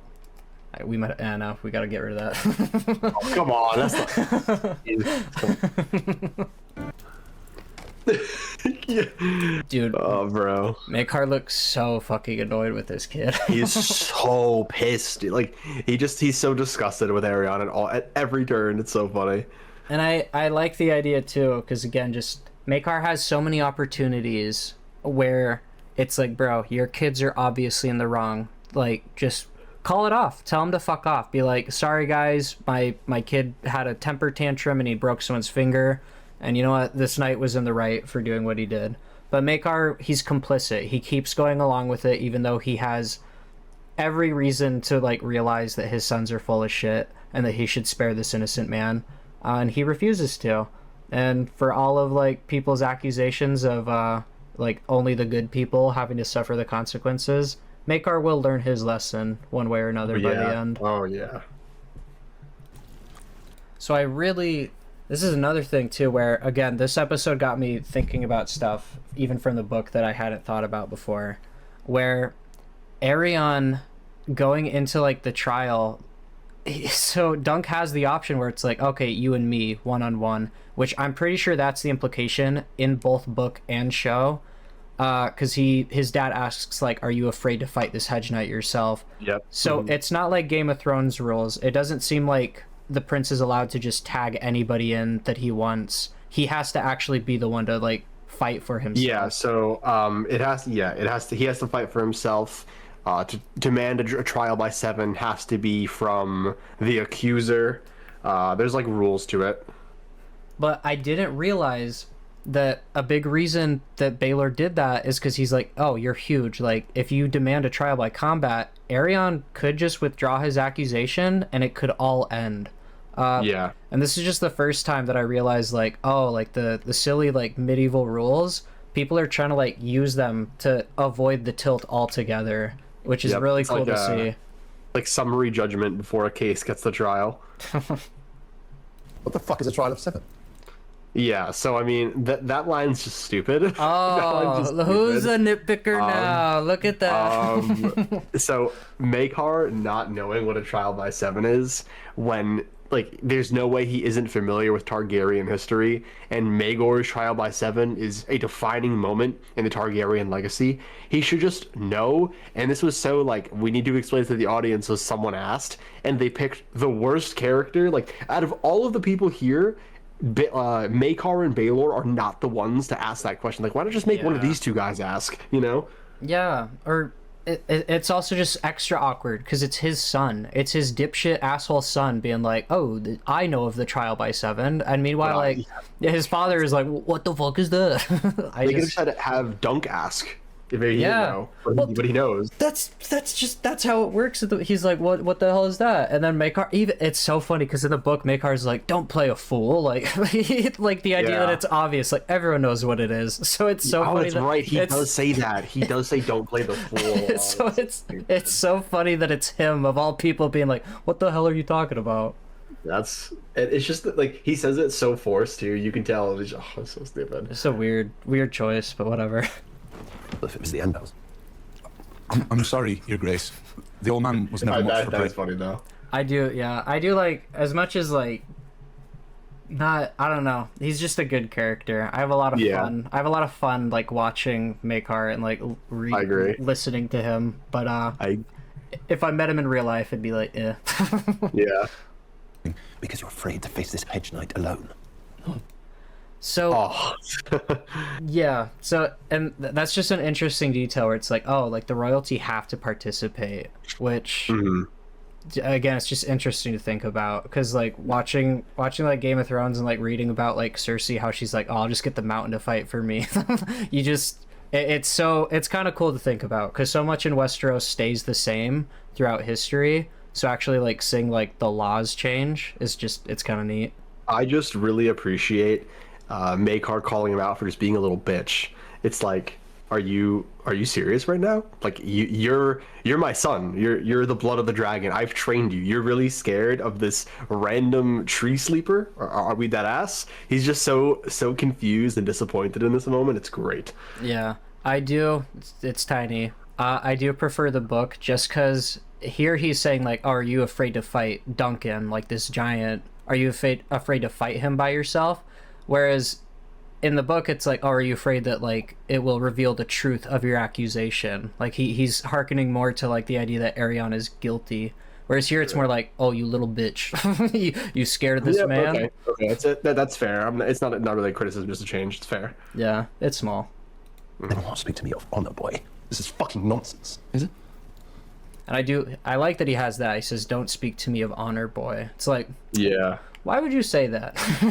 Why would you say that unless you had a pretty good idea that your son was full of shit? Yeah. I also just like the this is fucking nonsense line because it really is. It's just he has the truth of it. This is all so stupid. What Arianne does is stupid. What God, this is such a stupid situation to be a part of because his son's an idiot.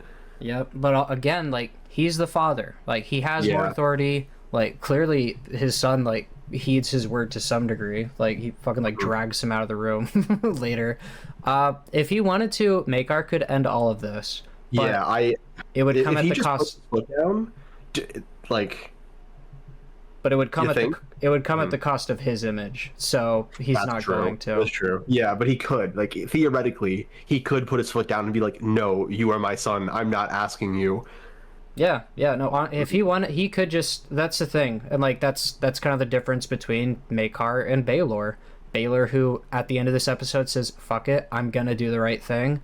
And Maekar, who seemingly knows the entire time that his sons are full of shit, but he keeps enabling them. He goes so far as to defend them during the trial, which in a way, like, good on him. Like, you probably should do that for your kid. But at the same time, like, he should just put his foot down. He should be like, "No, my son was in the wrong. This man deserves, if anything, to be rewarded."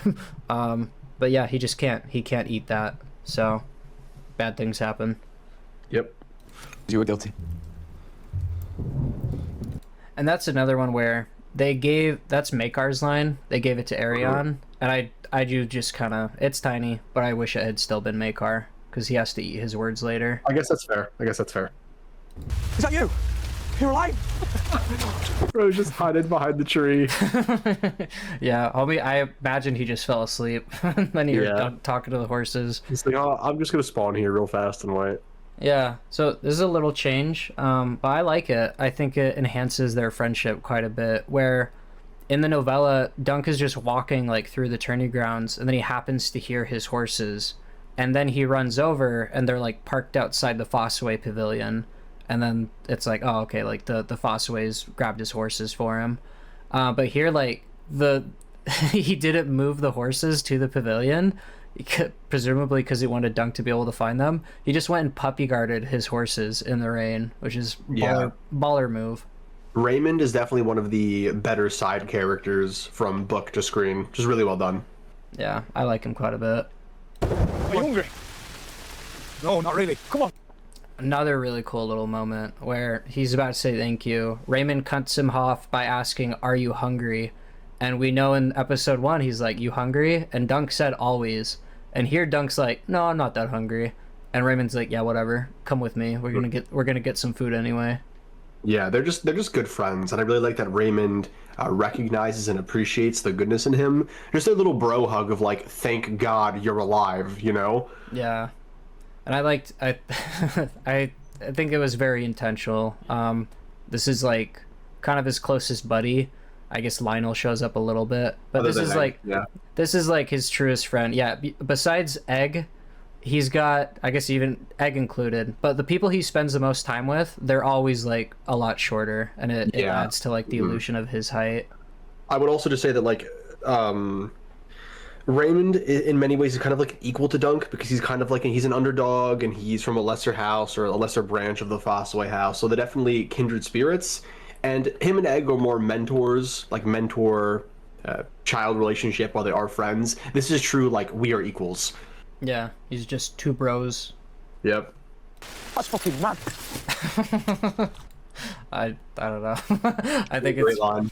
I like, I don't know, the idea that he's like, that's fucking mad, like it's actually insane. Yeah. It's like, surely people talk to their horse. Come on. Yeah. Cool thing to throw in Raymond's face, since we know by the end of this episode he will be a knight. Yeah, I like the scene overall. I think Stefan does a better job in this scene than his introduction in episode 1 to be more faithful to the book. Yeah, honestly, it's still fairly different.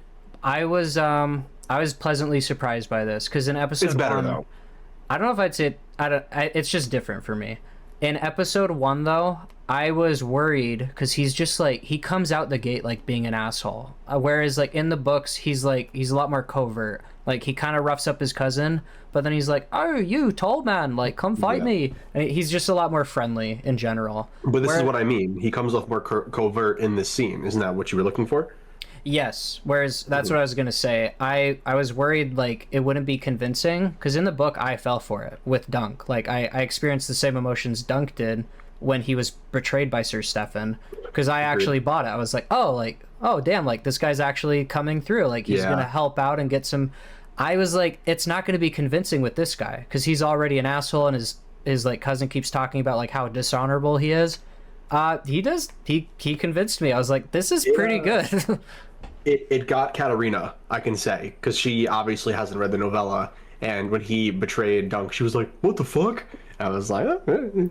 Yeah, no, I think they struck a like really good balance where like, and especially adding the part where he's like complained about Targaryens, and then he throws that in here too, where he's like, "Yeah, fuck the Targaryens, we're sick of them." I was just surprised, because I was like, okay, I could totally see this tricking people. Yeah, it feels very like, listen, maybe we're not best friends, but fuck them. Yeah, exactly. And then and he drops a hint, like, and he does this in the books too, but he lets Dunk know mid conversation, he's like, "Oh, it's all about the glory," like he without realizing, he says like, "I'm after glory." So it's kind of a hint even in the moment that like he's not being altruistic. His morals aren't sound. Yep. Why would that pain you? I don't doubt that. But the I do like that. Yeah, Just a good little moment. Why would that pain you? There's always more glory. Yeah, right there. He's like, when I find myself without the answer is always more glory.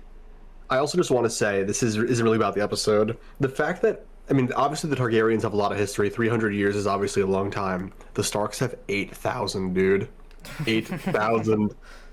All right, we got a Stark propagandist in here. I forgot. It makes you think, like, do they have some type of pact with the others? Is there something going on there? Did they rule for 8,000 years? I don't know. They're definitely on some goofy shit. 100%. I can't claim to understand the old gods, but... Good for you, I have some friends you have. So he mentions Lionel.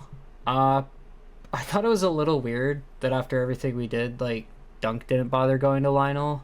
It kind of makes it makes a little bit of sense with like them kind of establishing he's not reliable or that he doesn't care about Dunk's plight, but we're gonna get to that, see when it happens. But when Lionel Baratheon declares for Dunk and just says the same line for the book, I was just like, yeah, we didn't need all those other scenes, did we? Yeah, it's just we'll get into it. Yeah, I got a bunch of things to say about Lionel, but I'll save. Honestly, I gotta save that for like the last episode. Same thing with like, cause there's still time for them to sneak stuff in that seemingly has been cut, but we'll see. I figured this is what I deserve. Do you mean what you were supposed to do? For not knowing my place.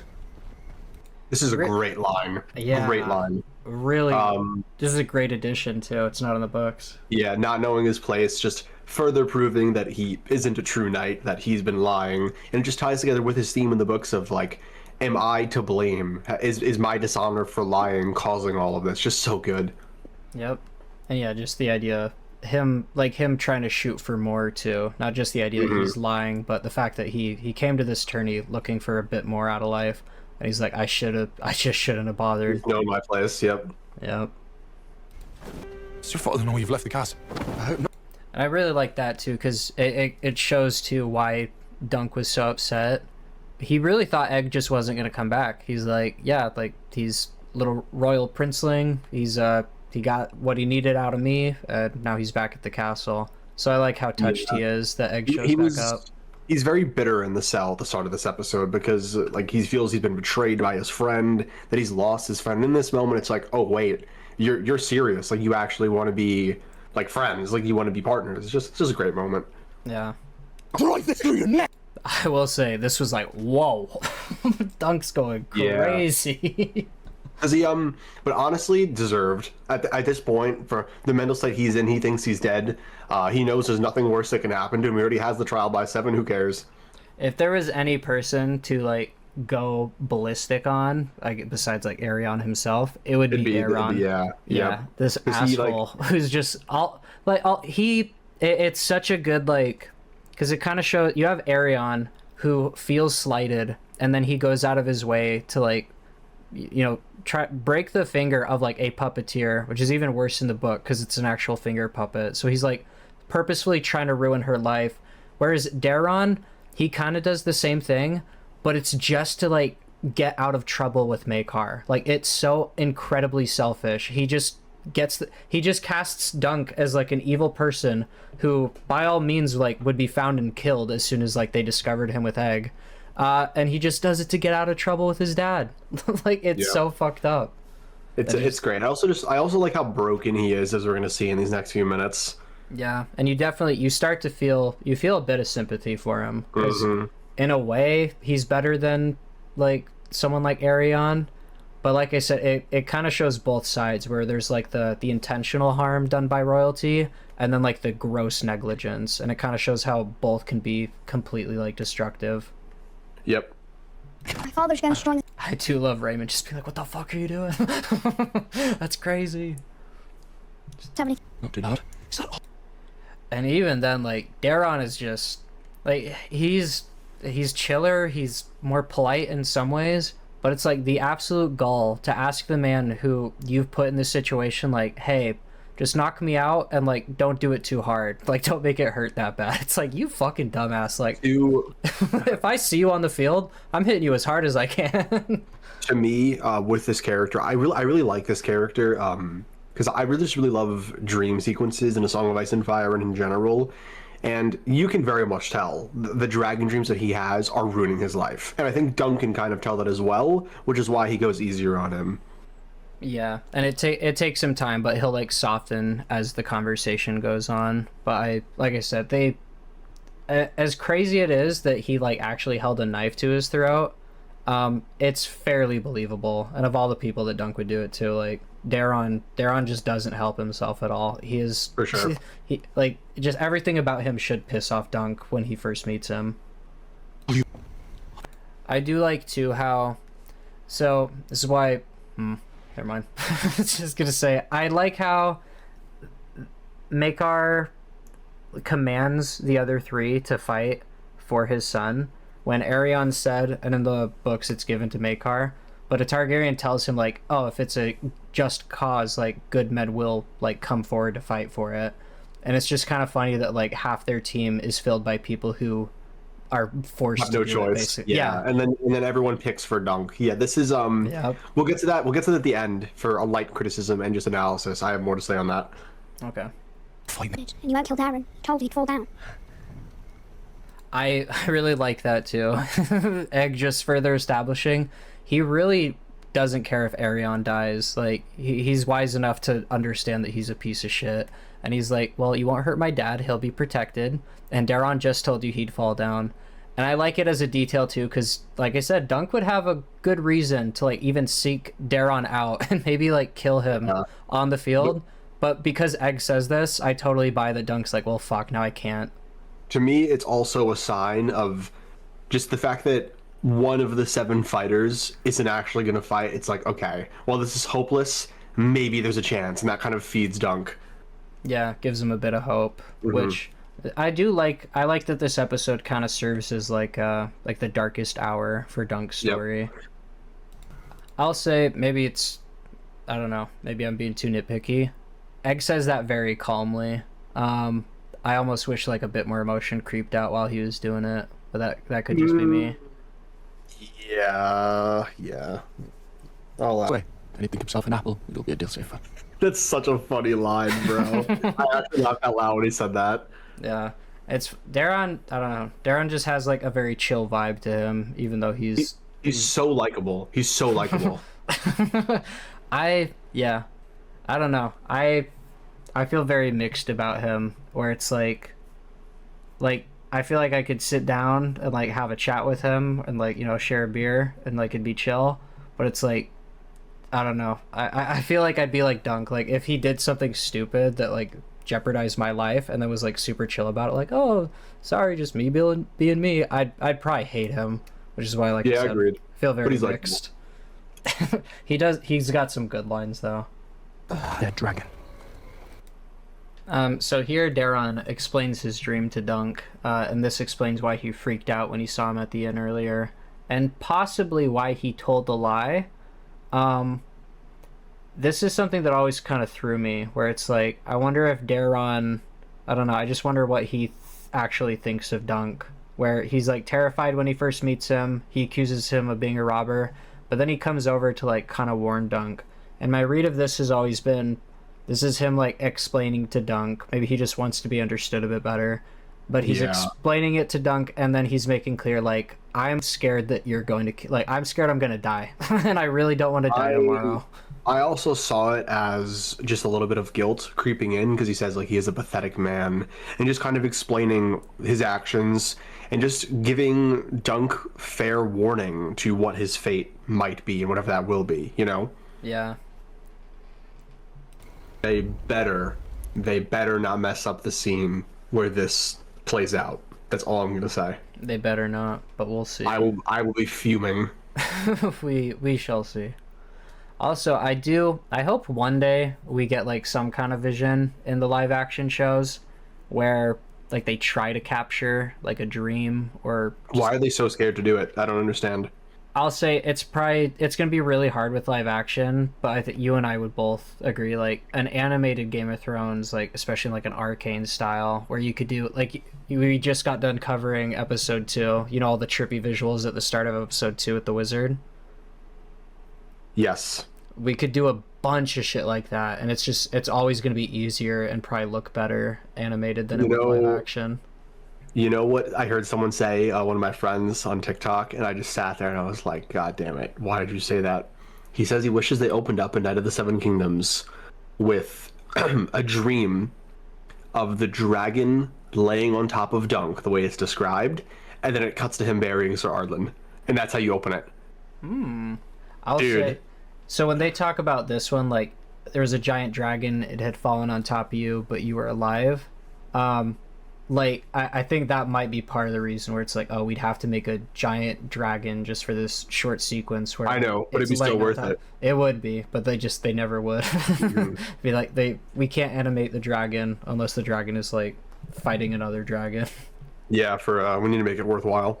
Yeah, and that's why, again, just if it was animated, it wouldn't be like crazy resource intensive. It would just be like animating another sequence.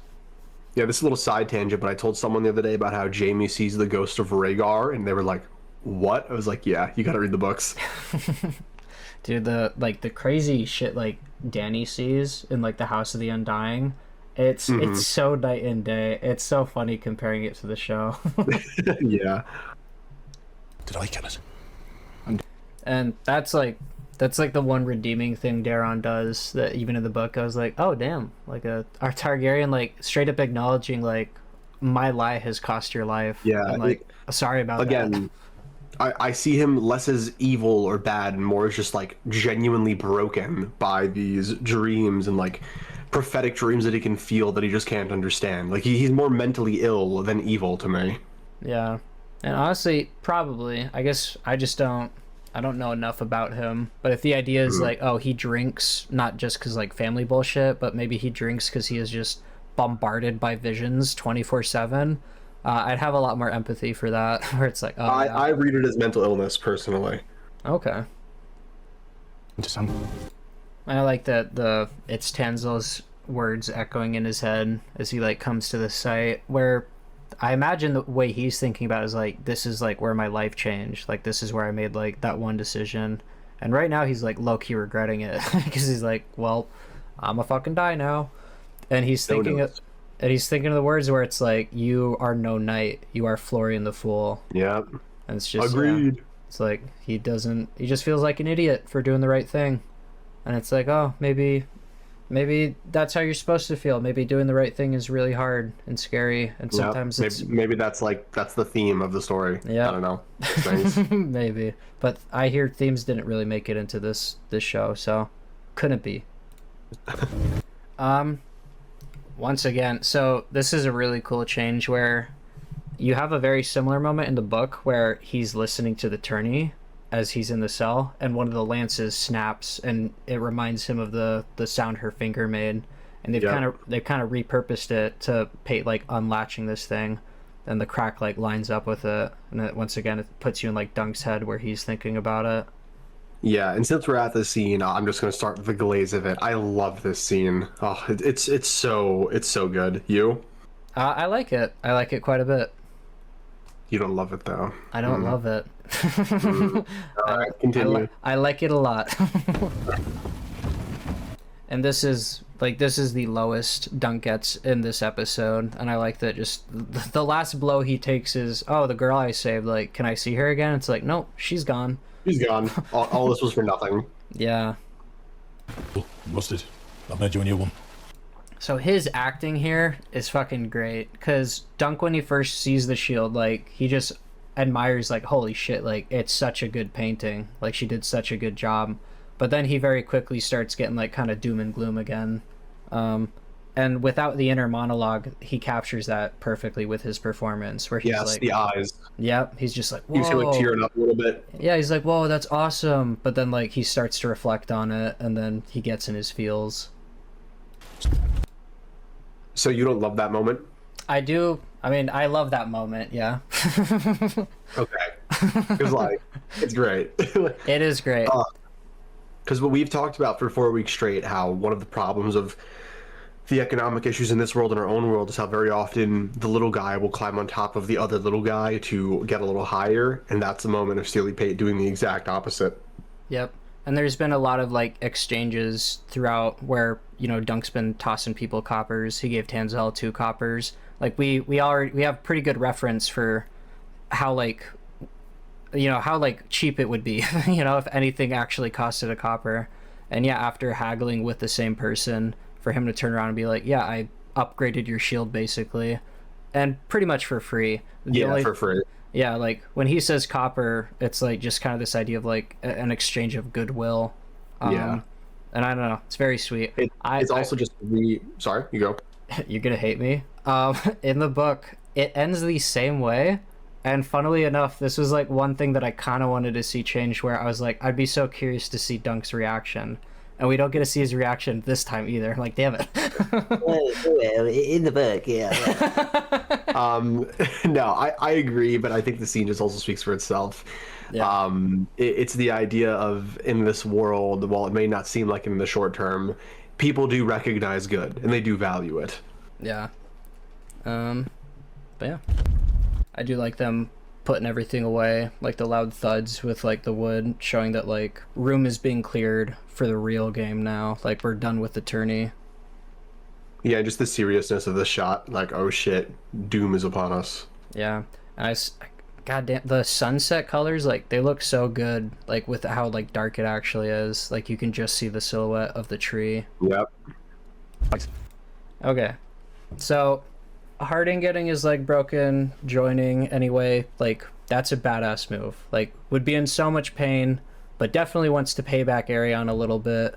I don't know, for the most part, I'm happy that like we still kept in like Harding's badassery, but we still kind of gypped him.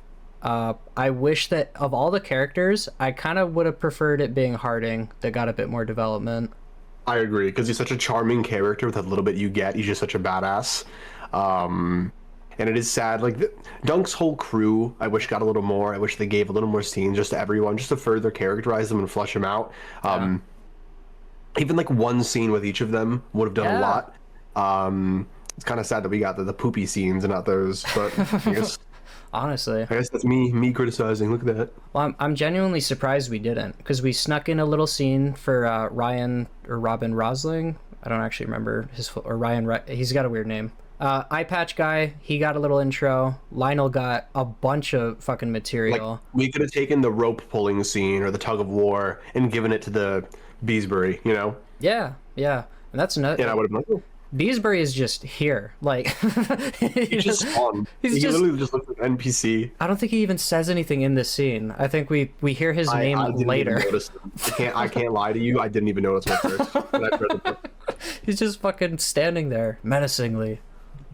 I always knew you meant trouble. Cannot thank you enough. I do like that little line where he's like, I always knew you meant trouble, harkening back to their little moment where he was sussing him out. Family. It's also just, it's just weird though that he actually had a relationship with one other knight and he didn't attempt, like, we don't see Dunk go to talk to anybody. He just trusts her Stefan to do everything for him. And it's kind of weird, especially with he knows Lionel. Yeah, you would have thought he went straight to Lionel and then Lionel grabs everyone else. Yeah. Like, that could have been, like, imagine he goes to Lionel and he's like, dude, you don't need to ask. Like, I'm Lionel, I'm the laughing storm. If I ask people to fight, they'll fight. Yeah, Lionel's like, I got a whole ass posse. Just grab the boys from high school. He's like, dude, I could get 20 people. I'm gonna have to hold an auction here. So I like Egg's just fucking randomly playing with an axe. And Dunk is in his armor, which I'm just gonna say it. There's a really sweet little moment in the books where it's Pate and Egg tending to Dunk, and I don't know, it's kind of his humble roots personified, where typically someone would have like a grown-ass man like tending to them, and he has both generations. He's got the old blacksmith and he's got like the young prince. Yeah. Just literally everyone's man, like everybody's hero. I'm really hoping they add it into the next episode or whatever they do it. But he is the people's champion, and I'm hoping that they show that. Yeah, there's a really cool moment that it should have just been in this episode, like timeline wise. So I'm really hoping they shuffle it somewhere. But they are for me. It's just like, oh, it's so good. It's a beautiful moment, and yeah, there's like. We talked about it. There's other characters who like kind of belong in that moment, I feel. You know what I mean? Yep. All right. Oh, dude. Crazy good armor.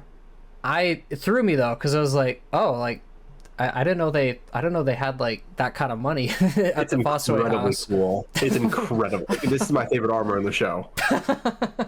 I wouldn't go that far. It is really cool though. Dude, it might be. Come on. I'll say the fact that it's Apple armor and like it looks that good is insane. Yeah. I'm just a little partial to like the Targaryen shit. Yeah, I got you. But other than the Targaryen armor, it's incredible. Yeah. It like you said though, it did make me wonder like, oh, like what do you even need a lordship for? Like Bro got this. Bro got this smelted overnight with Arion's money. That'd actually be so funny. It's like I've actually made this Apple armor for my most loyal Fossaway. The disgust in Raymond's face, it's just so good. Yeah.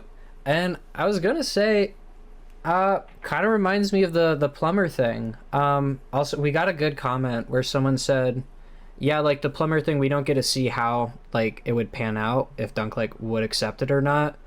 But in a way, we get to see him reject it because he chooses to save Tanzal. Like the idea being, Dunk actually had like a pretty good prospects, and he still threw it away to save an innocent person. That is true. And here, it's kind of mirrored by him saying, like, I know great men who have traded their honor for far less. And it's just like, do you, though? Were they really great men if they did that? Because here we have Dunk, who refused to make that trade. Another thing, too. So, this is what I was talking about, where, like, the trial rules, like, I was thinking about them more than I had before. I didn't realize with Stefan's betrayal, I think, like, he didn't expect to have to fight, because he's like, oh, I just switched sides at the last minute. It is so deliberate. He literally waits till the last minute. I switch sides at the last minute. Dunk doesn't have enough people. He gets killed. I don't even have to fight. I'm just a lord now. Get away with it. Yep, but no, not today. Great moment for Raymond. This is great. I do love this moment. And I like the little touch they had with Arlen showing up, or the ghost of Arlen. Yeah. Mm-hmm. Raymond. And I like to we've maintained this moment where in both book and show, like Lionel clearly is like, oh, he realizes through this that Dunk is bullshitting. Yeah, and then it's the fact that he so quickly just does it for him, just the respect. Yep. And I think, yeah, him covering for Dunk definitely makes a lot more sense here because they're friends. Where is it in the books, like, it literally says, like, Lionel shoulders past him. Like, he's almost kind of annoyed, like, oh, you fuck. Like, he puts it together, and he still steps into Knight Raymond, but he's like, oh, you little liar. This scene is tough, bro. This scene is tough. Like, come on. Yeah. I like the angles that they choose, where they kind of have like the POV of both of them, the guy looking down and the guy looking up. And here we have it reflected where Dunk is in the, like, he looks like he's almost in the to be knighted position. Yeah. And then we get Arlen.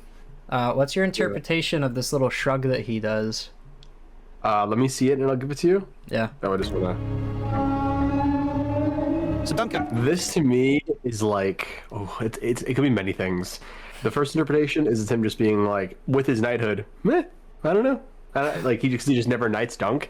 But then it's also could be Dunk's subconscious, how he feels to Arlen would react, kind of like, well, you made your bed, now you got to sleep in it, kind of thing. Yeah, I agree. And I think one thing that I wondered is like, is he wondering still, like, were you gonna knight me? Because I'm wondering that. Arlen, were you ever gonna knight him? And Arlen's like, I don't know.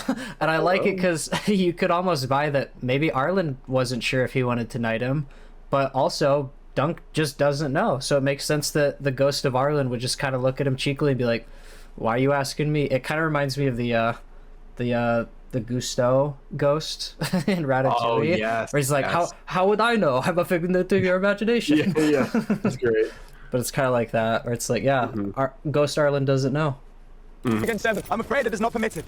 And yep, Arion's so quick with that. You can tell that's what he wanted. He's like, oh, and he says, I'm pretty sure Stefan even said like Arion wouldn't have given me a lordship otherwise, which is like, oh, like either like they colluded directly, so they both knew like, oh, you're gonna pull a fast one at the very end, and then we don't have to fight at all. So Arion's like, yes, this is exactly what I wanted.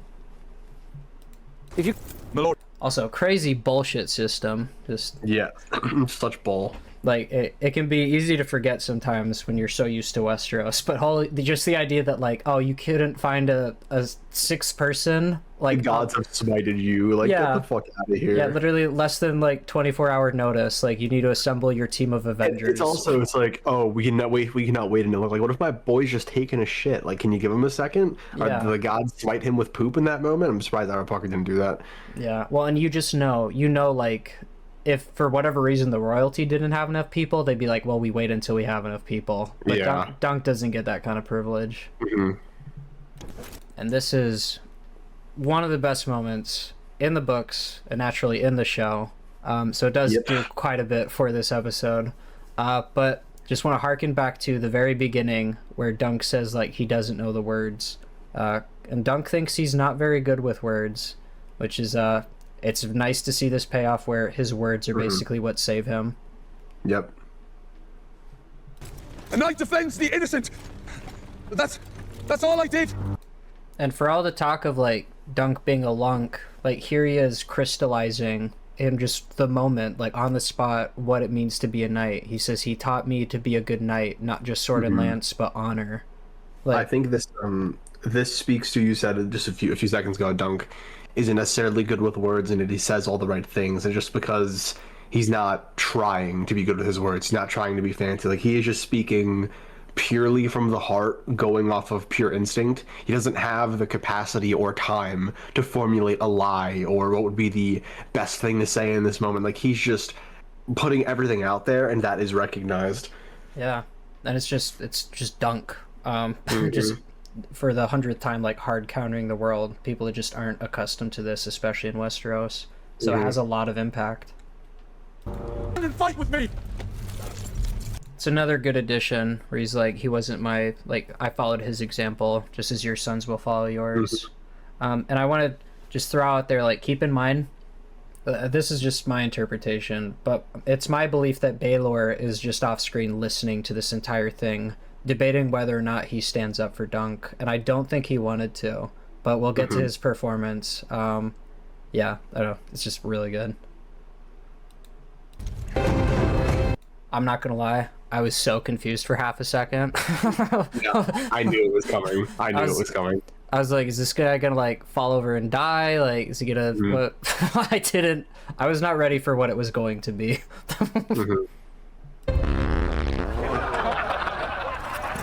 And it's a fart joke. What do you think of that? I think all the fart and poopy and pee-pee jokes are a little much in the show, but of all of them, this one is the most passable for me because of what happens immediately following. You? So on one hand, I kind of get that. I do agree that the show handles it well enough that I don't think it's a huge problem.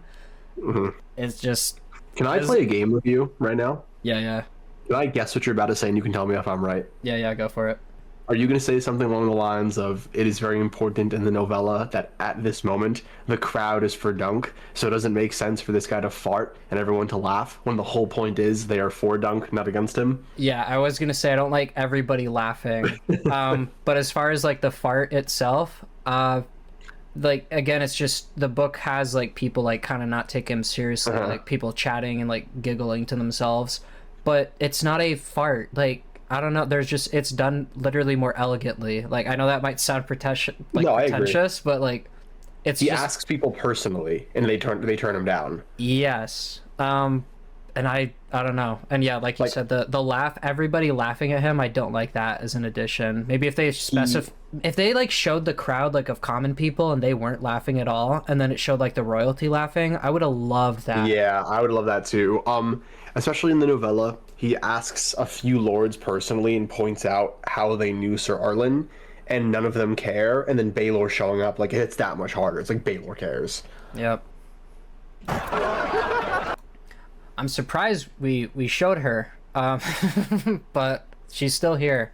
I'm gonna save this for the episode 6 review, but I have a theory that there was a lot cut from the show. A lot. Okay.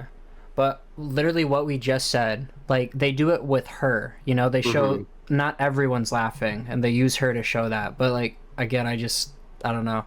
Maybe I'm being too harsh. Maybe no, I agree. I agree with you. I agree with you. Okay, I was just gonna say, well, maybe the idea is that like it's just the royalty box, and we're just supposed to assume that the commoners don't feel the same way. And the no true knight among you! I mean, like that's the line.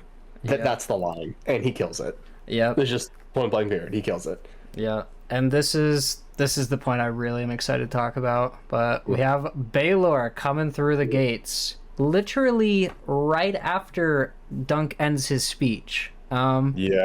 Which this is another thing where I didn't think about it from the book, but the book does kind of hint at it. They mention like his sad smile when he makes the decision, but I just want to take note of like his performance when he comes in. I will take the Duncan side. Like, so he has. So this is kind of like the almost sad look, but when he comes in and says it, like there's kind of this exasperation to the performance, which it was another thing where at first I was like, oh, like weird. That's not really how I pictured Baelor saying that. But the more I thought about it, the better it got, where I was like, oh, like, yeah, like Baelor knows like he's important. He knows he's going to be the king. Yeah, he's a good guy, but at the end of the day, this is a hedge knight. It'd be very easy for him to be sitting off to the side thinking like, I could just do nothing. I could do nothing like all those other lords. And Dunk dies, everyone else goes home, bada bing, bada boom, like nothing to worry about. Yeah, but the fact that he comes out literally at the end, like, of the speech and hit this expression, it made me go, oh shit. Baelor was probably having second thoughts because he had to prepare enough to grab his son's armor, but he literally comes in right after the speech, and I was like, oh, he wanted someone else to step up. He didn't want to. He didn't want to do it himself, but Dunk's words got to him, and it's such a good moment. My headcanon is he's hoping someone else is going to step up, and he kind of convinces himself out of doing it with the fart, and then it's the are you like, so he turns around, walks away from the gate, and then hears the "Are there no true knights among you?" and just like dead in his track stops and is like, "Oh shit, I gotta go defend my bro," and then rushes to his side.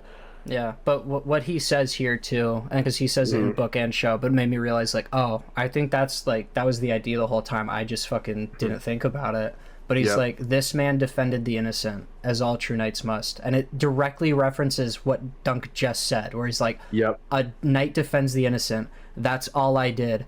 And he's also, Baelor's referring to himself. That's why he does it. He wants to be a true knight. He was inspired by Dunk's words of all people. He's like, fuck it, I'm gonna do the right thing. The heir to the Iron Throne is inspired by a nameless no one born in Flea Bottom. Yep, and he defends the innocent because all true knights must. Yeah, man. Like I said, we can go back and forth as to nitpicking why Book Baelor show, but like the core is here. The essence of the character is present, and he's fantastic. It's just it's unbelievable. Like what a character. Fucking beautiful, fantastic, and all those people being like, oh, George, nihilistic, Machiavellian. The whole thing that happens here is like someone is like inspired to do the right thing by somebody else doing the right thing, and it's a really it's so cool because it's a like the nobility, you know, the literal nobility, the people who are supposed to be noble and righteous, taking a fucking lesson from a hedge knight, someone who's supposed to be nothing. This is the equivalent of like the president of the United States risking his life for a nameless homeless person. Yeah, and like he does it because the homeless person like actually was spitting fire. Like, he's like, oh, what you said got to me. Like, I don't know, it's just crazy. It's so cool. See in the background too. Like we're so locked. We're so locked. And it makes me forgive them because I was a little worried with episode 1. Like, oh, you kind of. I don't like the idea of shitting on the Game of Thrones theme. I get the idea, like, I don't know. That's a good piece of music. It did represent a good show for a while. The idea that like it's going to be used to make fun of the show kind of worried me. But I like that they bring it back and they're like, no, you just had to wait, you know, just be patient. Agreed. We'll bring on the epic music when it's time. Protect my son. This man protected the innocent. As every true knight must. Let the gods decide if he was right or wrong.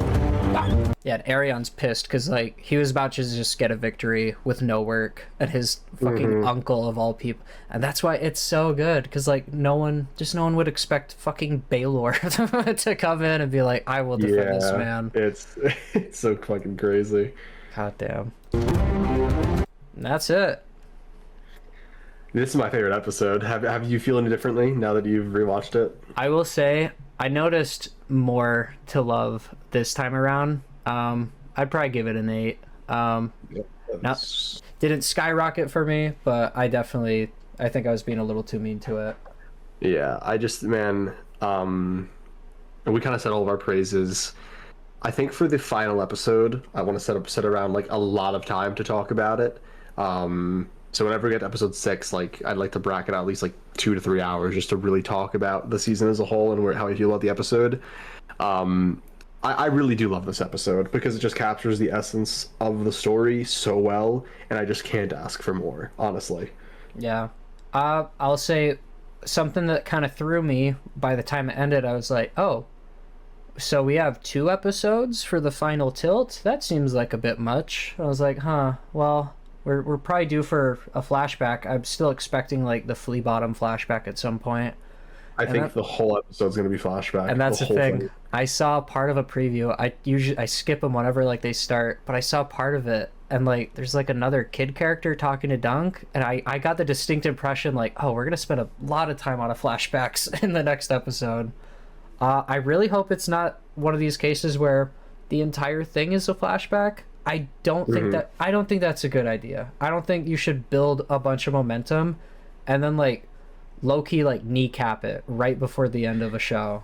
I don't want to say anything because we just need to see it first. Yeah. Then we will make our decisions. Yeah. Like I said, just worried that might be the case because I don't know. If they could just stretch out the tilt, and that'd actually be a good opportunity to put in a bunch of stuff that is kind of missing right now. But we'll see what they do. We will. And yeah, I really like this episode, and I guess thank you all for watching, and we will see you next week. Goodbye. All right, so before we get into the actual episode, I want to tell you 2 memes that I found today that I absolutely loved. You know in The Sopranos when Tony is freaking out about Christopher Columbus? Yeah. He's a hero in this house. So I saw this meme. It goes, he was an honorable prince of the realm who pledged himself to a lowly hedge knight. In this house, Baelor Targaryen is a hero. End of story. And then I saw another one, and it was Makehart standing there with like a puss on his face, going, "Please don't tell Mom I hit you that hard. It wasn't that hard." That one's good. Don't tell Mom. Don't tell Mom. Other than that, that's the most joy you're probably going to get out of this episode, because this episode's miserable. Yeah, I will. I'll try to hype you up for it a little bit. I did see I saw your sad video, and it's cool that the episode affected you, in that way. I did not have the same like type of misery. Like I wince and cringe every time like Dunk gets hit or stabbed. But there's in the back of my mind there was always that like they're doing it, because spoilers for my opinion, this is my favorite episode, and I was really worried about this episode going into it. So I was just kind of overwhelmed by like, holy shit, they're pulling it off, like they're sticking the landing. Yeah, I want to see how I'm gonna feel about it the second time. It was just the trial was so real. Yeah. And like just like I said, I haven't experienced, like I've never been in an active war zone, but the bit of traumatic violence I have seen, that was like way too close to home. And like I said, my dad texted me after it. He was like, "Yeah, that was fucking crazy," and he's seen some crazy shit. And I actually got a great comment from someone who said they were like a veteran, and they were in active fire many times, and that this episode triggered their PTSD, but that they don't regret watching it because they feel it's really important people see stuff of this nature. So thought that was a cool little detail and just another like W for this episode, but makes it a hard watch. Also, you're not. As you can. These men mean to see you dead. Kind of cool to start with. Oh, you want to go ahead? No, you go. I was gonna say, cool that we start with like this like overhead shot of them in a circle, and Baelor is at the center already like giving commands and instruction, just kind of showing his like natural leadership. Yeah, I think the natural leadership is shown a bit better in the novella with the tourney lance and how he's explaining exactly what they're going to do. But again, I'm at a point where like I've just accepted the differences, and I still love this moment of him just coaching them and being a leader. Yeah, I'm gonna take that opportunity though. Yeah. It is a really cool thing in the books where he says, "Oh, they're gonna use war lances because those are lethal." And his solution is, well, if we all run tourney lances, they're longer. So as long as we hit our mark, like they won't be able to touch us. Yep. And yeah, it's pretty I'm neat. I'm gonna get into this more later, but Baelor and Raymond carry this trial for Dunk, bro. They carry this trial. They will fight savagely. As will we, my lord. Oh, that was something I was kind of sad to see, though I'm pretty sure we do see the green shield, like the green apple shield. Yeah, we do. But in the books, like there's this little moment where Raymond rides up and he's like, "Yo, check it! I changed the color of the apple so you guys don't confuse me with my shitty cousin." Whereas like, fuck him, I'm getting myself a different look. And he says, maybe I'm not ripe yet, but it's better not ripe than having a worm in it. I think that's the exact line. That's great. Yeah. But it's pretty neat. I'm honestly surprised because I kind of thought, especially with like the Blackfire rebellions, because that's how I learned through Sworn Sword. That's where you learn that bastards will sometimes use the coat of arms, but they'll like reverse the colors on it. And it definitely reminded me of that. And I thought maybe they'd make some kind of reference, but no, it's just a background detail. Green fucking boy! Yeah. Yeah, we get Raymond throwing up, and I like that Dunk is like standing there, and you see like Egg look up at him, and Dunk is just staring straight ahead. His priority is thinking about how he's gonna actually survive through this, and then Raymond yaks a little bit, and Dunk immediately yaks, which just tells me like, yeah, he was going to, and he might have been able to not do it, but Raymond throwing up next to him like, yeah, sealed the deal for him. What of the King's Guard? Okay, you gotta help me. What? Sorry, this is such a stupid question. What color are like the beehives on his armor for you? Like yellowish orange. Okay. Gold, maybe. Okay, I thought they were red last episode, and when I saw them here, I was like, they look orange, but I can't trust my eyes. Wombo colorblind. True. Red and orange, yeah. Something about those two. Big heart, these bring. Also, it is interesting that is his only line, which not a big deal, but we can finally like kind of explain ourselves. We've been saying like throughout this series, like, oh, it's kind of, we were hoping like they'd give Humphrey Harding or Humphrey Beesbury a bit more character, and it's because, I guess, spoilers if you for some reason are watching this before you've seen the episode, Humphrey, they both die. They both just die off screen. Not off screen, but in the background. Yeah, so we do get to see Harding fall, which is pretty neat. It's just, you'd think like if you were going to give it a bit more impact, I just thought like that would have been like kind of an almost easy way to do it. Just spend a bit more time, like hype him up, get to know him as people, and then like ooh, double sucker punch when they die. Yep. Handle the King's Guard. The gods will let us know. That line has always kind of like made me wonder. And George likes to do that. I think he likes to make you wonder if like the gods, like how real they are or how involved they are in Westeros. But him mentioning like, oh, the Kingsguard, like I'll take care of them because they're not allowed to actually harm me. And then Robin Rising asks, is that honorable? And he says, the gods will let us know. And considering that Baelor dies quite brutally at the end of this fight, it almost suggests that the gods were angry at this decision, which I don't think it's definitive, but it's just always interesting. I don't believe that, yeah. But I like the analysis. Yeah. I don't know, it's just something that I can't help but like think of every time he says like the gods will let us know. I'm like, I hope that wasn't the gods. I feel like you did the right thing. They loved you best. No man fight so fierce is one neglected by his mother. Anything you want to say about that?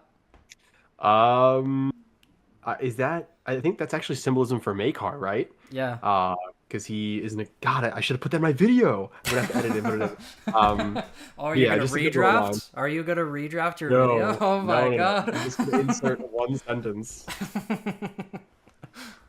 But yeah, no, it's definitely in reference to Maekar, and it definitely, I mean, it kind of explains partially like the massive chip on Maekar's shoulder, beyond the fact that like Baelor overshadows him everywhere he goes, but also kind of explains like, you know, why they do such a good job of like giving you reasons why what's gonna happen is gonna happen, where it's like, yeah, Maekar's mad, he's defending his son, like his brother tries to stop him, and then on top of all that, it's like, oh yeah, and he was the least favored, like, so he's got like just an inherent chip on his shoulder. Yep.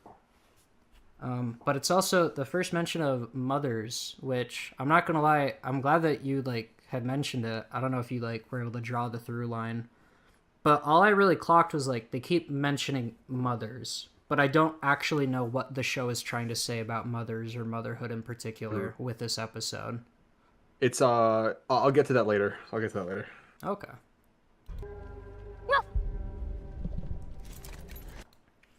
I really like that moment. Just like the I'll see you again, and they're both just terrified. Yeah, like you can just tell like neither of them is convinced.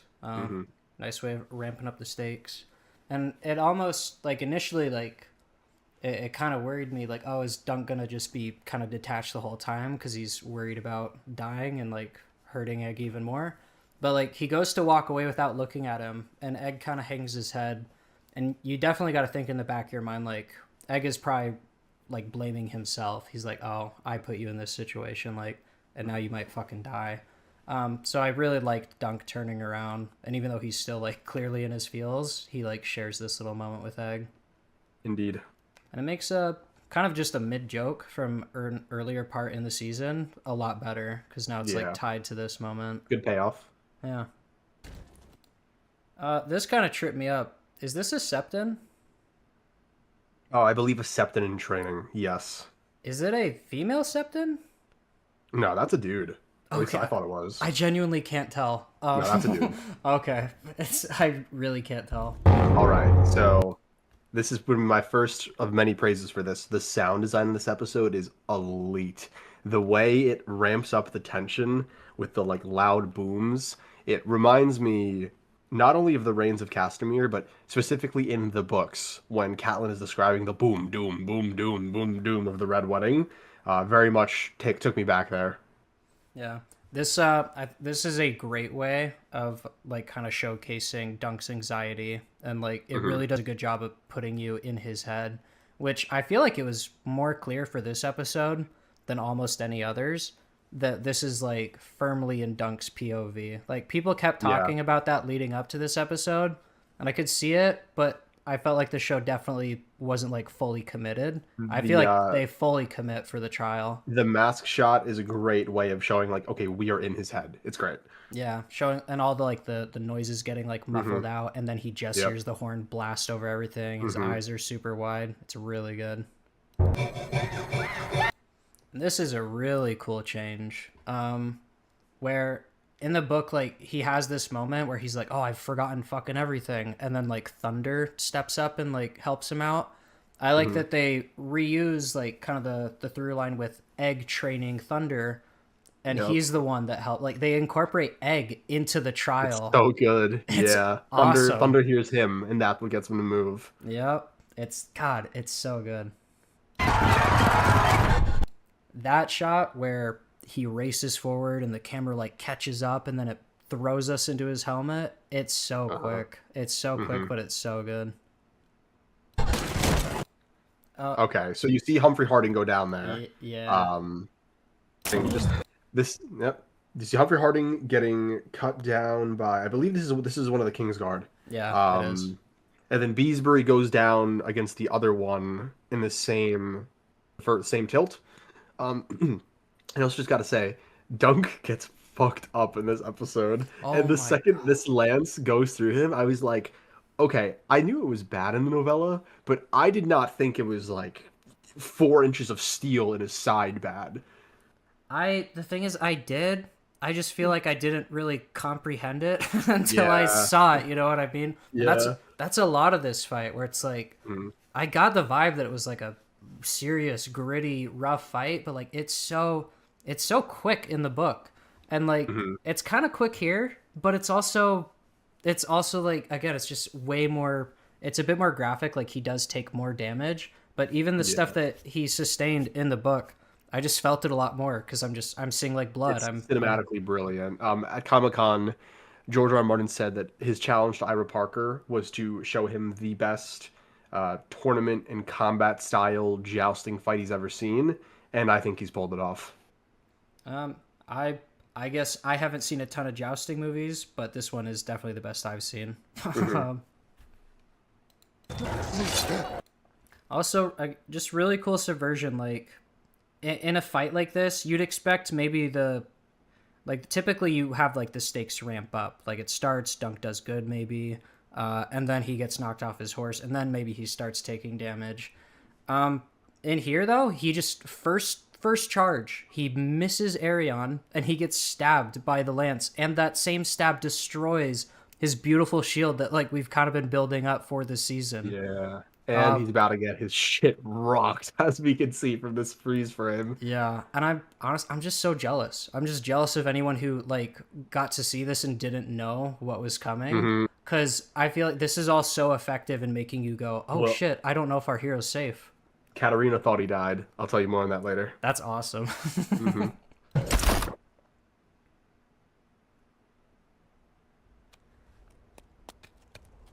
I got scared when this happened, not gonna lie. Yeah, my immediate thought was, fuck, this whole episode's about to be flashback now. Yeah. But it's okay. They pulled it off. Yeah. This right here, this Lannister man dying underneath the horse, when this shit happened, I went, oh, fuck. Like, they're really going for it. They're actually really trying to let you feel just the carnage and the brutality of war. And the fact that it is so unceremonious. And he cries out for his mother. Oh man, this is so brutal. Yeah, no, it was when they cut to Dunk, my first thought was like, oh, he's a lot older than I thought he would be. Just because when they talk about Dunk getting taken from Flea Bottom, I really got the sense that he was like 5 or 6. Like he was a tiny ass little kid. I got the sense that he was like 9. Really? Yeah, like late weird. in his childhood. Okay, I'd have to double check then, because I'm not sure. I'm not sure what exactly gives me that vibe. But yeah, I was curious. I was like, okay, he's gonna be older. Like, I wonder if they're gonna ramp up like the hardship even more than I expected. And like immediately, yeah, like he starts to mercy kill this guy. And it's just very rough, and it kind of shows you like, oh, this kid has already had like a crazy life. Like a guy is dying in front of him, and he looks surprised, but he's not reacting like a kid who has just seen death for the first time. You know? No, he's seen this before. Yeah, and he like to the point where he takes it upon himself to end this person's suffering, which like I don't know, it's just neat. Oh, I might be about to expose myself. But do we know what battle this is? I do not know, because it can't be the Redgrass Field because it's too near King's Landing. So I have no idea. I have no idea. Okay, I have no idea either. That's why I had to ask. End up in no hell with the rest of us. That, I really love that line. So you have to say words with the Highborn so they don't end up in a hell like the rest of us. And it's just like, yeah, for the Highborn, they get ceremonies and funerals and all these words. And if you're just from Flea Bottom, just die in a corner somewhere. And I guess someone maybe picks up your body a few days later. Yeah, there's a beautiful exchange that we'll get to between them and the City Watch guy who tries to rob them. I love that. It leads into Dunk saying he doesn't know any words, which call back to the very first episode when he says he doesn't know the words for Arlen's funeral. He still doesn't know the words after all this time. I was trying to show... I was going to say, one thing that kind of like stood out to me is like they are far from King's Landing. It's at the very start when you see the castle. I thought they re-showed it. Oh, hang on. Yeah, leave it right there. There there you go. Okay. They're like a few miles. Okay, I guess. Okay, that's not too far. Not that far, like a few miles. They can walk. Okay. But I was gonna say, it is far enough that like again, it's another thing showing like the hardship. Like their lives are so rough that they're willing and able to like walk miles away from the city just to like scavenge a battlefield and then bring all that shit back. Do you know like who that coat of arms No belongs idea. to? Okay. No, couldn't. I was confused by this. No clue. I feel like they like deliberately show it. Like it has to be some kind of Easter egg. I'll look it up as we keep going. Yeah. Nothing's over. I do like that. Show it like Ferret, whoever that is, told Dunk that they were gonna get free bread now that the war is over. Just showing like, yeah, the commoners wouldn't be that educated or like aware of what's going on or how it would really affect them. So for a kid, like even more so, to the point where like, yeah, they probably would believe that they might get free bread. What do you think of that?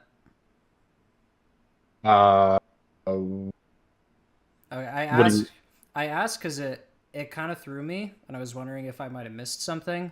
But one of the first bits of character we get for Rafe here is that she's like, I don't know, I almost kind of picture as like the OG Egg, like she was the smarter companion that like Dunk was attached to. Like she kind of did the thinking for them. Where she says like, oh, like King's Landing is like Tinder waiting to catch, because she understands like the war, like there's still going to be a bunch of resentment and aftermath is going to happen. But then she goes on in this episode 2 times to steal from somebody, and it does end with like, you know, that person hurting her back, as she just explained, like people don't forget shit, they'll hurt you back. So it kind of threw me, like, are they trying to say something about her character that like it's the idea that she understands and yet she feels she's invincible. She understands how this applies to the broader world, but because she's a kid going through it's that won't happen to me because I'm outsmarting it, I'm gonna outwork it, you know what I mean? I'm gonna out hustle it. And that's not the truth of this world. That's at least the way I read it. Okay. I guess that's kind of what threw me, where it's like, if she's to the point of saying like, let's get the fuck out of King's Landing before everything goes tits up, then that to me suggests like she is mature enough to know she's not invincible. That if they're there when shit goes down, like they might be screwed. Maybe. But yeah, just kind of threw me. Wild intro. Don't want to pause on it, but wild just a great great introduction to Flea Bottom. Just really getting into like the grime and how nasty it is down here and how awful life is for so many people. Yeah, you got like rats literally crawling over people, guy getting his like leg cauterized. It's crazy. Steal our ship? I don't know, it just always amuses me, like seeing a villain like try to do something like, oh, let me steal all your shit, and then something little happens to them and they're like, evil bitch, like how could they? It's like great. Take your Blackfire ladder elsewhere. That was so now's a good time to ask, what side do you fall on for the Blackfire Rebellion? I will hate you depending on your answer. That's a good. I mean, I genuinely have not. I haven't picked a side in the fucking Blackfire Rebellion. I don't know enough about it. You see this guy? Typical fence sitting activities. How dare you? Don't make me pull out the Team Green flag. I may or may not be for the Black Dragon, but we'll continue. Okay. Yeah, I know you're a Daemon fanboy, aren't you? Well, Daemon's leather is useless. What do you say to that? I'll take that leather. Noting that they live in a literal hole. That's just kind of all the analysis I got. Just crazy shit. Yeah, when they leave it in a bit, you see that they're literally under a goat pen. Like they live underneath animals. Like they are Dunk is the lowest of the low. It's wild. All kinds of advice for free cities are no better than here. I'll say he sounds a bit more Irish here, but I kind of like it because she sounds a bit more Irish. And like the idea being like you can literally see the flea bottom on him, and then like it kind of wears away after Arlen. So I just want to say this. You can't even say anything to this. There is a panel from Berserk that fits this moment so perfectly with what she's wanting to do, and when you get to it, you will remember this conversation. That's all I'm gonna say. Real ones know in the comments.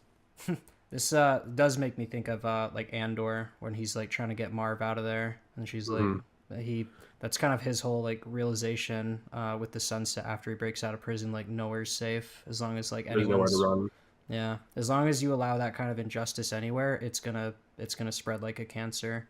Yep. What if they're worse? Fucking stupid sometimes. And I do like that we see, I don't know, we can get more into this later, especially as we cover multiple books and multiple seasons. But I feel like Dunk's stupidity is greatly over-exaggerated in the books. And the idea being, like, he needs to find a bit of confidence. Like, yeah, he can be a bit simple. He can not think things through sometimes. But he is not the idiot that a lot of people make him out to be. Yeah, he's simple-minded, not dumb. There's a difference. Yeah. Mother was could you love me?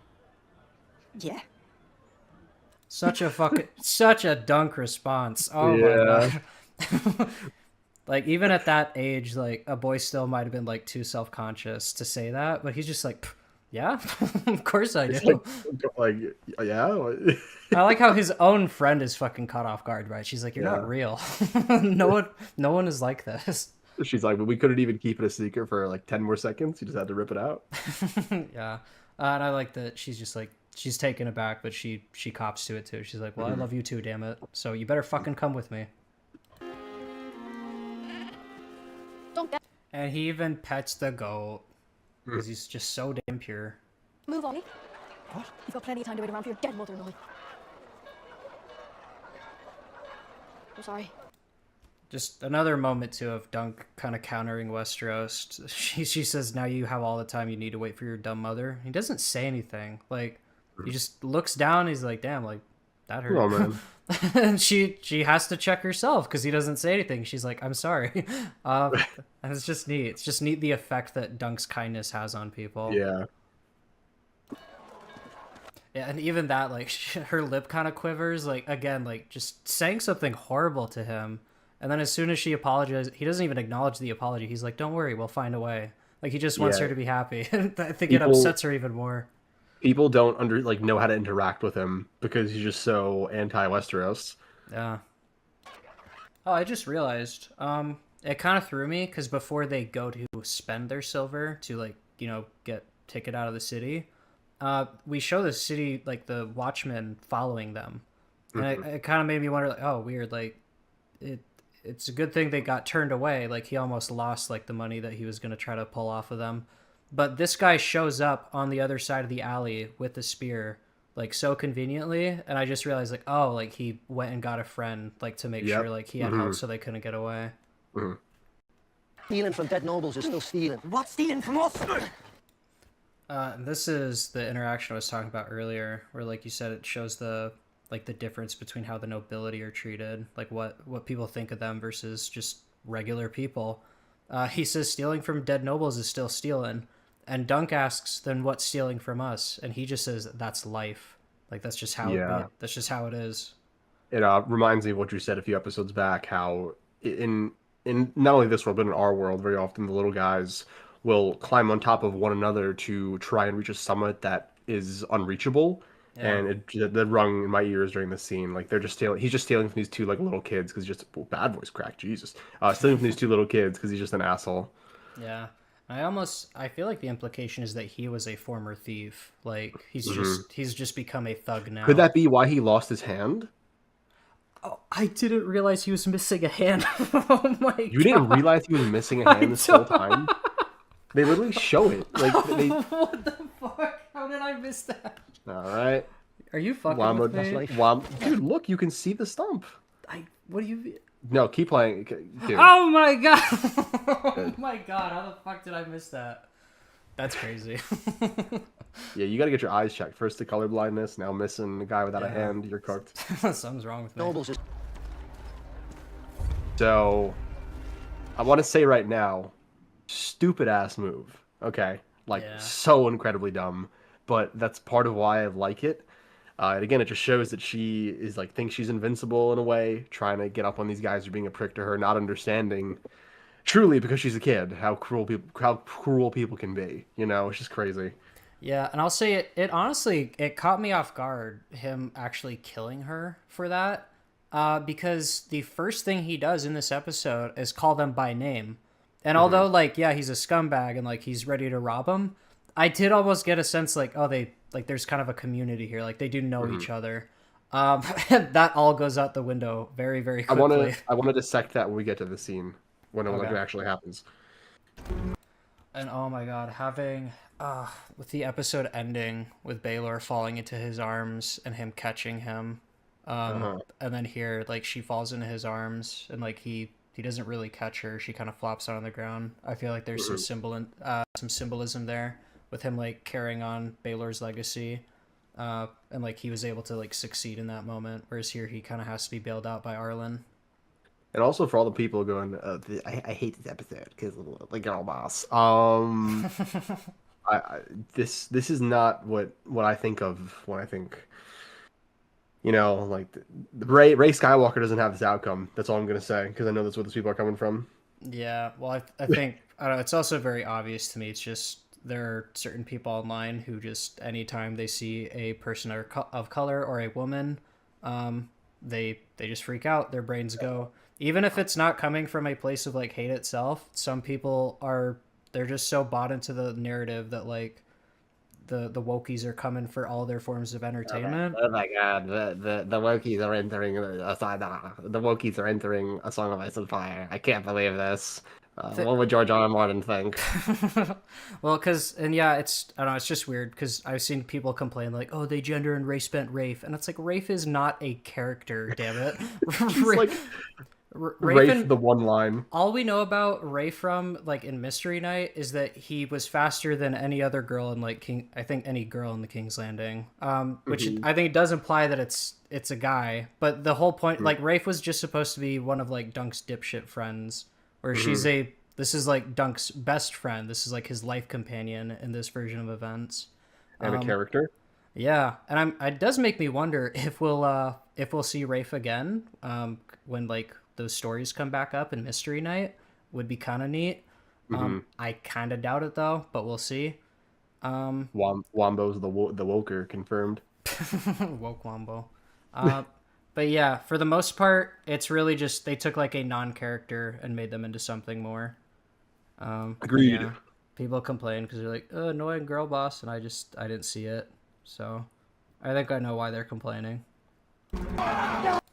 So we get that little shot where you can see like, the little tavern next to them. They're in view of multiple people. And I like that it's not said, but in King's Landing, like this is normal, kind of like what that guy just said, this is life. All these people can see and hear like these children being attacked by these grown-ass men, and no one fucking does anything. No one in that tavern steps up except for one guy. Leave that boy be! Great entrance. Holy shit. God, I'm gonna have to redraft again. Okay, so he says in the name of the mother, and I fucking love it. Because the rest of the oath, in the name of the mother, is I charge you to protect or defend the young and innocent, or protect. It's one of the other two. But it's specifically the young and innocent. And like that's perfect. That's perfect for Dunk. And that's perfect for Arlen to say in this moment. And I like too that he's fucking hammered out of his mind. Yeah. And he comes out swinging. He gets his like. This is a crazy fight, dude. It's an awesome. It strikes a really good balance of like chaotic and like messy, but you can also just see enough that like Arlen kind of knows what he's doing. You can tell he outmatches like these Kingsguard or not Kingsguard, City Watchmen. Yep. I like him accidentally hitting the lantern when he goes to draw his sword. Fucking cuts his head off and throws it like into the pigs. It's crazy. What I really like about this scene is how fast this all happens. In a matter of 2 minutes, we go from Dunk and Raph just kind of chilling to Raph's throat has been cut. One of the City Watchmen has been beheaded, and the other one has just been stabbed through the throat. It's like, oh shit.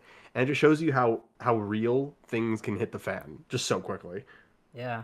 And I like too that this is like going into the flashback, a big reason I was worried is like we're gonna spend a whole episode on Dunk, probably in Flea Bottom was my guess.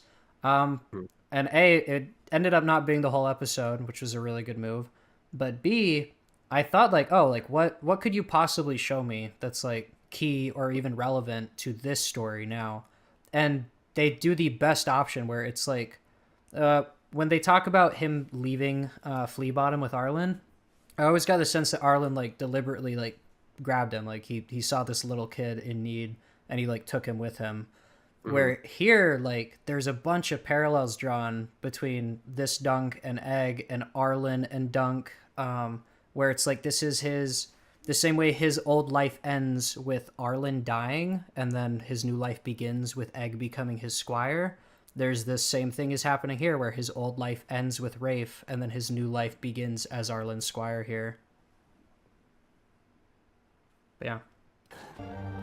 It's a really good shot to show just how lonely he is, all that empty space where like Rafe could have been or should have been. Yeah, just in the hole. Yep. So I like that he knocks the apples down and she says, "You old Green fool." apples. Green apples. But wait, you're fucking, those are yellow, right? I'm kidding, those are yellow. Okay. You can't be doing that. I don't trust my eyes anymore. But he says sorry, and then he just keeps fucking walking away. Doesn't even help her. And she even like throws her arms like, "What the fuck?" Just like, why'd you even say sorry, Dick? Yeah, but I like that she says, "You old fool," and that's something we hear him repeat to himself later. It's pretty cool to see like all of the elements we associate with Dunk, like him, you know, first encountering them when they're Arlen's. You know, he's sleeping under a tree. He's got the 3 horses. You know, he's looking up at he's got the canopy of stars above him. So, I'm pretty sure the idea is this is like the armor of his dead squire. Am I wrong? This is like the helmet that Arlen wears in the Oh, is what's it? the word? The comic. Yeah, this is the helmet he wears. Oh, okay. Okay, it just looks small. It looks like a kid's helmet, especially with Dunk. Like it looks Well, like I it think just kind slipped of right over his head. This doesn't really work because Dunk isn't as big as he is in the novella at this time. But it would make sense that even a young Dunk, his head would be so big that it could fit Arlen's head. You know? Yeah, that does track. I will say, it wasn't until this shot that I noticed they still had like the vignette effect or whatever in the corner. I kind of like it, but I almost feel like it should be stronger because, like I said, I didn't clock that it was there until like this moment. But I don't know. It's just kind of weird. I like that we see Dunk limping after him. Yeah. Started walking. God, the red keep looks so fucking massive, like in the shot. Okay, this really threw me, and I still don't know what possible explanation there could be. But people are saying he's speaking Dothraki in this scene. What? Have you not heard that? No. Hang on. Because I'm pretty sure it's like literally in the captions. Like someone says, yeah, it's like shouting Dothraki. Give me 1 second. I have to verify.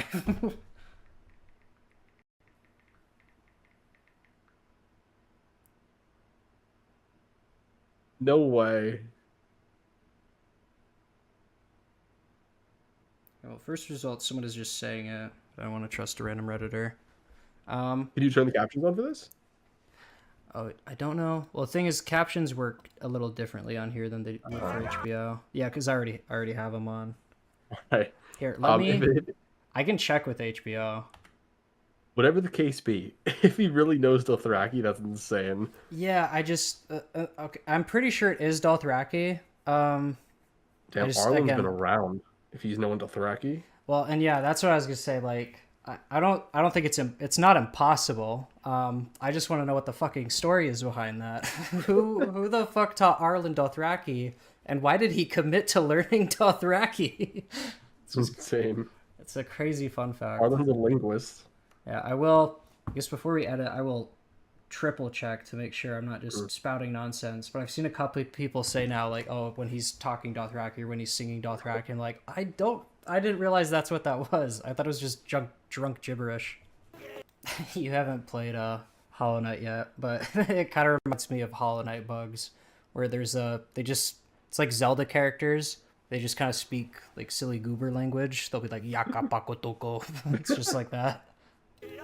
Also, with how close he is, and there'll be a bit in a second. I like that they make it clear like Arlen knows he's being followed and he's just trying to ignore him. Yeah. Lot of vomit in this episode. But when he first started drinking that, my first thought was like, oh, like that would totally make you sick. And then it immediately cuts to this. It was like, oh, okay. Yeah, and there they show Arlen. He clearly hears the kid throwing up in the background. He's just like, I hear nothing. Hey, keep following me, whatever. I'm not trying to adopt anybody right now. Leave me alone. I will say it is notable that, I mean, Arlen being aware that he's following him, at any moment he could have been like, hey, fuck off, like, why are you following me? So I like that, you know, there's some part of Arlen that is okay with Dunk following him, and we'll see by the time Dunk falls that there's a part of Arlen that still wants to take care of him. Yep. In his own little messed up Arlen way. Yeah. It's like, God, man, I already have this third leg I gotta deal with. I don't want to deal with these two, bro. I'm already carrying around so much weight. Damn.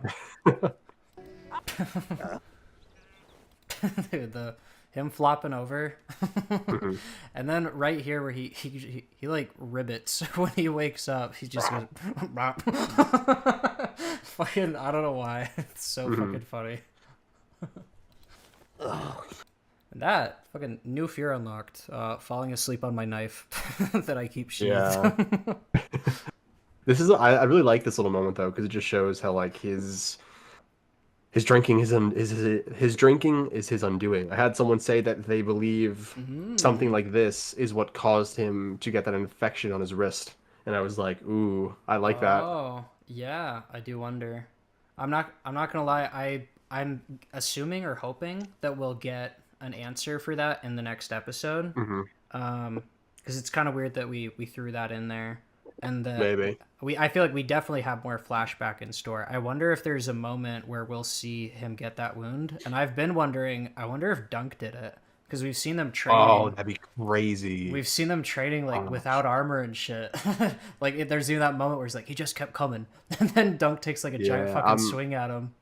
That's a great idea that I told you about before we started this that you stole from me. Continue. Wait, what?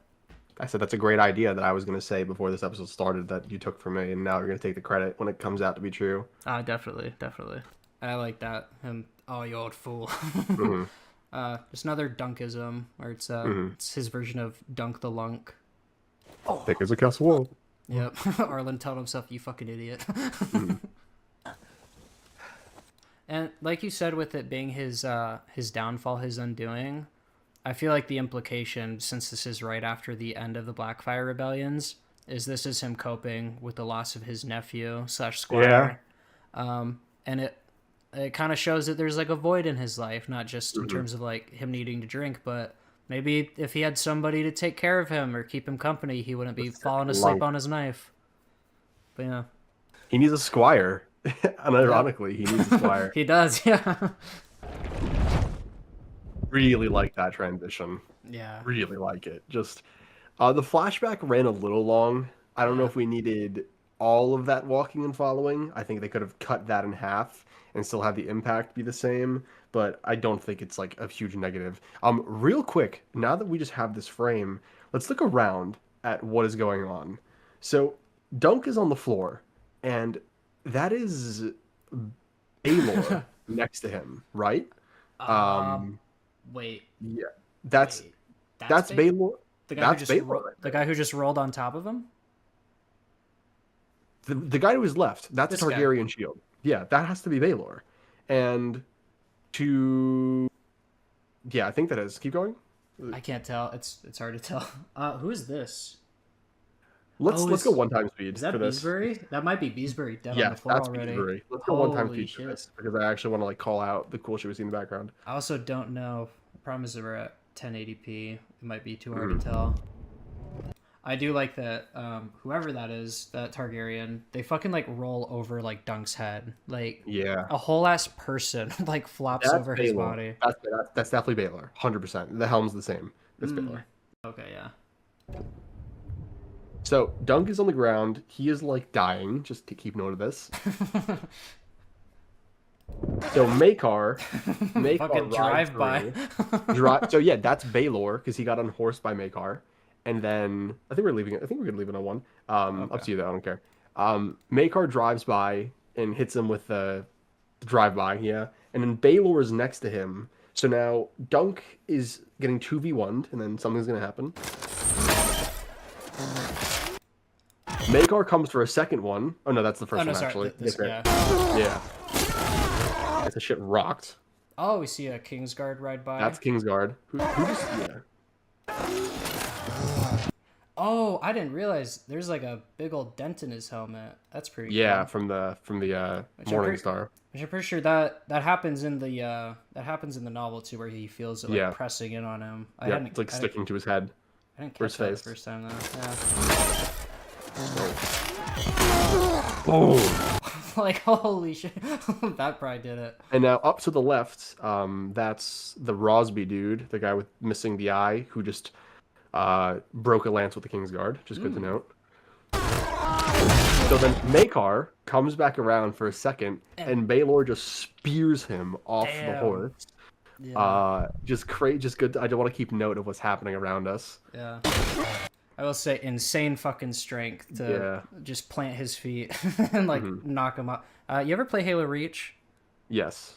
It reminds me of Armor Lock, where Maekar's coming by on the horse. Baelor activated Armor Lock right before he got to him. So is there something in the back we missed? There's something in the background I wanted to point out. So keep going. Further, Arion and Dunk are just fighting. And then you see right there, Raymond. That's Raymond. Yeah, that's both Raymond. of them. There go. That's him fighting Sir Stefan in the background. And keep this in mind, because Raymond is about to save Dunk's life. Bad voice crack again. God damn it. Best. Yeah, and I love that we have like the contrast where much of the season it was all green and colorful, much more colorful like than anything we've ever seen. And then all the color like disappears for like the last episode and then this episode where the entire thing is just gray and mud. And this, it's so clumsy, and that's like one of the best things about it, where like I mean like one of the biggest like thematic points of this is like truth versus pageantry, like the reality of knighthood versus, you know, the fanciful romanticization of it. Whereas this whole fight, it's so brutal and like harrowing, but it's also like it's just very messy, and like there are parts of it that are slow and just uncoordinated. It's just it's just not pretty, you know what I mean? Like in any way. These are two men trying to kill one another. It's just that simple. It's not pretty. Yeah, and it makes it feel so much more real. Like there's no interference. It just feels like you're watching two people struggle for their lives. Yep. Oh, dude. This doesn't happen in the novella. He doesn't get stabbed in the leg like this, like 3 times in a row. This was crazy. Yeah. That's why, again, like it's crazy because like Dunk's gonna get fucked up. You know he's gonna get hurt. You know it's not gonna be pretty. And then seeing it on screen, it's just so much more visceral. Every blow is felt by Dunk, and we feel it too. It's awful. Yeah, like they could have fucked it up in the sense that they could have been like, oh, we want Dunk to take a lot more damage, but they didn't like make it actually seem like he felt it. You know what I mean? But every time he gets hit, or Arion gets hit for that matter, every time someone gets hit, like you hear them scream, like you get a shot of like the face or something. Every time the impact is felt. Dude, All right. him fucking like twisting it. Right here, Dunk is fucked. I just want to note that for what's about to happen. Arion is on top of him. He's on with top of the dagger. And this position like of his hand to me suggests like he's trying to like lift the helmet up so he can. He's trying to shove get the it in his knife on throat. Yeah. Yep. Bruh, the fucking knife through the hand. Oh my god, made me cringe so hard when he pulls it out, dude. I had to like turn away. I was like, I can't do it. So, and there comes Raymond, dude. Raymond is the MVP of this match, bro. Arion has him there. Like, even though the knife is in Dunk's hand, he could keep pushing it, and Dunk is in a very bad position, And the fact that Raymond is still a horse when he's a squire 5 minutes ago and fighting Sir Stefan, who is in better armor than him, the fact that he saves Dunk's life, yeah, this is my goat right here. Yeah, I was gonna ask, is he? It looks like he's just wearing what he's been wearing the entire No, fucking dude, time. He just he doesn't. is He just has He a is helmet. the main character. He is the, like you were talking about earlier, do the gods actually play a role? If anyone in this trial is blessed due to his honor, it's Raymond Fossilay. Like, he stands on business this episode, dude. I mean, he'd have to be, because like I said, I don't think he's wearing any armor. It's He's literally not. it's just the helmet. He's unironically blessed by the gods for being like an honorable and true person. I'm not even kidding. Like, that's the explanation. That's wild. And I kind of like the idea too that like Raymond is a knight, and Stefan is a knight, and Raymond said in the last episode, like, pains me to admit it, but he's good with the sword. And it's like, I wonder if, I don't. To me, it makes me think like, okay, Stefan didn't want to kill him. If Stefan wanted to kill him, I think he might have been able to. I could be wrong though. That's just kind of the read I got, where it's like, if you really wanted to put him down, I feel like you could have a couple dozen times. I disagree. over. I disagree, but we'll get to that. Okay. Oh, I can't with that, dude. Holy fuck. Oh, stabbed in the back. So I'll say for stabs like this, and this happens a couple times. I don't know enough about chainmail, but I'd imagine if you thrust, you could probably get like enough of the point in there to hurt someone. But I think the idea is like the chainmail is still blocking it. Dunk was also running away, so he did not get as much of the blade in as he could have because he was moving the other way. Yeah. Sorry, I hit the play button 2 times. Gets him by the elbow, like breaks his elbow or like really messes it up. Yeah, he tangles it on scream. Yeah, it tangles his arm in his own, basically. Wrenches it back. The fuck, the slap. That was like the first moment where you go, okay, Dunk being a lot bigger than Arion is bad for Arion. Like, that is not good. He just got clobbered with a metal hand. It's like one of his first like kind of dubs in this fight, which I'm pretty sure leads into. Yep. Yeah. I really like this moment. I like it. It did make me from episode 4. I guess I can say we have confirmation now that the "They Are For Me" scene just did not make it into the episode. This moment and one other kind of make up for it. I still would have loved. I would have loved to have all 3 moments. But this is kind of like the spirit of that scene creeping into the show, which I appreciate. And showing like the whole royalty box, like, what the fuck is wrong with you? It's like, well, she's rooting for the right team, goddammit. Y'all wouldn't know nothing about that. Fucking bunch royalty. of pussies. So right here, I just have to say, like, fuck Arion, bro put up a hell of a fight. Like, he put the work on Dunk. He really did. Yeah, no, they make him work for it. Yep. I was gonna say, I really like, it's just so nice to see armor like working. You know what I mean? Like, he's able to deflect the sword with his hand because he's wearing thick ass like metal. Yeah, and it's, I don't know, one day you and I will bitch about Mandalorian, I'm sure. One day we should just meet and wear armor and like fight each other and just show how real it is. To the death, hell yeah. But yeah, like I get annoyed at that show sometimes where he has all this armor and every now and then like they can't just make up their fucking minds. Like, he either gets hit 100 times in one scene to where like it's kind of ridiculous that his enemies are all that accurate, and then there are other scenes where he's not getting hit at all even though like he's out of cover, and it's annoying because it's like, you have the armor, like, do a bit of both, like, get the balance, like, have him get hit and like take some damage, but also he can get hit a whole bunch more and it won't like do anything to him. Like, you can kind of have it both ways, and they do that with this fight where Dunk takes serious damage, but he's also able to tank a bunch of like other sword swings because he's got they fucking make it a armor. point to show you the weak points and how that plays a role in the fight. Yes, and there's a moment where Arion brings his sword down like really hard, and he just brings it down on his gorget, and it's just so satisfying to see. It's just, fuck your sword. That's what the armor's for. Yep. Fuck it, Dunk punching the fucking sword down. Like I said, and just from the shot, like, Arion has a visor that makes him look taller. You can see that Dunk is humongous compared to him. Yeah. So in the background, you see Lionel 1v1ing a Kingsguard Knight, which is just cool. Oh. So he got his opportunity there. You can see it. Yeah, I see him. Oh, is his? Oh, it's probably just the light. Yeah, okay. Yeah, that cage kind of throws me off. Yep. But yeah, he made that one comment about like pretty. What is it? Like dirtying their pretty white Yep. gowns or something. Yep. Like, yeah, it's a point of valor for him. Also, no.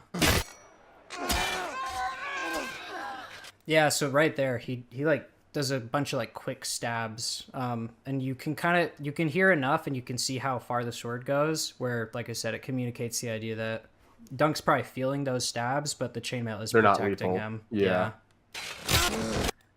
The way they're just wailing on each other in exhaustion, and you can hear all the crunches and the Yeah. blood, and it's just like, man, this stuff. Oh, jeez. Oh, brother, Wild sword throw. dude, like, Pretty impressive, not gonna lie. yeah, yeah. I like how he's just like, all right, this is not working. I'm just throwing it at you. Yeah, like it's a crazy move too, because as Yeah. we'll see, he's got to go up and like retrieve his sword from his enemy's body. The fact that he grabs his own sword by its blade? Yeah, Yeah. just because because realistically, you can't focus and find the hill, so he's just doing anything to get his sword back, and that's what I think cuts his hand open. I think because he looks at his hand in a little bit and it's like bleeding, he probably sliced his own hand open trying to get it back. I don't think I'm pretty sure the bloody hand is from because Dunk gets a good hit on him, and Oh. you see Arion put his hand on that. All right, maybe I'm that wrong hit. then. Okay. Yeah. So he gets like part of his sword hilt in the. It's not exact. It's not clear like what part makes it in. All we know is that enough got in to like cut Dunk up, and he was already bleeding from the eye from getting. I assume from Makar. It cut the swelling open, is what it did, and that's why he loses his vision without losing the eye. And this was cool to see. I in my Blackwater video, I bitch about people not wearing their fucking helmets. And one of the things I said is like, why not just have the Hound wearing his helmet and then he loses it shortly before the moment where you need to see his face. And here, like, they do that. Like, Dunk keeps his helmet on as long as he can. It saves his life multiple fucking times, but eventually, like, he cannot see, and maybe he might even be having like trouble breathing. Yeah. But I like that it takes quite a bit to get us to this moment, and I like that like there's a lot we get from having his face visible after this. Agreed. Dude, just like the mindless wailing, like he's Yeah. completely disoriented and just scared, just swinging to like give himself some space. It's so awful. Yeah, you know if you've ever done like a blind flail like that, like you're in trouble. Oh yeah, so he gets him right in the groin where the leg armor and like the chest armor meet, and there's a little gap. Yeah. And I heard some people bitching online being like, Dunk really gets him with one cut and he beats him.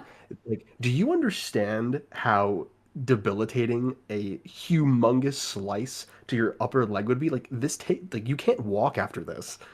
Yeah, also he doesn't.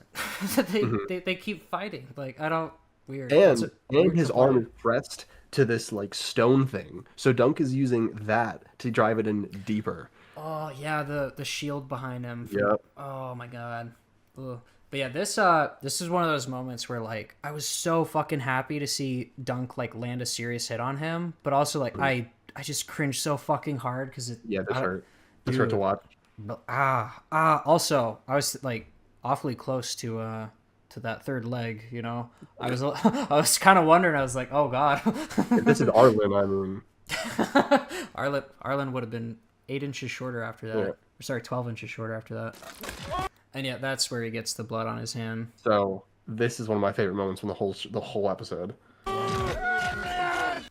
Him like grabbing like you can see that moment where Dunk's just kind of dazed, like he steps away from the threat, and he like grabs the end of his sword. Yeah, he's just holding his sword Yep. with two hands and like, oh, where the fuck am I? So you got This- Makar. Yeah.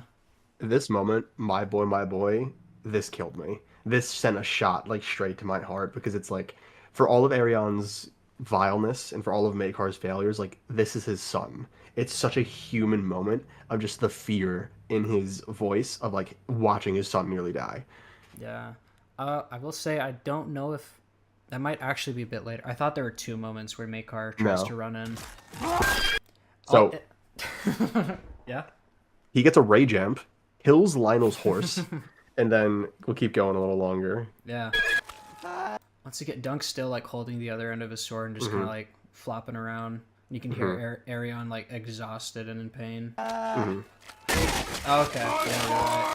I don't So know. right now, Where the fuck did Baylor come from? he was fighting Makar, and then Makar like thrust him off him with the hilt of his mace. No, I get And that, now- but that's what's throwing me. He like ran away and he got away from Baylor. Now No, Baylor's in so- front of him. Lionel started fighting him, so essentially Lionel was holding him off for a okay. second, and then Baylor gets up, and now Gotcha. Makar is 2v1ing Lionel and Baylor and is holding his own. Just crazy. Which yeah, we know Baylor is a good fighter, and we know like it's the The laughing, laughing storm. storm. Yeah, just it's tragic the way it ends, but like it Mhm. really shows like how much love he has for his kids, even if he's kind of a fuck up of a father. Yeah.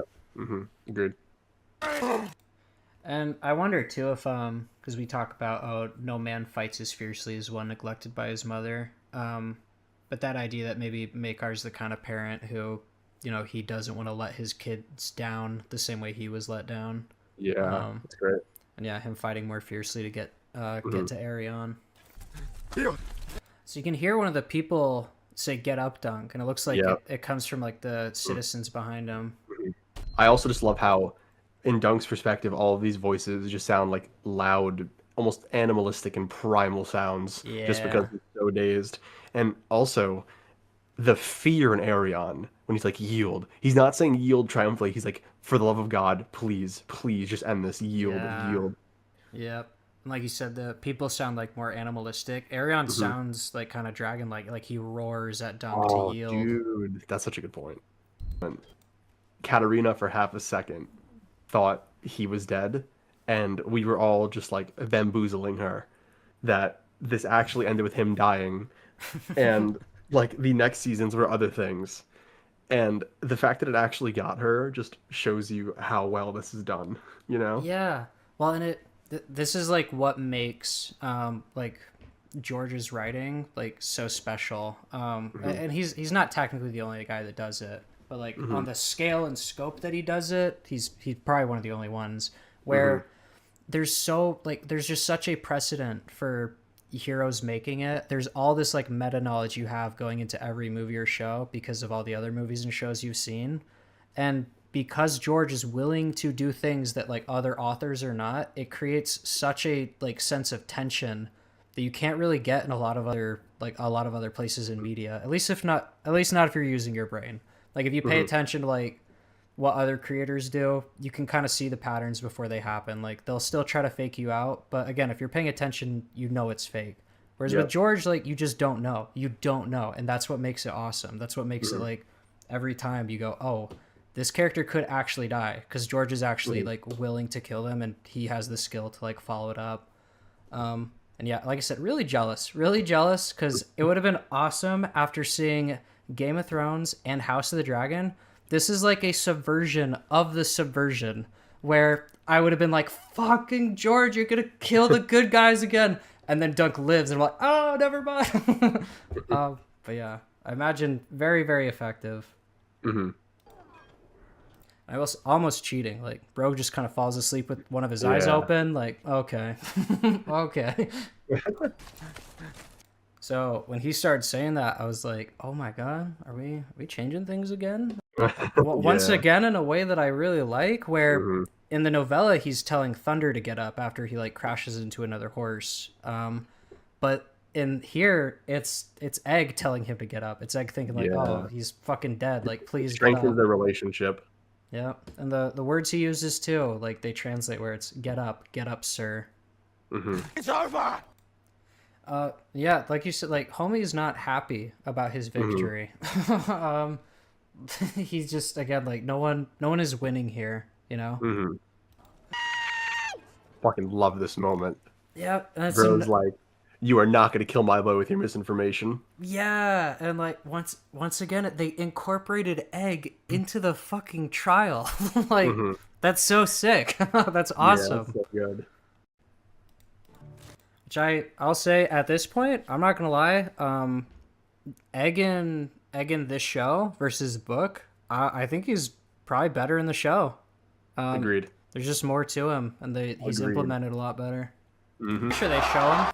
Yeah, like, oh my god, this is like one of my so favorite good. moments of the entire show. So good, Holy bro. shit. I was so happy. I was like, yeah. Yeah. Oh my god. Like this is hype. Like I don't care how Yeah. miserable you are, you got to be happy for at least 2 This is hype. seconds when this happens. Yeah. And yeah, kind of makes up for them missing that scene from earlier. This is Yep. in my mind, this is like the replacement basically. Yep. And it's pretty good. I don't mind. There, when Arion closes his eyes, you can like Yeah. see him pray for a second. Yeah. That's the way I take it. It's just like he has now realized that whatever he has gotten himself into, like he was not ready for. This fucking guy just died in front of him and is now back on his fucking feet. Like what the fuck? Yeah. And yeah, like you said, you can see right he's like, fuck, you were supposed to be dead. I thought I was home free. And even this moment, I love how he like really fumbles to like get his He's already sword. lost. Yeah. He looks defeated, like he's lost. And this Yeah. this is why I love this moment so much, because Dunk wins this because he's willing to die for it. In Arion's mind, I don't think there was ever a point where he was thinking he was going to come out like losing. And he is not willing to die for this. Dunk has nothing. Like this is Dunk from Flea Bottom. He's never had anything. He's willing to die for this. Like this is everything to him, and that's why he wins. Yep. How do you read that little tap? I feel like it's him saying like, "Come at me." Yeah. Him trying to put on a brave face, Yep. basically. Oh, and I love that huge overhand swing, like that would have killed him, but Dunk's armor saves his fucking life because it's armor. It's just nice. Yeah, now the fight's over. Dunk's on top of him. He pins his arm down and then just beats the ever-living shit out of him. Like, there's no other way to describe it. Yeah. Right here, what I love about this is, like, there's nothing pretty. This is just Dunk using his size and weight to his advantage and just, like, over and over and over and over, just beating him with his own shield. God, it's fucking awful, dude. Yeah. And I do kind of lament that we lost, like, all the flames on his helmet in the book. Like, they're like, coming off as, like, he's losing all of his flames. Arion Brightflame, his, like, imagery and heraldry is getting ripped apart during this fight, kind of symbolizing, that the truer knight is coming out on top, and like he's being laid bare for like the dirty piece of shit that he is. Which not a huge deal, but would have been nice. I do like this. I'm pretty sure Dunk doesn't punch him in the book. I think he just opens the visor and then he like points the knife at him. You see him in this moment. Play it a little longer. Like, you see Dunk's eye here. Right here, they lock eyes. And you can, like, see the moment from the book where Dunk thinks, for half a second, I wanted to pull out one of his eyes and squish it like a grape. Like, you can see it in Peter Claffey's face. It's just so well done. I'm not gonna lie, I believe it more of this Dunk, too, where because he takes way more damage. But yeah, the idea that in the book, after all that bullshit, he like opens the visor and he just threatens him with a knife. I think it flows a bit better here, where Dunk is like on his last fucking leg. This guy is trying to kill him, and yet he finally gets on top of him, beats the shit out of him with his shield, and then he keeps going to town on him like with his fists. Like Arion like barely chokes out like, I yield, and then Dunk's like, oh. This what I love about this is before he even says I yield, like, Dunk could kill him, and I would argue he has every fucking right to. Like, think about what Arion has done to him, how much Dunk has lost, how much he's gonna lose, the physical pain, the emotional pain, just everything. Like, I don't know. In this moment, I couldn't say if I would make the decision Dunk would, or if like the rage would overcome me. I couldn't say if I'm strong enough to be like Dunk in this moment. And the fact that you see him and just go like, but that would not be lightly. Just it's beautiful, bro. It's so beautiful. Yeah. And it's kind of crazy. Like, I feel a little bad for Arion. I'm like, he's evil. He's a Yeah. piece of shit. Like, fuck him, kill But him. he's a human being. Yeah, That is what it is, and Yeah. that's why I love this episode so much. Sorry to cut you off. I'm so passionate about this. Yeah. I actually made a video about this on TikTok saying how like I've been leading the Arion Bright Flame hate fucking trail for the last few months, making videos of how much this guy sucks ass. And then in this moment, I just looked at him and I'm just like, God, you deserve so much, but fuck, like you're a person, and look at you, like it's just, oh, it's so bad. Yeah, well, a big thing with like a lot of the Targaryens is I can't help but remember like, oh yeah, you're kind of just mind fucked. Like you were born into like one of the worst families possible for like mental health and like being raised to be a decent human. But yeah, it's just seeing him. I don't know. There's a level of, I feel weird saying it. There's a level of respect I have for show Arion that I didn't have for book Arion. Which I still don't know if I have, but these little moments where like he like hits his shoulder pad, or like he looks at Dunk and he clearly doesn't want to keep fighting, but he puts his visor down regardless. The idea that like this kid is having to go through something, he is trying to like prove himself in a way. And in a way he does stick to his guns right up until, like you said, it actually threatens to take his life. He is not willing to lose his life over it. I think Arion in the show is objectively better written than Arion in the book, and I want to make a video about that this week because I think there's a lot more to this character than meets the eye. I just think, like in the novella, after he yields, he tries to kill Dunk again. Like he reaches for his Morning Star, and it's just like that's book Arion just being so comically evil. This Arion, like say what you want, and this is all his fault. He fought like a man. He did, and you got to give that to him. You can't take it away, and I do see that, you know. Yeah, like that's what I mean. Like you gotta respect that he went into the ring and he stuck it out for as long as he did. Took a nasty fucking cut to the leg, and was still down to fight. Like he could have. That's the other thing. Like if he really was a total coward, if he wasn't willing to do any of this, he could have just yielded at any point. Dunk does have to beat him to the point of I'm about to fucking kill you before he gives up. And like you said, the fact that there's no dagger, it just is a bit more sporting, where Arion like actually accepts defeat in this moment, and I appreciate it. Yeah, there's just this acknowledgement of like, dude, you got me. Like it's over, and I know it, and I just fucking, god damn it, like this fucking show. They in this moment, like even though Dunk's on top, like they feel like equals in a way. But like I said, there's something about it that's just very sporting. You know what I mean? Like them acknowledging like these are, again, even though Dunk didn't agree to this, he was forced into it. But the idea that like they do their thing, he loses, and then instead of the cheap knife trick, he's actually like, I yield, dude. Like you fucking got me. Yeah, and it's almost like a shock to the system for Arion, because his whole thing is like, I'm above everyone. I am the dragon. And then in this moment, like, it's this realization that he just got his fucking ass kicked. And from the moment Dunk gets back up and Arion puts his visor down and taps his chest, when he taps his chest, I didn't know if I wanted to say it then, but I want to say it now because we've actually broke it down. That to me was a moment of like, okay, like to the end. Like, let's fucking do this shit. And it was just a mask off moment. I fucking, God. Damn it, I like Arion. God damn it. Oh no. God damn it. I like the character. I won't go that far. I don't know. I don't like no. I don't like him. I know what you mean. I'm fucking with you. I like what they've done. Con loves Arion. He's an Arion fanboy. Why I love Arion Brightwood. Arion the based. Bro. Yeah, we got the You see this Fossways. shit? Oh, okay. Raymond? Oh, Raymond does have a bit of armor. Okay, that's nice. A little He's bit. got some Okay, it's chainmail underneath. on. It's underneath, yeah. Raymond kicks his ass. Yeah, we just get to see him. I bet we're gonna get some more like follow up for them. I actually wonder if they'll. I bet we'll get like a little Fossaway moment where we get to see them kind of bruised up. But yeah, I like that.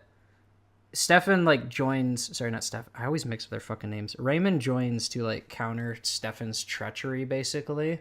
And I like the idea being that he also like screws Stefan over, where Stefan, like we said, if his little scheme had worked the way he expected it to, he would have deprived Dunk of like his last member, and then Dunk would have just died. Like the trial wouldn't have happened. He wouldn't have had to fight anybody. And instead, his fucking cousin gets knighted like a minute before the match, and then comes in like hunting him down all across the fucking tourney field. It's awesome to think about. Like he just gets to go up there and like, hey, it's fucking me, and he gets his licks in. It's great. Right there. Yep. That's Baelor. That's his head getting crushed. That was it. That was the moment. Just played at normal speed. Yeah. And once again, Maekar is still trying to get to his son. Yeah. I just didn't realize that Lionel's lost one of his antlers. It looks like he lost a decent chunk of the other one too. That's sick. Backhand right to the back of the head, dude. God. He uses shit. all of his momentum in that hit. That had to be the one. Had to be. Thing is, this is like the only time they show him smack his brother in the back of the head with the mace, and it's a serious fucking hit. Like to me, it's like canon. This is the hit. And I'm pretty sure like Maekar like backhands him right after this, and you can tell basically how bad the hit was because the backhand sends him back to his feet, and it's like oh, like he's not fully recovered from that last hit. But yeah, so you'll see him. There's the Fossaways, but you'll see Baelor get smacked. Yeah, he just got smacked. Yep. And he goes back down again. Yeah. Yeah.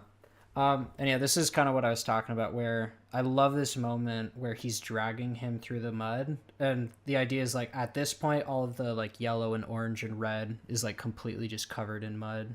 Like he's ruined the image that Arion has of himself. Once again, just like, it just helps so it's so nice to just see they're exhausted. Like you don't forget it. They don't forget about the fight or like chill out as soon as like Dunk is fucking about to die. So yeah, he's like stumbling. It takes him forever to get over there. And there's like a 2-step process. He drags the prince over, and then he has to like hunch down and haul him to his fucking feet. Hoist him up and rattle him. Yeah. And this is another point in Arion's favor, where in the book he has to like drag him all the way up to the Lord Ashford. It could, I guess it could just be, it might just be Harry Lloyd's delivery, to be honest. But the vibe you get is that he like whispers it, like he mutters it under his breath. He's like, I withdraw my accusation. But in this moment, it seems like he tries, and then he like kind of chokes a little bit, and then he gets it out. He yells like, I withdraw my accusation. Like the idea that even he like is like, yeah, it should be over now. To me, the novella reads as Arion got scared and cowered. Yeah. This Arion, there is nothing left. His only other choice is die. Yeah. I genuinely get the idea that like Arion actually like kind of is learning a lesson here. That's not really the vibe I get from book Arion. And you hear the crowd roar. Yeah. And you see, yo, my goat Raymond, he's still on his feet and he's chilling. Yeah. And yeah, I really like that we have Pate catching him. You get like in the corner over here. There's another moment where it's like, oh, like Pate just showing up to catch Dunk. That kind of makes up for him not helping suit him up at the start. And by the way, the tree is still alive. Tree is still good fucking catch. Goddamn. God, bro. I'm fucking Team Raven all the way, my actual note. Has anyone died? Bruh. Like, you want to make me like love a character, just do this shit, you know, have them go through hell, and their first concern still being other people. It's not, am I gonna die? Yeah, does it? Oh my god. Beesbury died in the first charge. Yeah, it's honestly kind of wild that we didn't see, or I really expected to see Beesbury's death, just because like it's such a like vivid image from the book. Where he says he sees Beesbury like lying in a lake of blood with a lance sticking out of his groin, and it's like, part of me is happy we didn't see it, but it's also I kind of feel like we owed it to Beesbury to at least show that. Like I really like that we showed Harding falling off his horse. Yeah, agreed. Ow. Holy fucking ow. Once again, like that is they say that like the moment he gets stabbed, it's like it tells you that the rings got driven into his flesh, deep into his flesh. And I still didn't feel it until I like saw them and I can't even see fucking rings coming out. I just see the blood, and I hear them talking about it, and I hear them like grunting as they're picking at it, and you feel it a lot more. Just it feels more real. Oh. I'll say Dude. Subtitle fail. He says will the subtitles say "will get drunk." We'll get him. It was funny for me to think about, like, yo, let's get drunk and then help him out. So wine, not oil. And bruh, saves his life again. Yep. Like, it's such a tiny moment, but it's so fucking cool. Like, this is another. I feel like this is a good example for anyone who thinks I might have nitpicked a bit too much. Like, this is a great example of a tiny moment that means a lot. Where, yeah, it only would have been like 2 lines missing, but I would have been so upset if we did not have Baelor saving Duncan a second time right before he died. Because, like, that's how meaningful, like, that small, like, exchange is. Where it's just a bit of information being passed from one character to the other, but it saves Dunk's life. Yep. So I like this. He's, like, fucking dying, and he, like, throws himself down in front of Baelor. Like, oh my god. I like to, like, he's kind of choking up, too. Like, this is, like, horrific. And, yeah, they allow him to, like, he's not crying per se, but he's very sad. There. Yeah, he's almost there. He's about to. Bro. God. Oh, I can't. Oh my god. Just thinking. I need good men. And it just like, bro, and just knowing like what Dunk does after this, like mild spoilers. I don't give a fuck. How he just lives the rest of his life because of this moment, like this hand on his head. And, like, this is the highest moment of honor. Like, this is unimaginable. You know, like, this is the hand of the king touching you with his own fingers and saying, like, you're, like, we are of one. Like, you are my man. Yeah. And, like, just knowing that, you know, Dunk saves Rayla, saves Rhaegar, like, that leads to Dany, all this other stuff. Like, this is a character-defining moment. Yeah. And I like, too, that it's a cool moment where you get to see basically like what the fruits of his labor ought to have been. He was about to be Baelor's man. Like, and maybe this is just me like wishful thinking. He would have been like one of Baelor's best men. They probably would have been like good friends. He would have been packing this guy around everywhere. He'd be like, look at my awesome fucking 7 foot tall knight with a heart of fucking pure gold. Like, it's fun to think about, like, all the like the cool adventures they could have gone on together, like what kind of hand he would have been, and like you know, maybe Dunk ending up on the Kingsguard or something insane. Like, all that stuff would have been super cool, but you lose it in this moment, and it's tragic, but it's also like still that validation of Dunk and who he is. You kind of get that with Sworn Sword too, where you have Dunk kind of lamenting that he's not worthy of certain things. And then by the end of both stories, he is shown like, no, you are the most worthy, and you could have it if you would just reach out and take it. And it's really cool that by the end of the story, he's not willing to reach out and take it for either of them. It's like way too late. I'm like getting emotional just like thinking about all this shit. It's 2 a.m. I got school tomorrow. But man, like, I just fucking can't. I can't. Like, just this look on his face right now, man. It's just so, after this whole episode just tears you apart, and then you get it. Like, you get this moment between them where people who should never interact in this world, just seeing the value in one another, and just... Yeah. There's a line near the start that the Septon says about, like, the gods, like, revealing the true something of their hearts, basically showing, like, by the end of the fight, like, they will be laid bare, like, the truth of who they are will be seen. Like you said, this moment where he gets to see the value in Dunk, where it's like, yeah, you're my fucking man. Which, again, it's just crazy to think about. Like, in another timeline, this is how Dunk just becomes part of, like, the Targaryen household almost. Like, this is where he joins, like, their I don't know, their guard, and then goes on to become, like, a king's guard. The realm. And he doesn't get to finish that sentence, but the obvious implication is the realm needs good men. is the visor in the room with us right now? And you see Raymond like, what? Yeah, exactly. Which Mm-hmm. I'll say, when I first heard him say that, I was like, oh, weird. Did they just leave the Mhm. line in for? But I think the idea is that when you first see the helmet, it has something covering like the nose and mouth, and that's gone now. The Yeah. idea being that like he's either fucked in the head or he's like fucked, like his vision is fucked to the point where he can't actually tell that the visor has Something's been going taken on. off entirely. Something's going on. Yeah. Yeah, yeah, and his reaction kind of clues you into that. What Like, visor? yeah, he's like, what are you talking about? Ace most like. I would say it is kind of funny seeing like Dunk fucking dying over there, and they're like, yo, help me get my helmet off, because they don't know like Yeah. something seriously wrong. It's literally just help me get my armor off before you take care of Dunk. Yeah. He's strong.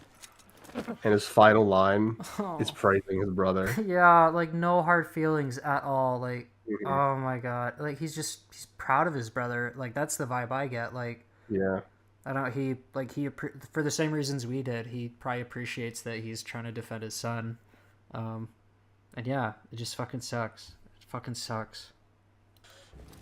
Okay, so I guess real quick, this is not quite what I expected, Mhm. and it is a little weird he's like still coherent for as long as he is. I thought the idea was like the skull itself was what got broken, and then once his brain is exposed, I actually thought him like touching his own brain was like kind of what led to his death. I don't no, know though. I took it as like it was just all held in place, then it fell out. That's how I took it. Oh, okay. Mhm. Yeah, and he Oh. and there he goes. He falls down, and Dunk partially catches him. Yeah. It harkens back to the dream that Darren had, where he said the dragon had like fallen on top of you. Mhm. Which, there he goes. Like, I don't know. It's just fucking George, dude. What a fucking piece of shit. I don't know. No. You guys get up, sir. And it's this, again, it's like, it's cool seeing that this is like George with years of experience and a bit of Westeros under his belt, because I think he hadn't gotten super far in the main series. Clash wasn't even out yet. Yeah, but yeah, okay, so not at all. So seeing everything like kind of distilled is pretty cool, where you get a lot of like the same ideas and themes explored in Thrones, but in like a quicker, I think like tighter version. And sure enough, here's the tragedy, here's like the reality flying back into focus, where and there are definitely going to be people who are like, oh, it's always the good ones that die in George's universe. And it's annoying because like Dunk is fucking literally right there. But it is that is the point, in the sense that it's supposed to be realistic. Like, bad things happen to good people. Sometimes really bad things happen to good people specifically because they put themselves at risk to do the right thing. And that is not supposed to, like, is the whole like thematic like point of the story. You shouldn't look at that and say, oh, that's fucking stupid then. Why would I ever do the right thing? Why would I ever engage in self-sacrifice for another person? That is what makes it noble. It's not rational. It is the right thing to do, and it's hard. And yeah, seeing the consequences, I feel like it's important. It's important to have that level of honesty with your audience, and it's something I really appreciate from George, where again, I there's so many benefits to the story and the themes, where I feel all the tension, like it sticks with me, it leaves an impact. You just get a lot out of it. Heartbreaking. But yeah. And that's the episode. Right? He says, "Get up, sir." Cha, No, harkening back to Thunder. Arlen and to Egg telling him, "Get up, sir." Which, fuck, dude. And that's the episode. No. Which, yeah, again, on one hand, jealous of anyone who got to experience this just raw, but also not jealous. Sorry. Yeah, like, I'm sorry you had to. I'm sure, especially going into this, thinking like, oh, this is gonna be different, and then it's like, yeah, it's gonna be more Westeros. Forgive us, the book readers, for selling you this lie and letting it happen for weeks. Yeah, The one thing we didn't spoil, Baylor's death. Dude, the fact that we kept the shit quiet is insane. Yeah. I will say, in hindsight, I think we did a pretty good job. I've listened to a couple people, and I actually got really annoyed. Like, in fucking, like, episode 1 and 2, people just referring to Makar as Egg's dad and shit. And it's like, you said this was a spoiler-free review. Which I'm sure we had a couple slip-ups, but I think we did a really good job, I think, especially compared to some other people of actually keeping a lid on it. But yeah. But yeah, bro. I'm exhausted. Yeah. I'm exhausted mentally, emotionally, physically. I'm gonna go to sleep now thinking about this episode like I did last night and wake up and think about the episode. So one of my favorite episodes ever. Yeah, one of the best. This is Best of Thrones material right here. We'll definitely have to make a video about it in a couple years. Did Bro just say we? Oh, sorry. I thought I said me or I. You said we. I mean, if you want to make a Best of Thrones video, we could see. But yeah, very, very happy, especially considering this was the one I was the most worried about. So expectations completely subverted in the best possible way. But yeah, great episode. Thank you all. Sorry, you got something else to say? I was gonna ask. What do you think the next episode's gonna be? Because we have like a lot of additional scenes. Yeah, I guess it's gonna have to be. But yeah, sorry, I'll let you go. No. I think it's gonna be a lot more of Dunk and Egg talking after the fact. Probably get a cool scene with Raymond. I don't know. I hope we'll get to see Egg choosing to like go with Dunk. Yes. That'll be kind of neat. They'll have to. Like, they got too much time. But yeah, that was episode 5, everybody. The sleep was worth the sacrifice. I mean, whatever. Hell yeah. Welcome to episode 6, the final episode of A Knight of the Seven Kingdoms, season 1. Any general preamble thoughts you want to say before we begin this episode? Good episode. Some very small moments that have crazy implications. So excited to get into them. I like the idea, being that he's just in shock and they're staring at him, waiting for a response. The trumpet music, like the weird, like kind of bluesy tone. Just another weird music choice. Yeah. I will say, I like that Lionel Baratheon even needs an antler cane or antler crutch. It's kind of ridiculous. Like, did they fucking go... I guess he has an entire tent of antlers. I guess they're just like, fashion me a cane out of those They ones. just wanted to kill... They killed a stag for his... They had to find the right one. Had to kill like 10 stags before they got one for the crutch. Just generally... Obviously, the overwhelming majority of this episode is show-only canon. This is one of the better scenes, I feel, that is show-only. Yeah, I appreciate it. I will say, in terms of, like, just what I would have wanted to see, I would have kind of appreciated more stuff from the actual Targaryens. Would have really liked to see maybe Aerion, like, react to Baelor's death and, like, ponder his, like, role and everything. But instead we hang out with Lionel. And I will say, it almost feels like this scene, more than any other Lionel scene, it kind of felt like set up for future seasons, basically. Yeah. Oh, I don't know if they're gonna show it, because, dude, their battle, Lionel's gonna be like in his 60s if we're taking the actor's age. Like, well, when Lionel says like there's a war coming, I feel it was more just. Oh, I thought you meant like them battling, like 1v1ing. Oh no! I mean them, because I'm pretty sure they team up again at some point, right? Or am I thinking of something? Yeah. Should we even say that? Because that might be a spoiler for like if they do show it in season. My like only criticism of this scene is I really wish we kind of kept the tone after Baelor's death a little more. Yeah. I feel like just cutting right to the trumpets is a little like jarring, but other than that, I do like the scene. It's something I've become very aware of after cutting together the movie, where you have an episode end with like a certain tone, and then the start of the next episode like violently clashes with it. Yeah. Or even like end of episode 4 is like, oh, super hype and like got Game of Thrones music going, and then episode 5 starts and it's like very dour and like, oh god, we're all gonna fucking die. And it's hard to bridge the two like in real time. Yeah.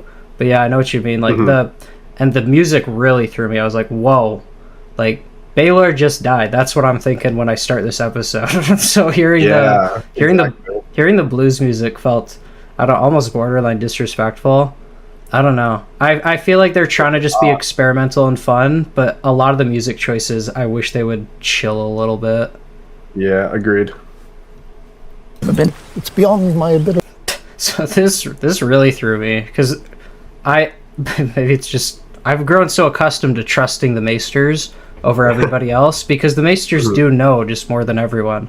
But him being like, he's dying, and Lionel just being like, no, he's not, shut the fuck up. I'm like, whoa, wait, well, you brought him here. Do you really think he's a shit Maester? Like, isn't that cause for concern? And I was wondering, like, almost most of the episodes, like, are we going to address the mortified wounds, or is the whole point that the Maester is shit and he's actually, and I guess that's it. The Maester is shit. He doesn't know what he's talking about. Yeah, I guess that's it. It is funny, but it is just a funny bit. Like that's what the scene is. Yeah, Lionel's fucking reaction is the best. Fuck off with you. Yes, ma'am.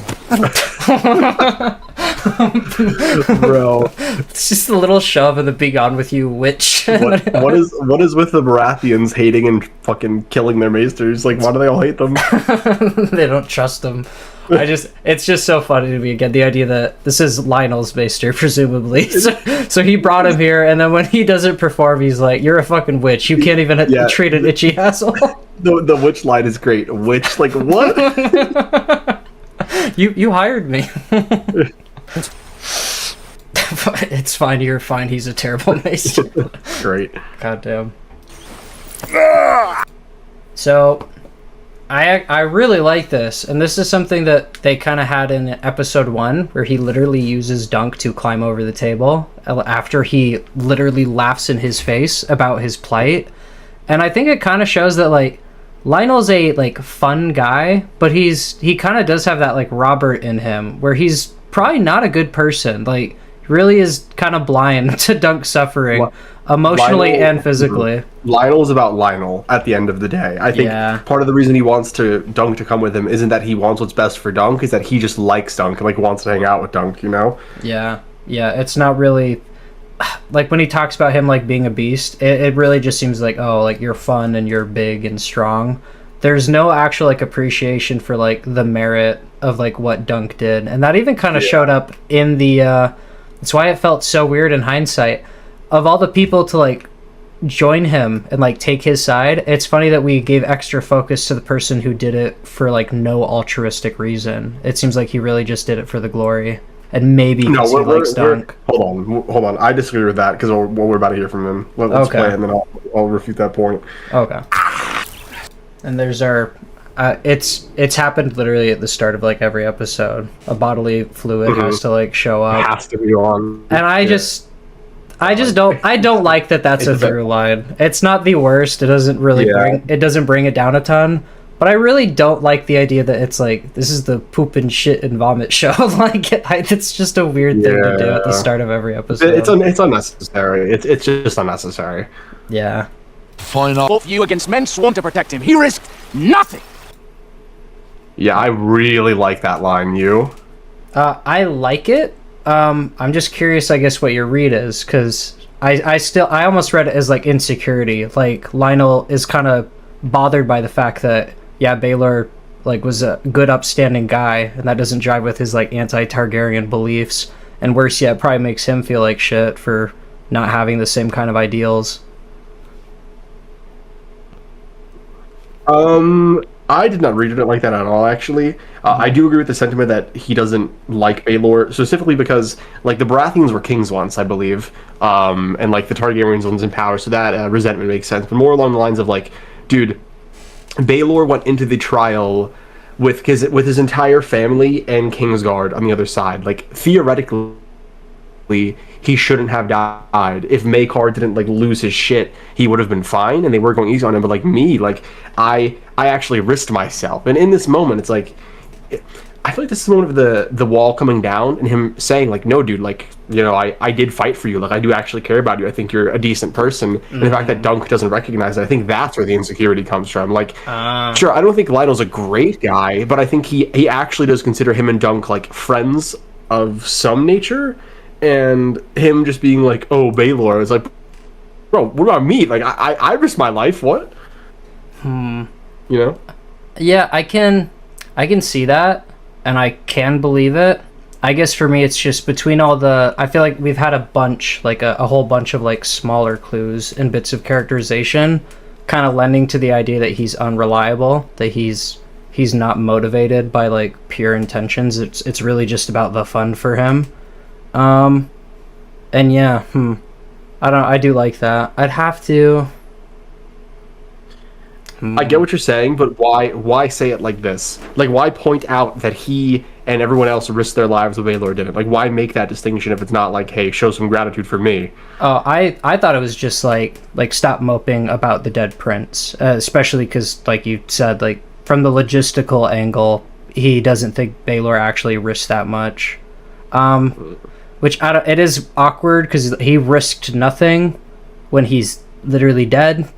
So he obviously risked something. I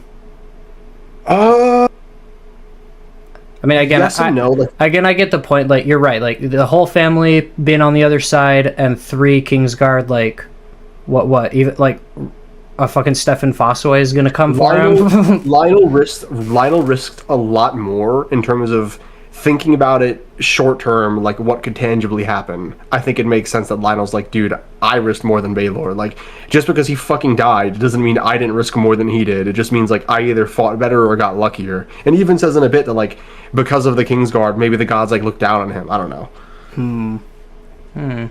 Okay.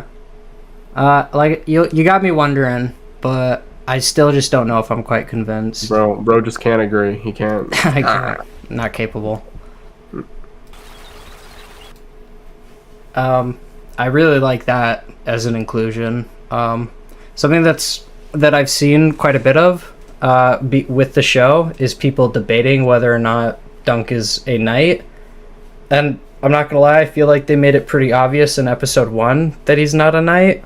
But every clue beyond that I do appreciate, because it's become very obvious that like a lot of people still don't get it. You need quite a few clues to like really drive home the point, and I do think it's it's not just a bit of flavoring. They're not even trying to hide it. They're just which again, like I mean, George didn't really try to hide it either. I feel it's kind of the point. Like a big point of George's world and his characters is this idea of like, oh, like just the regular ratty person from Flea Bottom, he's the truest knight out of all these people because he's the one who's actually a good person, even though he's not a knight. Same thing with like John, where it's like, oh, or I guess the opposite. This kid that everyone treats him like a bastard. He's a bastard. That's like it defines his whole life. And then the secret being, oh, he's not a bastard. Like, it just makes way more sense, and everything fits together thematically if he's a knight. Sorry, if he's not a knight and he's lying. Whereas there's just a bunch of like weird moments that don't quite add up if he is a knight. You know what I mean? Yep. Is it not fair? When he says after the roast, is he referring to the funeral, or is he like talking about like that's crazy. Fucking crazy, dude. I wish we spent a little more time with this. I feel like we just jumped past it so quick. Yeah, like we didn't even get to see him with like the golden helmet to like cover his wound. And that's kind of, I don't know, that was another cool detail from the book where you have Duncan taking like the sword and being like it would only rust in the ground. And meanwhile, the Targaryens, they're like burying Baelor in all this fancy clothing and a like literal golden helmet. It kind of draws the point between Duncan, despite his poverty, is making like more practical choices, and like that sword is gonna be of use to him, whereas it's not really gonna be of use to Arlen. And then the Targaryens, it kind of shows like they're almost insane in that way. Like they think it's worth it to just take all this wealth and bury a family member with it. Yeah. Nice to see the Kingsguard again. You can hear me clearly now, right? I just want to make sure, right? Yeah, I can hear you fine. Okay, cool. Yeah, nice to see the Kingsguard. Wish we got a couple more close-ups. They're very stingy. I do too. Stingy with their shots of these guys. They're on the good. What the fuck? Whoa, what? Okay. Something that threw me the first time was, why aren't a bunch of people here? But you look around and I went, oh, like, well, it's because it's just like a family thing. Like, the idea seems to be the Targaryens don't want a big crowd. But why is Sir Manfred here? He's just chilling here. No idea. What the fuck? Is he related somehow? No idea. I'm just gonna ignore that he's there, I guess, and say, because again, that's just the only thing that makes sense. If the Targaryens are like, yeah, this isn't a public thing, it's just a family event. I just don't know why he'd be there. Odds keep him. Bruh, the performance is so fucking good. That's another reason the ending was like, why? Yeah, it's like, yeah, we'll get to it. But Maekar is very clearly impacted by his brother's death, and I just love the contrast. He's like super stern and like just sharp the entire time leading up to the trial, and then it's so effective actually, like having an actor like putting on a good performance, because just seeing the like complete damage that it's done to him, like hearing him talk honestly hit me so hard, just because every sentence, no matter what he's saying, no matter what tone he's in, you can just feel the hurt the entire time. It's just this giant like cloud looming over him. Yep. Brilliant performance. This very much gave me no parent should have to bury their child energy. This was just a great line. I really liked how there's like a bit of insecurity there. Like he's upset that maybe he couldn't have stepped up. That like his father was a better fighter, more honorable than he was. It's just great. Yeah. Why would the gods take him and leave you?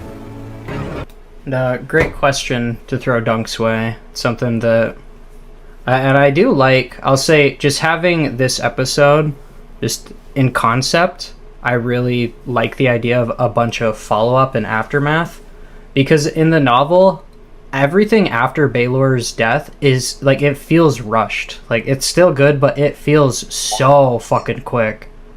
You think so? Yeah, definitely. I feel like it takes takes like 2 think, pages to wrap up.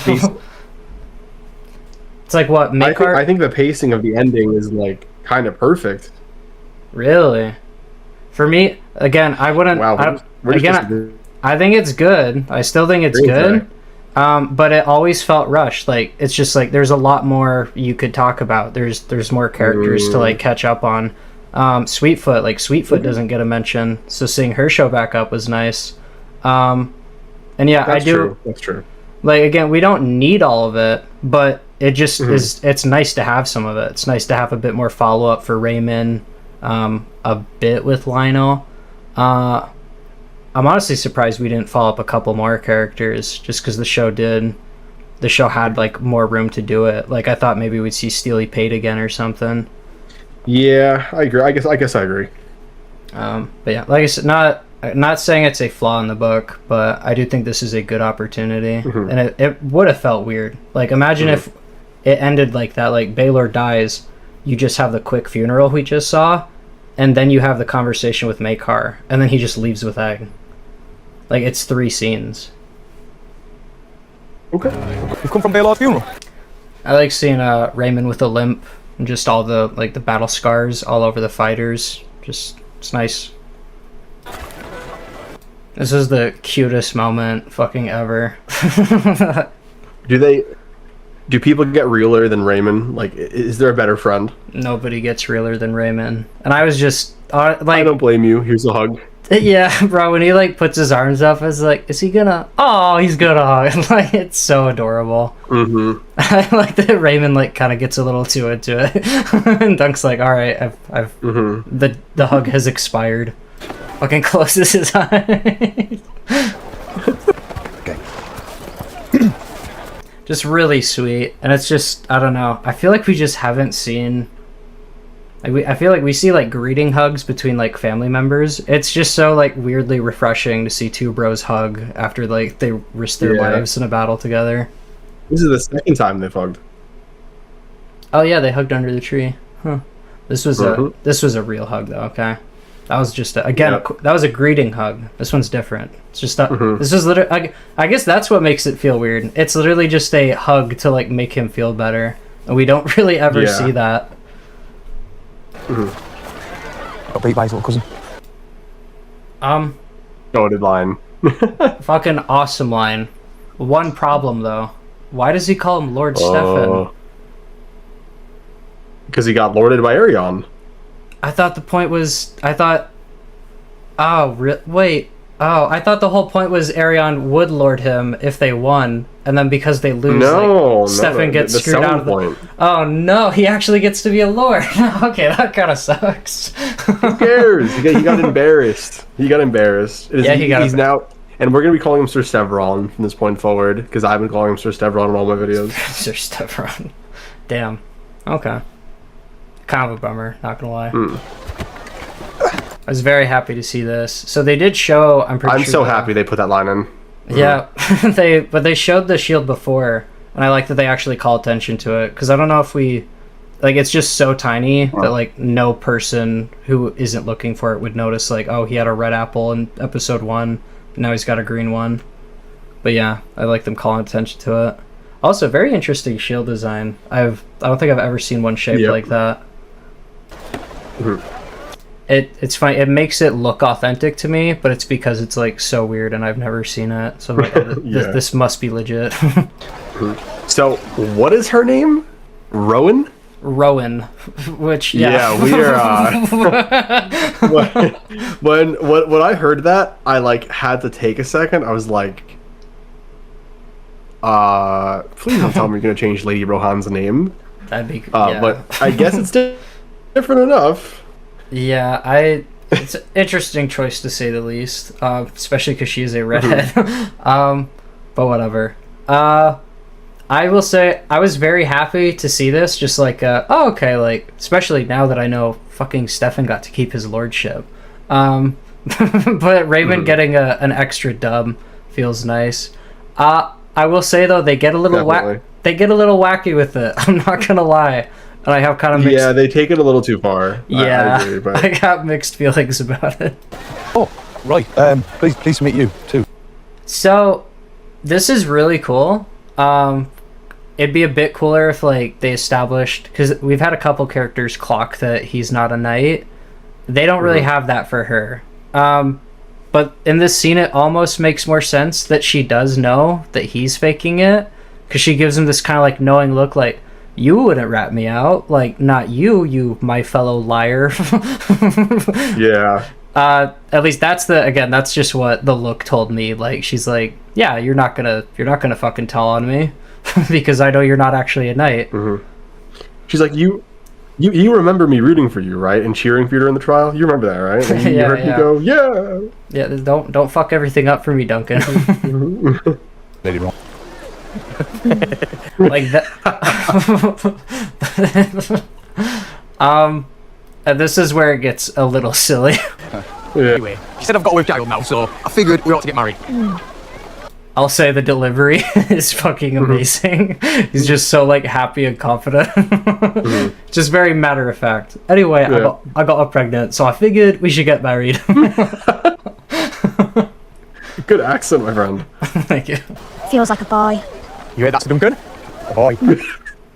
So, okay, you're gonna have to help me out here. Is the idea that she realized that she got pregnant from one of her clients, and now she's trying to latch onto Raymond to get like, so he can... I just read it as maybe she's not even pregnant at all.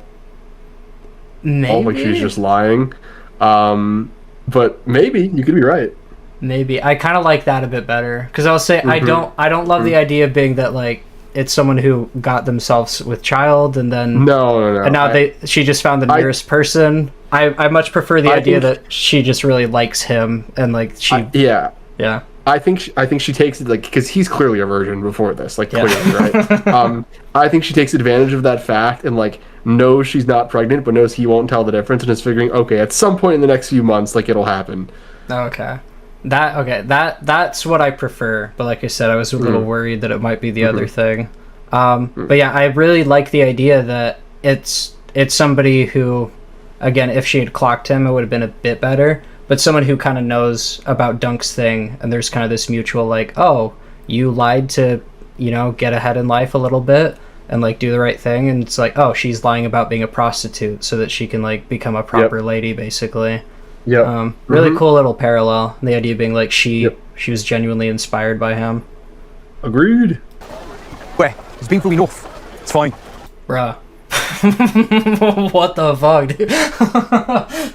We were about to have like another fucking trial by combat all over again. Again, just super cool for Raymond, the guard, and you definitely can tell like his confidence has gone up. Literal Targaryen guards come up and they're like, the fucking prince demands your friend's presence, and he tells him to fuck off. He's not going anywhere. Yeah, it's great. Like, damn. To the day I die, you swung mace. And this is what I mean about the performance. There's no tears, but like you can just hear the weakness in his voice. He's just carrying it the entire time. Yeah, it makes the final scene that much more frustrating too, because of how good he does. Yeah, we'll get there. Sir Adam would say. So and here that question comes back up, like, what was it really worth it for Baelor to die so that Duncan could live? And zoomed out, like, I guess spoilers for the future, but zoomed out, we know how his story ends at Summerhall, and we know that he will ultimately contribute to the main series. The whole idea being, like, George has this thing about cycles of violence, and a big thing with his stories is you're supposed to realize that there aren't just cycles of violence. There are cycles of kindness. There are cycles of, like, growth and improvement, where one good action can spiral out the same way one evil action can. And yeah, that well said. I agree. That's all reflected with Makar's story. Mm-hmm. And it's why the arc that he's supposed to have is so fucking satisfying, where he's like, he is a big reason so many of the problems happen in this story. He keeps enabling his sons, and it takes the death of his brother to make him like see the light. But he does see the light. And again, like, that is already some good coming of Baelor's death. Like, Makar makes that happen. And it's really cool to see him like learn the lesson, and after all this time like take it from Dunk. And yeah, be a shame if they changed anything. We'll get to that. I wonder what that. No doubt. But you still have much to learn. Yeah, I mean the actor is just going ham. Yeah, he's going absolutely crazy. And I do like that for much of this conversation he's respectful of Dunk, but he's still like kind of willing to be harsh. Like when Dunk gives him his answer to like, oh, just maybe one day the realm will need that foot, he's just very frank about it. He's like, not fucking likely. I doubt it. But here, I like that we just, a little itty bitty glimmer of like kindness, where he kind of softly says, I'm sure Arlen did all he could for you. Where it's just noticeable because Makar is such like an asshole the whole time leading up to it, and he is still like not very giving in this conversation. So like that one like moment of like tenderness, like it just stands out. It means a lot more because you can see like it's already a crack in the facade, just like him saying, will you let Egg be your squire? For him to ask that of Dunk is already a huge signifier of growth. The fact that he's like changed from this. Maybe you're not the knight I thought you were. And damn. How do you feel about that scene? I like it. I will say, like, Egg is wrong in the sense, like, he needs to cut Duncan some slack, but Egg is also a kid who has his own perspective. And I feel like in this moment, especially paired with the line of him saying, like, I'm done with princes, I think it's very much Egg being like, I'm not one of them. Like, I'm not a Targaryen. And here his fucking hero is like, I'm done with you because of my experience with other Targaryen princes. And I think all Egg can probably think about is, oh, you're rejecting me because of my family, the family that I have already rejected, which I think understandably hurts. And you should know Oh shit. that. Yeah. Oh, you roboted like crazy. Sorry, and I'm saying that Dunk, like in Egg's perspective, Dunk more than all people should know that. That is what I'm saying. Okay. Did you say something before that and it wasn't in? Hang on. Sorry. I can't trust the fucking audio anymore. I'm sorry. You're good. Could I get a test? Could I get like a sentence from you? Just want to make sure you're clear now. It was going absolutely nuts. Hello, is the winter storm destroying our... Okay. I got most of that. I don't know what you said. Is the winter storm destroying our... And then it kind of petered out. Mm-hmm. Okay. I think we can keep going again. Sorry. It just when it freaks out, I don't want to barrel through it. Got you. Oh. But did you have any more thoughts about that scene? How do you feel about it? I like don't love it. I'm gonna be honest. Like I feel you could really tell they were stretching this episode out to hit the 30-minute mark, and I just don't know how necessary the scene really was.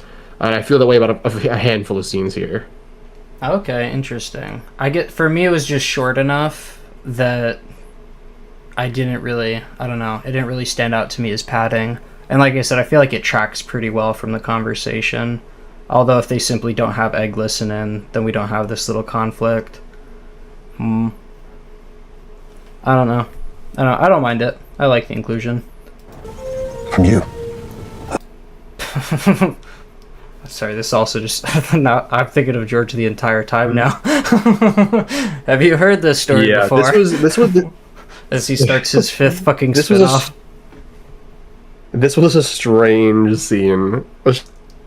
Scene. This I'll explain why in a bit. I'll just say it was a roller coaster of emotions for me. Yeah. Okay. So when Dunk said, "Why did you never knight me?" I lost my shit. I was like, "Oh my god." We're actually going to get to hear from Arlen's mouth, why he didn't knight Dunk. And maybe there'll even be an implication that he's ready to, and then he'll die or some shit. But no, he asks the question, and then seemingly Arlen dies. And I was like, no, you fuckers. But it was also a happy no, where I was like, okay, yeah, I liked that. I liked that Arlen dies instead of telling him. Yeah. Because it's really tragic. It's like he probably asked this really deep question that he's just been waiting for an answer, and then he asks it and Arlen dies and can't answer it, but then they just bring him back for comedic relief and undercut the scene. Yeah, and it's just okay, when I make the movie, I'm just gonna cut after this. I'm just gonna have him cry and then cut away. There's no reason for him to come back, and it makes it extra weird because it's I think it opens it back up again, where it's did Dunk ask him again? I'm gonna say something I think is a weakness of Ira Parker as a director or storyteller, writer, whatever you want to be. He is not good at mixing tones.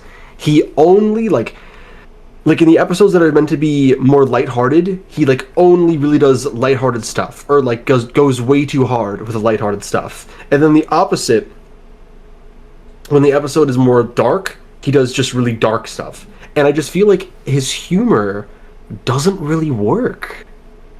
I'd say for thing is, I feel like there's a lot of good humor in this season. It's just that, again, when he, like you said, when he mixes tones, we get really weird results, where if it's just a dark and serious scene, it's usually good. If it's just happy and lighthearted, usually good. It's whenever he does this thing where he kind of tries to do both at the same time, he just doesn't succeed. You can do this in some ways, but not like this. Not like this at all. He always in episodes 4 and 5, he proves to you that he can be serious. You get what I'm saying? He proves to you that he can let scenes sit on their own. But then in this moment, it's just okay, let the scene breathe, and then he has to undercut it with a stupid fucking revival joke. I don't Yeah. understand. Well, even in 4, like he decided to add a fart joke to the like, are there no true knights among you? And it's like, it goes back to the piss and the shit and like, what do you? I don't know. It just has me. It goes back worried. to the slap. It all goes back to the opening of the season when Dunk has this like really great scene where he's burying Sir Arlen and he puts in that stupid fucking slap. Like, why? Just let the scene breathe.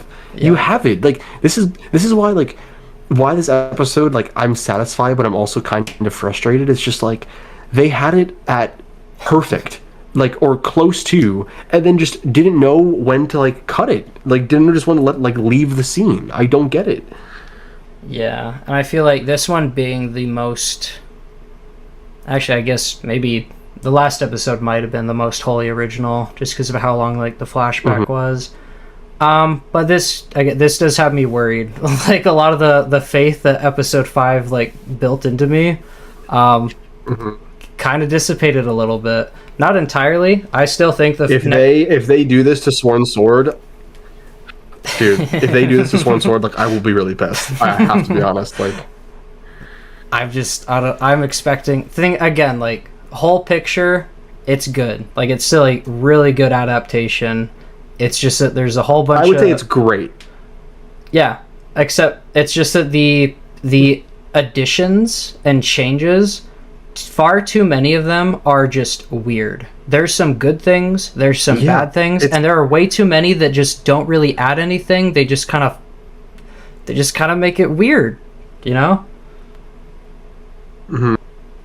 But yeah, I don't like him coming back, because it's like, does Dunk ask the question again? Will he have? And also, this line is insane.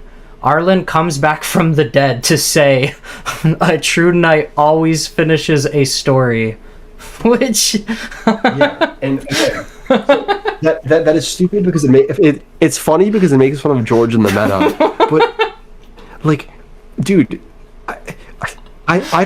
Dude, when my grandpa was fucking dying, he didn't just like pause momentarily and then resurrect to finish a fucking joke. Like, well, also it's just weird because it's like Arlen is like acknowledging that he died for a second, that he was faking being dead for a second. What? It's so weird. The way it's edited, it's played off like maybe that didn't even happen.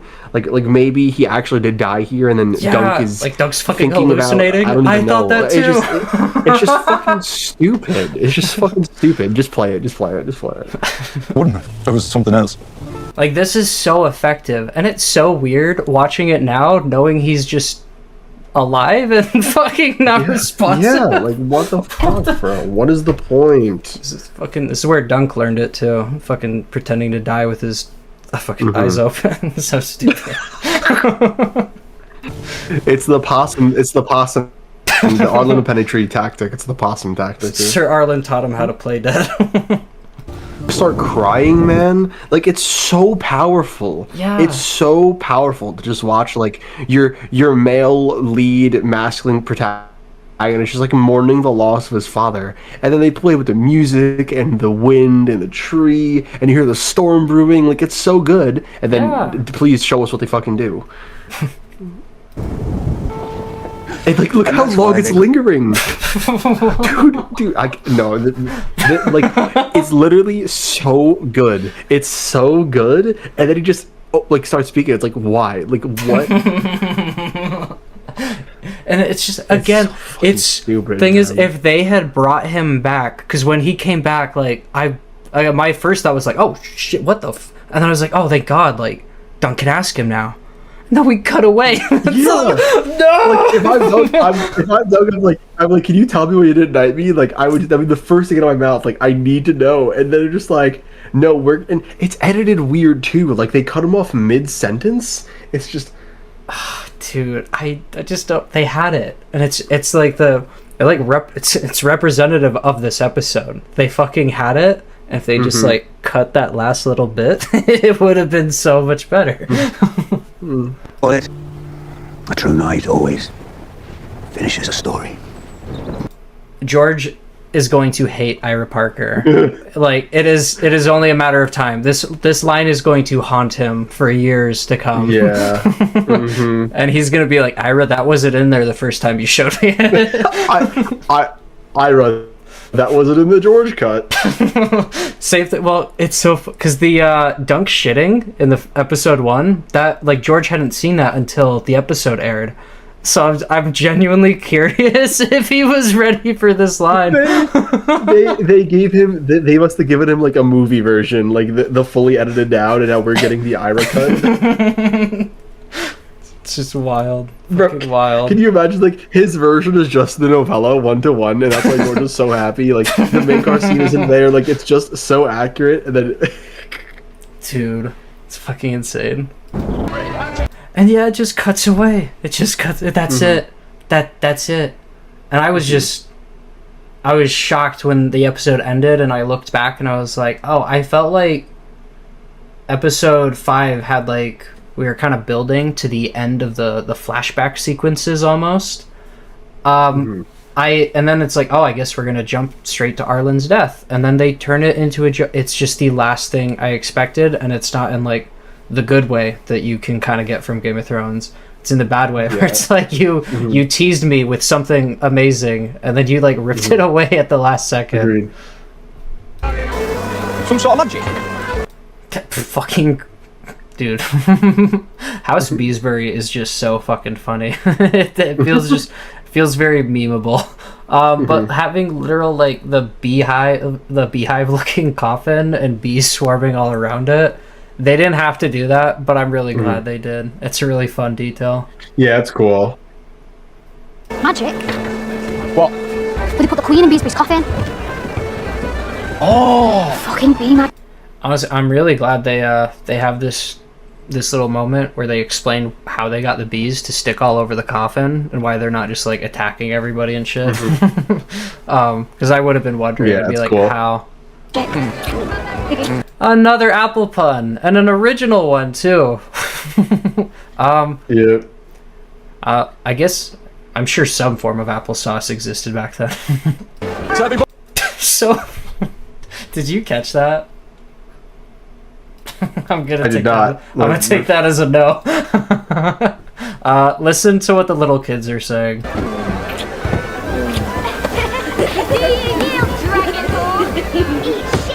Serving boy. So one says, eat shit. One says, do you yield, dragon whore? And the other says, eat shit, Sarah. I don't know who I don't know who those are. I'm sure that's just something from the lore. But I just thought it was really funny to show like the kids being like vulgar about it. Is he talking about Shiera Seastar? Is that who, and is like mispronouncing it? No, I think I'm pretty sure I saw the subtitles when I watched. I thought it was Sarah, like Sarah with 2 R's. Maybe. Yeah, I don't recognize the name, but I thought it was funny that like again showing the little kids being corrupted already by the fucking adult politic bullshit. Dude, the fucking like shrug. You take Hector Squire. And I like this. This is kind of a point in Darren's favor where it kind of calls into question how bad or good of a guy he is. And I feel like this is like kind of an act of redemption where he's trying to push Dunk to let Egg Squire for him. So speaking of just additional scenes, this is one of them that I really like. Yeah, this is probably one of the best ones. Told you, father. Also, I do like the dynamic, like, if they're gonna commit to making it a full episode, I do kind of like the idea of, you know, Dunk refusing at first, and then kind of having to be coaxed into it, and then the idea of Maekar having to refuse at first, and then him getting coaxed into it. Yeah. Which they almost did. You know, my brother wasn't always such a little monster. Also, I love this. Dunk, the choice of words is perfect. He says he's not my concern, almost as if to pretend like it doesn't matter to him what happens with Egg. And then Darren doesn't have to like say like you're a liar. He just has to say like Arian used to not be so bad. Like he used to actually be like a decent little kid. And it immediately shows that Dunk is front. It's like it's the idea as well that like George, one of the main things he's talking about is nature versus nurture. Like, are we a product of our genetics, or are we a product of our environment? And Daeron here is like, Aerion like could have been good, but like the Targaryen madness isn't a genetic thing. It's the throne. It's the Game of Thrones. It's the environment. And you know what's great? First of all, thank you to everyone who saw my Aerion video, my most viewed video on my channel. Awesome. I got a comment right after I finished the episode. Some guy goes, "I came back to your video to let you know this episode vindicated all of your feelings so much. The little detail here about Aerion liking fishing just adds another layer to his character, and it's so true. I love this moment." Yeah, and I like it. The idea being it's Darren who incepts the idea into Dunk's head, because Dunk is a bit of a lunk. He wouldn't put a ton of thought into that, especially while thinking about Baelor. But the idea he needs just a little help to think about, like, oh, if Egg goes back with us, he might end up like me. And it's a really cool, like, self-aware moment from Daeron, where he's like, you don't want him to end up like me, do you? Or Aerion? And we see it almost happen this same episode. Yeah. No doubt we'll make a man of him too.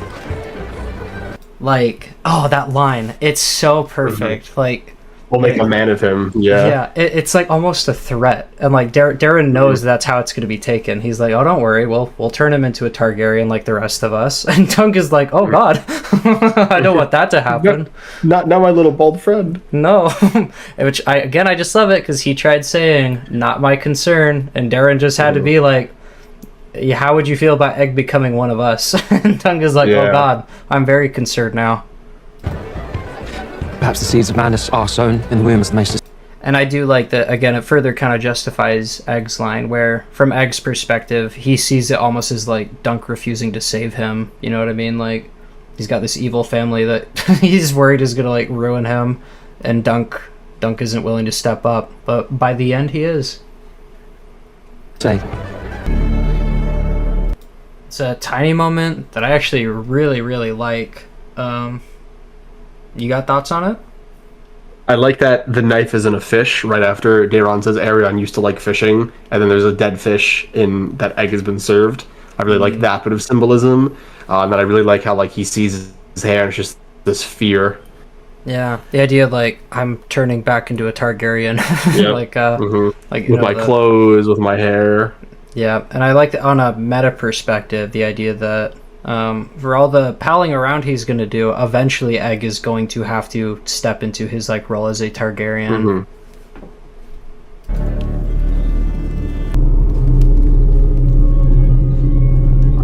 Dude. I love this moment. I love this moment so much. I will talk about it more. I want to get to the shot of him holding him. Okay.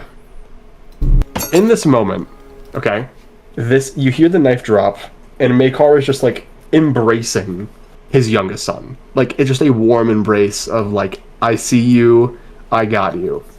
And Aerion's whole thing that's spoken in the novella is he kind of hides his true monstrous actions behind his father. Like, he doesn't want his dad to know. But when he walks in, it's not like Maekar says, "What are you doing?" or takes the knife from him. Like, he just goes and gives him, like, not a hug, but just like, I got you. And it's this moment of, I know what he's done. It's like, and I'm sorry. It just speaks so much with so little. And Egg just like crying here, just like full blown breaking down. The acting here, like, I'm blown away. Dexter is just, I mean, it's unbelievable. It's unbelievable how crazy powerful the scene is. And it's just this moment of like Maekar being like, yeah, my son is a fuck up and I'm sorry. Yeah, which that's damn it. So here's my problem. Like, this scene is great for that reason. Like, I agree with all that. Like, the fact that he doesn't even react in shock. He almost he just isn't surprised by the fact that one of his kids wants to kill the other one. But it probably would be some kind of revelation that like, oh, like it has gotten this bad. Like, I don't know. What I'm trying to say basically is I like that it's not something that makes him go like, what the fuck is going on? But it would still be like some kind of like, oh, like a wake up call, I feel. You know what I mean? Where it's like, oh, my family situation is this bad. And I kind of thought the point of this scene was this is one of the things that is going to push Maekar to separate Egg from the rest of the family. So the fact that it doesn't happen, like... Yes. It's set up. It's so stupid. The scene is setting that up. What? Yeah. It's like, it's an acknowledgement of I've failed. Like, I've failed you, and I'm sorry. So I'm gonna, like... It's so stupid, bro. Like, the whole point of Maekar letting Egg go is that he does love him. It's like him admitting that he just isn't qualified to raise his son, and he's giving him up for him. It's just like, it removes all that. It removes all of it. The whole point is Maekar does the right thing in the end. Like someone who refused to do the right thing the entire fucking story learns his lesson seemingly too late. But the whole point of like the Dunk and Egg stories is that eventually like it will save the realm. That this Hedge Knight who like didn't do all that like crazy stuff, he still has like the ultimate impact. You know what I mean? He saves the world just years before it actually happens, basically. And Maekar is part of that. Maekar is one of the many reasons that like the victory is supposed to happen in the end. And to like kind of remove that, I'll say. They're probably just going to extend it. I'm guessing with season 2, they're just gonna like have a subplot of like Maekar hunting him, and maybe that's like to give Egg a bit more to do. They could pull it off. Either way, Maekar's story, his arc, has to end with him letting Egg go. Otherwise, it fucks up his character arc. It fucks up like the theme of the story, and it like really fucks up like the logistics. Like how the fuck are they going to go on all these adventures with the kingdom hunting them? You know, be like, keep an eye out for this really tall Hedge Knight who kidnapped my son and he's bald all the time. Like I don't know, just really fucking weird. Just weird. Again, they had it like I really do like little reversal where it's Maekar requesting an audience, and then here we have like Duncan of all people summoning a prince, which is kind of cool. Yep. Thanks. I mean, like, that scene right there just tells me that she had more screen time and it was cut. Yeah, like, she had to have. Where it's just so funny, because it's literally like, they just get 2 moments together. There's just these 2 funny moments. Yep. It's like, surely you did not... For no reason. Yeah, just weird. I will say it is funny though, just the idea. the little girl is it like, is, yeah. I don't blame you for ruining my birthday. Quick, even though you did. This place. It's just funny that she thinks you would care. She has no idea. Is it back to 1.5? Just curiosity. I believe so, yeah. Yeah. Okay, cool. I really like that little bit where he says he needs time away from castles and lords, and he's like, and his family. And it's like, yes, like, that's part of the fucking point. Like, Maekar is supposed to realize he is part of the problem. His whole family is part of the problem. Like, getting Egg out of there is the best thing he can do for his kid. And again, like, here, he already, like, that's why he asks. It's because he knows that's what's up. And he's like, is this Hedge Knight actually going to say that to me? And I like that Dunk doesn't. He just kind of moves on. He's my lost son. So we have there's another moment here where, you know, Dunk says like he's not good with words, and for the second time he moves a prince to like do something absolutely insane with his words, or at least that is what is supposed to fucking happen. Because he brings up like, oh, Darren never slept in a ditch, Arian always ate like the best of meats, just throwing in Maekar's face basically like, your kids are all fucked up and they're all royalty. Maybe what you're missing is like, you know, a bit of real life. Like, maybe let the world like temper them a little bit. Like, let them grow up with someone who isn't a psycho ruler who has no perspective on what like real life is. That final scene like damages this entire episode. Now that I'm rewatching it, like, it is frustrating how kind of just well done this has been, and then just that scene just undercuts it. Like, why? Yep. And the thing is, like, when this happened, I was like, of course, like, because in a way, this is kind of what happens. I do like the inclusion of the line, like, he's my last boy. That was something that I kind of expected out of this episode. Like, how are we going to see Maekar basically come to terms with letting his son go? Which obviously we don't get. But he does like just walk away, and then the next day Egg shows up, and it does like make you wonder, like, oh, like did Egg actually just run away? But with the ring showing up in the second book, it makes it very clear that yes, at some point Maekar gave them the ring, and even like Duncan remembers Maekar giving him instructions on like how to use it and like to hide Egg and shit. So go ahead. It bothers me immensely, and this is why I'm gonna make a why at least this scene is better in the novella. In the novella, the moment that when Dunk says this, right, Maekar just doesn't say anything. Like, he just looks at Dunk and walks away. And it always read to me immediately, just it clicked immediately in my mind that he wanted to disagree, but he knew Dunk was right, so he just like ate his pride and walked away. And I don't like mind the "he is my last son" line. Like, I think that's a good line. It's just, it's insane that a novella was able to convey with like literally no words, just a few words prior, what this show like actually fails to do. It's crazy. Yeah, I don't. It's just annoying. Like, all the building blocks are here. Maybe they'll find some way to bring it all together in season 2. But something I really fucking appreciate about the Dunk and Egg novellas is that, unlike the series, which like needs to be finished to like make its point, Hedge Knight contains the entire point within the story.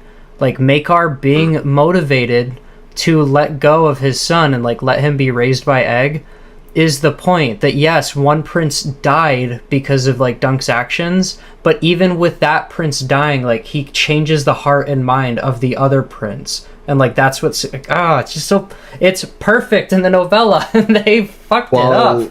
While I do absolutely love the 6 episodes, like I really do love the show, this should have just been 3 movies. It really should have just been 3 movies. Yeah. 3 movies released a year or 2 apart, and it would have been really great. Yeah, they didn't need it. And I don't know. If they wanted to do, for me, it's like, it's go all or nothing. If you are going to commit to a TV show, fuck it. Like, give me longer episodes or give me more episodes, and then like flesh out the other members of the trial. They did like the worst of both worlds, where this is almost movie length, but there's like just an hour of like kind of extra shit and like weird changes where it doesn't drag it down a ton, but it just doesn't make it better. And it's like, why? Fucking why does it need to be here? Before Sword and Sword, we should do a video just like watching the movie cut that you make. Yeah. That could be cool. Yeah. I'll say that's something I'm trying to figure out, like, what are the logistics of me sharing it? Sweetfoot! Bruh, seeing the horse run, oh my god, it's so cute. Horses are terrifying, but every now and then, like, their derpy, their like derpy attitude can like kind of get to me, and just seeing a horse do like the quick happy run to like somebody they like, that always gets me. It's just something about it. It's just very funny. Yeah, I also just really like seeing Sweetfoot here. Yeah, just and this is one of the things where it's like, this is a tiny thing where in the novella it's like there's no thought or mention of Sweetfoot, which makes sense. You don't really need it. But I do like the idea that with all the extra time, it only makes sense that Dunk would get to have another moment with her. Because he says, like, if I win, I'll come by you. Yeah. And of fucking course, it's just Raymond being the best friend ever. He's just, I bought you a fucking horse, by the way. Better yet, I bought you your old horse. Like, what a fucking homie. Absolutely crazy. Definitely the MVP of this entire season. Seriously. Jeez. And it's really cool because it's like, it's cool to give Dunk again the option where it's like at the start of the story he would have like taken her in a heartbeat, but like he's been through enough now, and I think that he probably knows, like, yeah, Sweetfoot's gonna have a better life with the guy who can like afford to buy her. Do you know what I mean? Yeah, I mean, in my mind, Sweetfoot's also getting old. I mean, she's not like old, but she's at least 10 years old, right? Because she was with Sir Arlen before Dunk was with Sir Arlen, and he was with Sir Arlen for like at minimum at least like 7 years, I want to say. Like he's probably like 9 when he gets him. He's like 17 here, so 8 or 9 years. And it's just like, yeah, let old Sweetfoot just go enjoy some apples. Like she's done her job. Yeah, let him retire. Mhm. I will say what's funny though is that the idea is like Chestnut, I think, is like the oldest one, and that's why he couldn't sell Chestnut. Which does make this almost a little weird because it's like, oh, fine, like you can get your riding horse back, maybe retire Chestnut. But I think the idea is like that almost be like an underhanded gift. Like, well, thanks for the nice horse. Here, have my old one. And also, I wonder if Dunk just feels wrong, like selling Sweetfoot than taking her back. It's like, no, like I sold you, like I did that. I love you, and I want you to have a better life. You know? Yeah, like, and to me, I also just read it as like he's just ready to say goodbye. Yeah. Where almost in the way that like he saw Arlen die, he just saw fucking Baelor die. He's probably like thinking like I was ready to say goodbye to Sweetfoot. It's really nice to see her again, but I think he like realizes in this moment like I'm ready to like part ways. She doesn't need still me. holding on. And I love that after this exchange where he's like, no, you keep her, and he's like, are you real? Like, damn. And he says he's like, she is a fine animal, and he almost looks at her like he's seeing her for the first time. And it just very much like so great. It just very much gives me the idea like there was never even a thought in his mind of like, oh, I just bought this horse, I'm gonna keep it. It was just like, I'm gonna get Duncan's horse for him. And just now he's like, oh, this is a nice horse. Damn, it's mine. That's sick. Yeah. Thank you. Fine animal. Oh, there, Sweetfoot. Do you like apples? I love that he fucking pulls a green apple out of his fucking. It's just so funny. Just has that somewhere. It'd be funny if you like pulled a red apple out and he was like, oh, like dropped it. Yeah. And he reaches in, pulls out the green. And it's also a great parallel where when Dunk sells her, he says, and give her an apple at night as well. And now you see Raymond, who just like has apples all the time to give her, you know? Yep. Oh, he even says like she'd be better in an orchard. Like again, the idea being like, I retired her, I was ready, I'm gonna stick to it. Let her go in peace. Also, you know how at the start of this season you were like, no love for Sweetfoot? Sweetfoot is my favorite horse now. She fucking better be. I will say one day, hasn't happened yet, but you just know one day George is gonna kill Thunder and it's gonna fucking hurt. Oh, dude, yeah. I'm just kidding. George isn't gonna write any more books. I got you though. I got you. Well, a true knight always finishes his stories. And so it begins. Okay, I'm sorry. I'm a dummy. I just clocked something, I think. Is the idea that he just took that penny out of Arlen's sword? Yes. Okay, I didn't realize until I saw the hilt and it looked like it wasn't in there. That's cool. Yep. I thought it was just a random copper. He's retiring Sir Arlen as well. Yep. God damn. Really cool. It's a really neat way to like honor him. And it's all, I almost kind of see it too as a way of him thanking the tree, where like throughout the book he's just giving a copper to people as like a token of appreciation, because it's not really any money, but it's a little something just to show he appreciates the service being provided. And I like that he stamps one into the tree like, thank you for providing me shelter. Yep, it's great.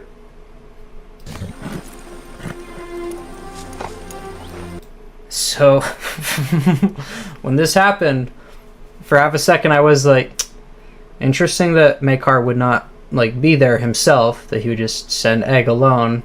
But then I thought to myself, that's what happens in the books though, so it's not going to be a big deal. Like, it's just, you know, we're just running out of time, so it's going to happen how it happened in the books. If only I had known. Like, the more and more I think about this, the more and more I'm just like, this scene doesn't make sense. And it's just like, the fact that it doesn't make sense is making it even worse. Because on one hand, it's like, is the implication that Egg is lying to Dunk again? Yes. Like, after they just had this whole thing about how Egg lying to Dunk is a big no-no, and that like ruins the relationship, and now he's doing it again. But like I feel like I want to say they're not that stupid and want to give like cope or support to the argument that maybe Maekar did know and was just trying to like save face in front of other people. Like I No. genuinely don't know. No, I think they changed it, and I think it is a very deliberate change that is supposed to feed into the next season or potentially multiple seasons. I think they looked at Sworn Sword and they're like, Egg doesn't do a lot here. Let's give him like a crazy subplot with his fucking family hunting him. That's what Katarina said it without even like reading the novellas. And as soon as she said no, they're doing that to just add something in for later seasons, I was like, fuck, you're so right, and I don't want to believe you, but you're making so much sense. Yeah, it's just very worrying. And it's like, God, thing is, they didn't have to. Like, even if this is a change they wanted to make, if they just hadn't shown those last 5 seconds, if they had like started season 2 with them, I would have had a whole year of just sitting here thinking like, they nailed the first season, can't wait for season 2. And now I'm like, let us be at peace. I'm like actually scared. I'm like, no, what are you doing? Stop. No. Even if it's not real, let us be at peace. God damn it, dude. Chestnut's yours. I will say, I don't want to muddy the point. This is still a good episode. Like, this is still, like, a great fucking season. It's just that this one little change that weakens the story that in makes this. it sting. I was gonna say, it weakens this season. Like, that makes it sting more for me. Yeah. That everything else was so... Yep. Yeah. I just... Yeah, I was just gonna say, it worsens this season, and it is a very worrying thing for the next season, because Con and I have talked about this a couple times now, and he was actually like kind of worried, like that, oh, like people aren't gonna be that into Sworn Sword. I'm almost worried that HBO had those same worries, and they were like, oh, we gotta do a whole bunch of shit to this story to make people like it. And it's like, no, don't fuck with it, please, just leave it alone.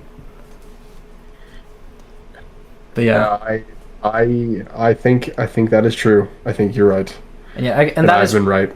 Well, that is part of the worry, that again, this is a good season. I'm happy with it. I'm like, yay, you did it. But now I'm worried about that second season in a way that I was not before. I was just very like comfortable. I was just like, we're gonna get at least 3 good seasons because they're just gonna stick to the books pretty closely. And now like that has all gone out the window. I'm like, what are they doing? What kind of crazy bullshit are they trying to concoct right now? Treat her kindly. I don't want to fight. Okay, so sorry, back to the actual show. I like Egg smiling when he realizes that Dunk is like, yep, like, come on, Chestnut's yours. And I like him kind of locking in, just something he's just done throughout, where you can see him being a little kid, and then he, like, focuses up, and he tries to, like, play his part. And I always like it, it's cute. You want thunder unless I put Relevant? There's 7 kingdoms of the realm, boy. A really interesting way for him to respond, where he's like, are you mad? And he's like, is that relevant? And it's kind of tragic that Egg is seemingly already questioning his intelligence, and I think it kind of shows why Dunk rejecting him earlier hurt so much, where he's like, no, I'm not a crazy Targaryen like everybody else. And then there's this bit where he corrects Dunk. He's like, actually, it's 9 kingdoms. And here's the problem. If you're gonna actually somebody, you should actually be right, like, about what you're saying. And if you want to be a pedantic asshole, it'd be like, oh, there are 9 kingdoms. No, it's 1 kingdom, you little prick. It's 1 kingdom and like 9 provinces. Yeah. So you're wrong too. Like, it would be really funny. It would be like, oh, so there's 9 kings as well? Yeah. Which I don't. It's weird that like he should have just said 9 provinces, but then that would have fucked with the title. And why are you complaining about it, Wamba? Well, because the idea on paper is actually really cool. The whole like title, and this is something they did with Game of Thrones. The title is like supposed to be a false title. He is not a knight, and it's not even 7 kingdoms, but he is still like in spirit. That is exactly what he is, and that's like that's so perfect for this story, because it's like one of the points of the story that like even if you're not technically the thing, if you're not technically a knight, you can still be the truest knight of them all. And and yeah, the idea that it's like, yeah, it's actually like 9 provinces instead of 7 kingdoms, or like, it's, you know, it's only 1 kingdom or whatever. And that's why when it says the 9 kingdoms, like, you should have, if you were gonna change it, you should have said the 1 kingdom. You should have just not changed it. You should have just shown the title, gone full send. Just Agreed. weird. Now, Villains the eye. I do like him asking if he wants to clout in the air. That is important, believe it or not. This is I love the shot, dude. It's perfect. It's perfect. Yeah. It's beautiful. There's symbolism. The ghost of Arlen riding in the other direction. The fucking tree, like, sitting alone in the background as if, like, that's where he's... Brother, it's perfect. It's literally perfect. And I'm angry while saying that because they fucked it up.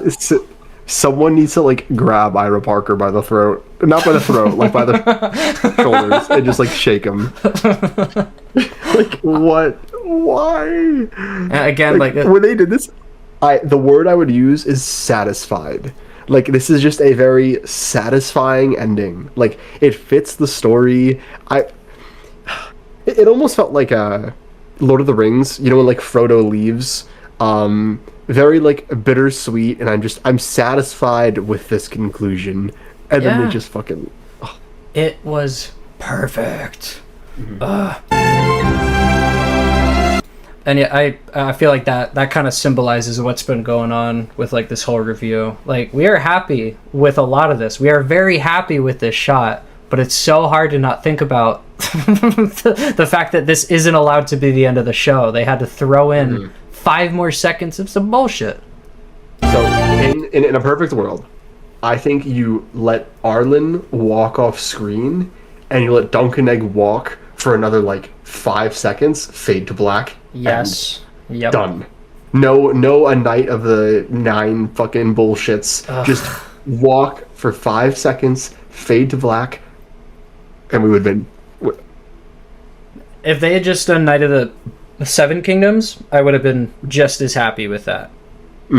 But fade to black or Night of the 7 Kingdoms. Do not, I repeat, do not do what you're about to do. just end it. Just like right, if you end it a second before when it's fading, it's just like, oh, that was so perfect. Also, I'm unironically in the edit, I am going to change this back to 7 Kingdoms.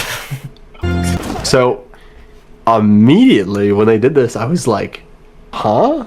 Yeah. I wasn't like, oh, I hate this. I was just like, oh, what are they doing? But well, continue. I was immediately worried because I'm not gonna lie, I instantly was like, oh god. I already knew. I was like, there's only one reason to be cutting back here. Yeah, as soon as I saw him looking around, I'm like, no. Yeah. No. Where the fuck is he? So he did not learn his lesson. And I'm sorry, wait, what is this song? People say a man is made out of mud. What the fuck? I don't remember that. That was not it. No. Okay, what the fuck? I was like, I'm losing my mind. They did not play that. Can you go to HBO? Do you have HBO? Yes, I'm going to HBO. I do too. No, you're sharing your screen. I'm going with. I got you. Yo, that's actually there. It's not. I just know it's not. I would have noticed. We would be talking about it. I just have to see though. It's not. Added it in post. They changed it after. Oh, hang on. Fucking HBO likes to tries to. No. Maybe you can't share it because it's HBO. Oh, can you not? Wait a minute. Hang on. Oh my god. It is! Oh. Wait a minute. That's not real. Why is it that? What the fuck? How did we both... Wait. No. Did HBO just do the HBO thing and we didn't hear it? That's the song. That is the actual fucking song. Okay, wait, hold on. Because right after that, my HBO cut to, like, next fucking movie or, like, next show. What? Brother, what the fuck are we doing? What the fuck? I feel like that end credit song, like, that, like, symbolizes our whole thing, where it's like, we just saw a good episode, mostly good content, And then the ending is just this random "what the fuck are we doing" bullshit. What is happening? The fact that this is like a raw bewilderment just in the moment. I can't. So man. I just like how we both immediately were like, "That's not real," and we were both like, "I need to see this on HBO right now." And I'm glad we did because I just didn't believe it. Bro, you see, I didn't believe it. you see have you seen the meme of that lady like on the plane saying that person in the back of the plane isn't real? Oh yeah. They're like, that person's a devil or some shit. Yeah, that was me, and you hear this like that. That's not real. That's not real. No, that was not. That's crazy. That's actually, that almost feels like it's for people like us who are sitting there going, "What the fuck?" at the Maekar scene, and then the song is like, "Oh yeah, well how about this?" Wild choice. Again, I want to be clear. Does not ruin the season. It does damage Maekar's character. Like, it kind of, the whole point is Maekar learns his lesson. This version of Maekar did not learn his lesson. And it quite literally weakens the impact of like Dunk's victory and everything that he did. Okay, so with that being said, I agree with everything you just said. Overall, what would you give this show out of 10? Because I want to start ranking things out of 10, and I want to keep note of it as we progress with everything we review. What would you give this out of 10? Oh,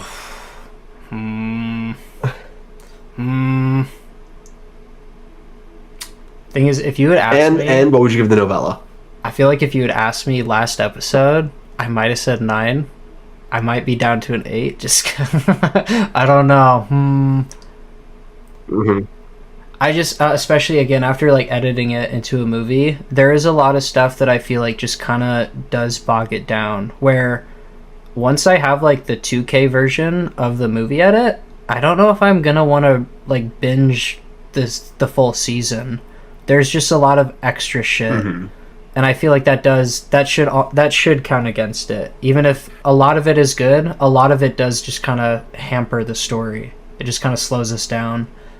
I'd say I am at an 8 as well. I'd say 8.5 just to be safe. That'd be my final answer. I'm gonna just to cheat. Yeah, like I think the real answer is 8, but the gassed up answer is 8.5. Like it was great, and this is definitely a top, maybe even top 4. Yeah, definitely top 4 Game of Thrones season proper for me. Or yeah, top 5, top 4. Do you know where it sits for you? I have it.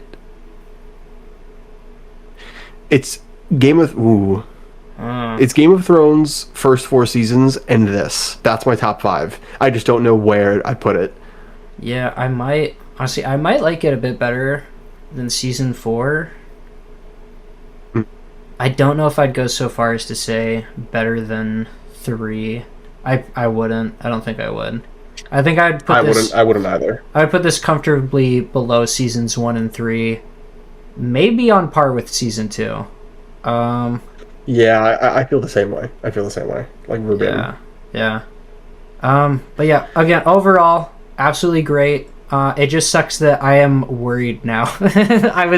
I would have, if those last 5 fucking seconds didn't exist, I would just be like, damn, bummer, we gotta wait. And now I'm like, I'm like over here like, oh god, what's gonna happen to season 2? My issue with the worrying is it's not so much, I think that, like, the core of the story is intact, and in some instances they've actually done better than the novella. Like, I think Arion is just significantly better in the show. Significantly. I think Egg is better. I think Egg is better as well. It's just like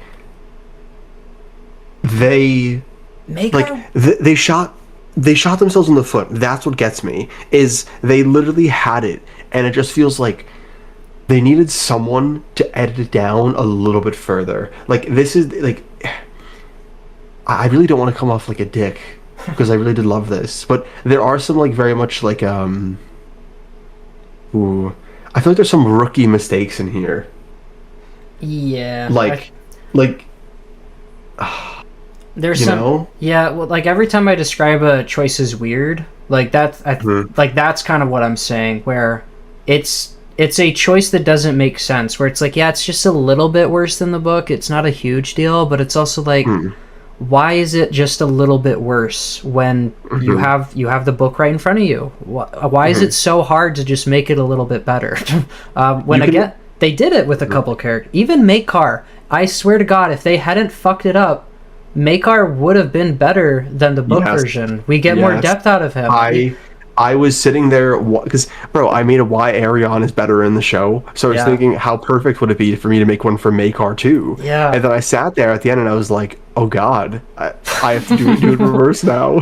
Yeah, and it's just, again, it just sucks. It's like, I get it. Like, this is just a different Maekar, but no, it destroys him. There's him. There's a point being made with his character, and the point has been destroyed. Dude, it's like that was character assassination, truly, like it was. Yeah, and the sense of like, again, like that's the moment it became just a completely different I literally sent you #NotMyMaekar. I was like, this, I just have to accept, like, this is a completely different character now. He does not learn the lesson that he's supposed to when he kills his brother. Damn it!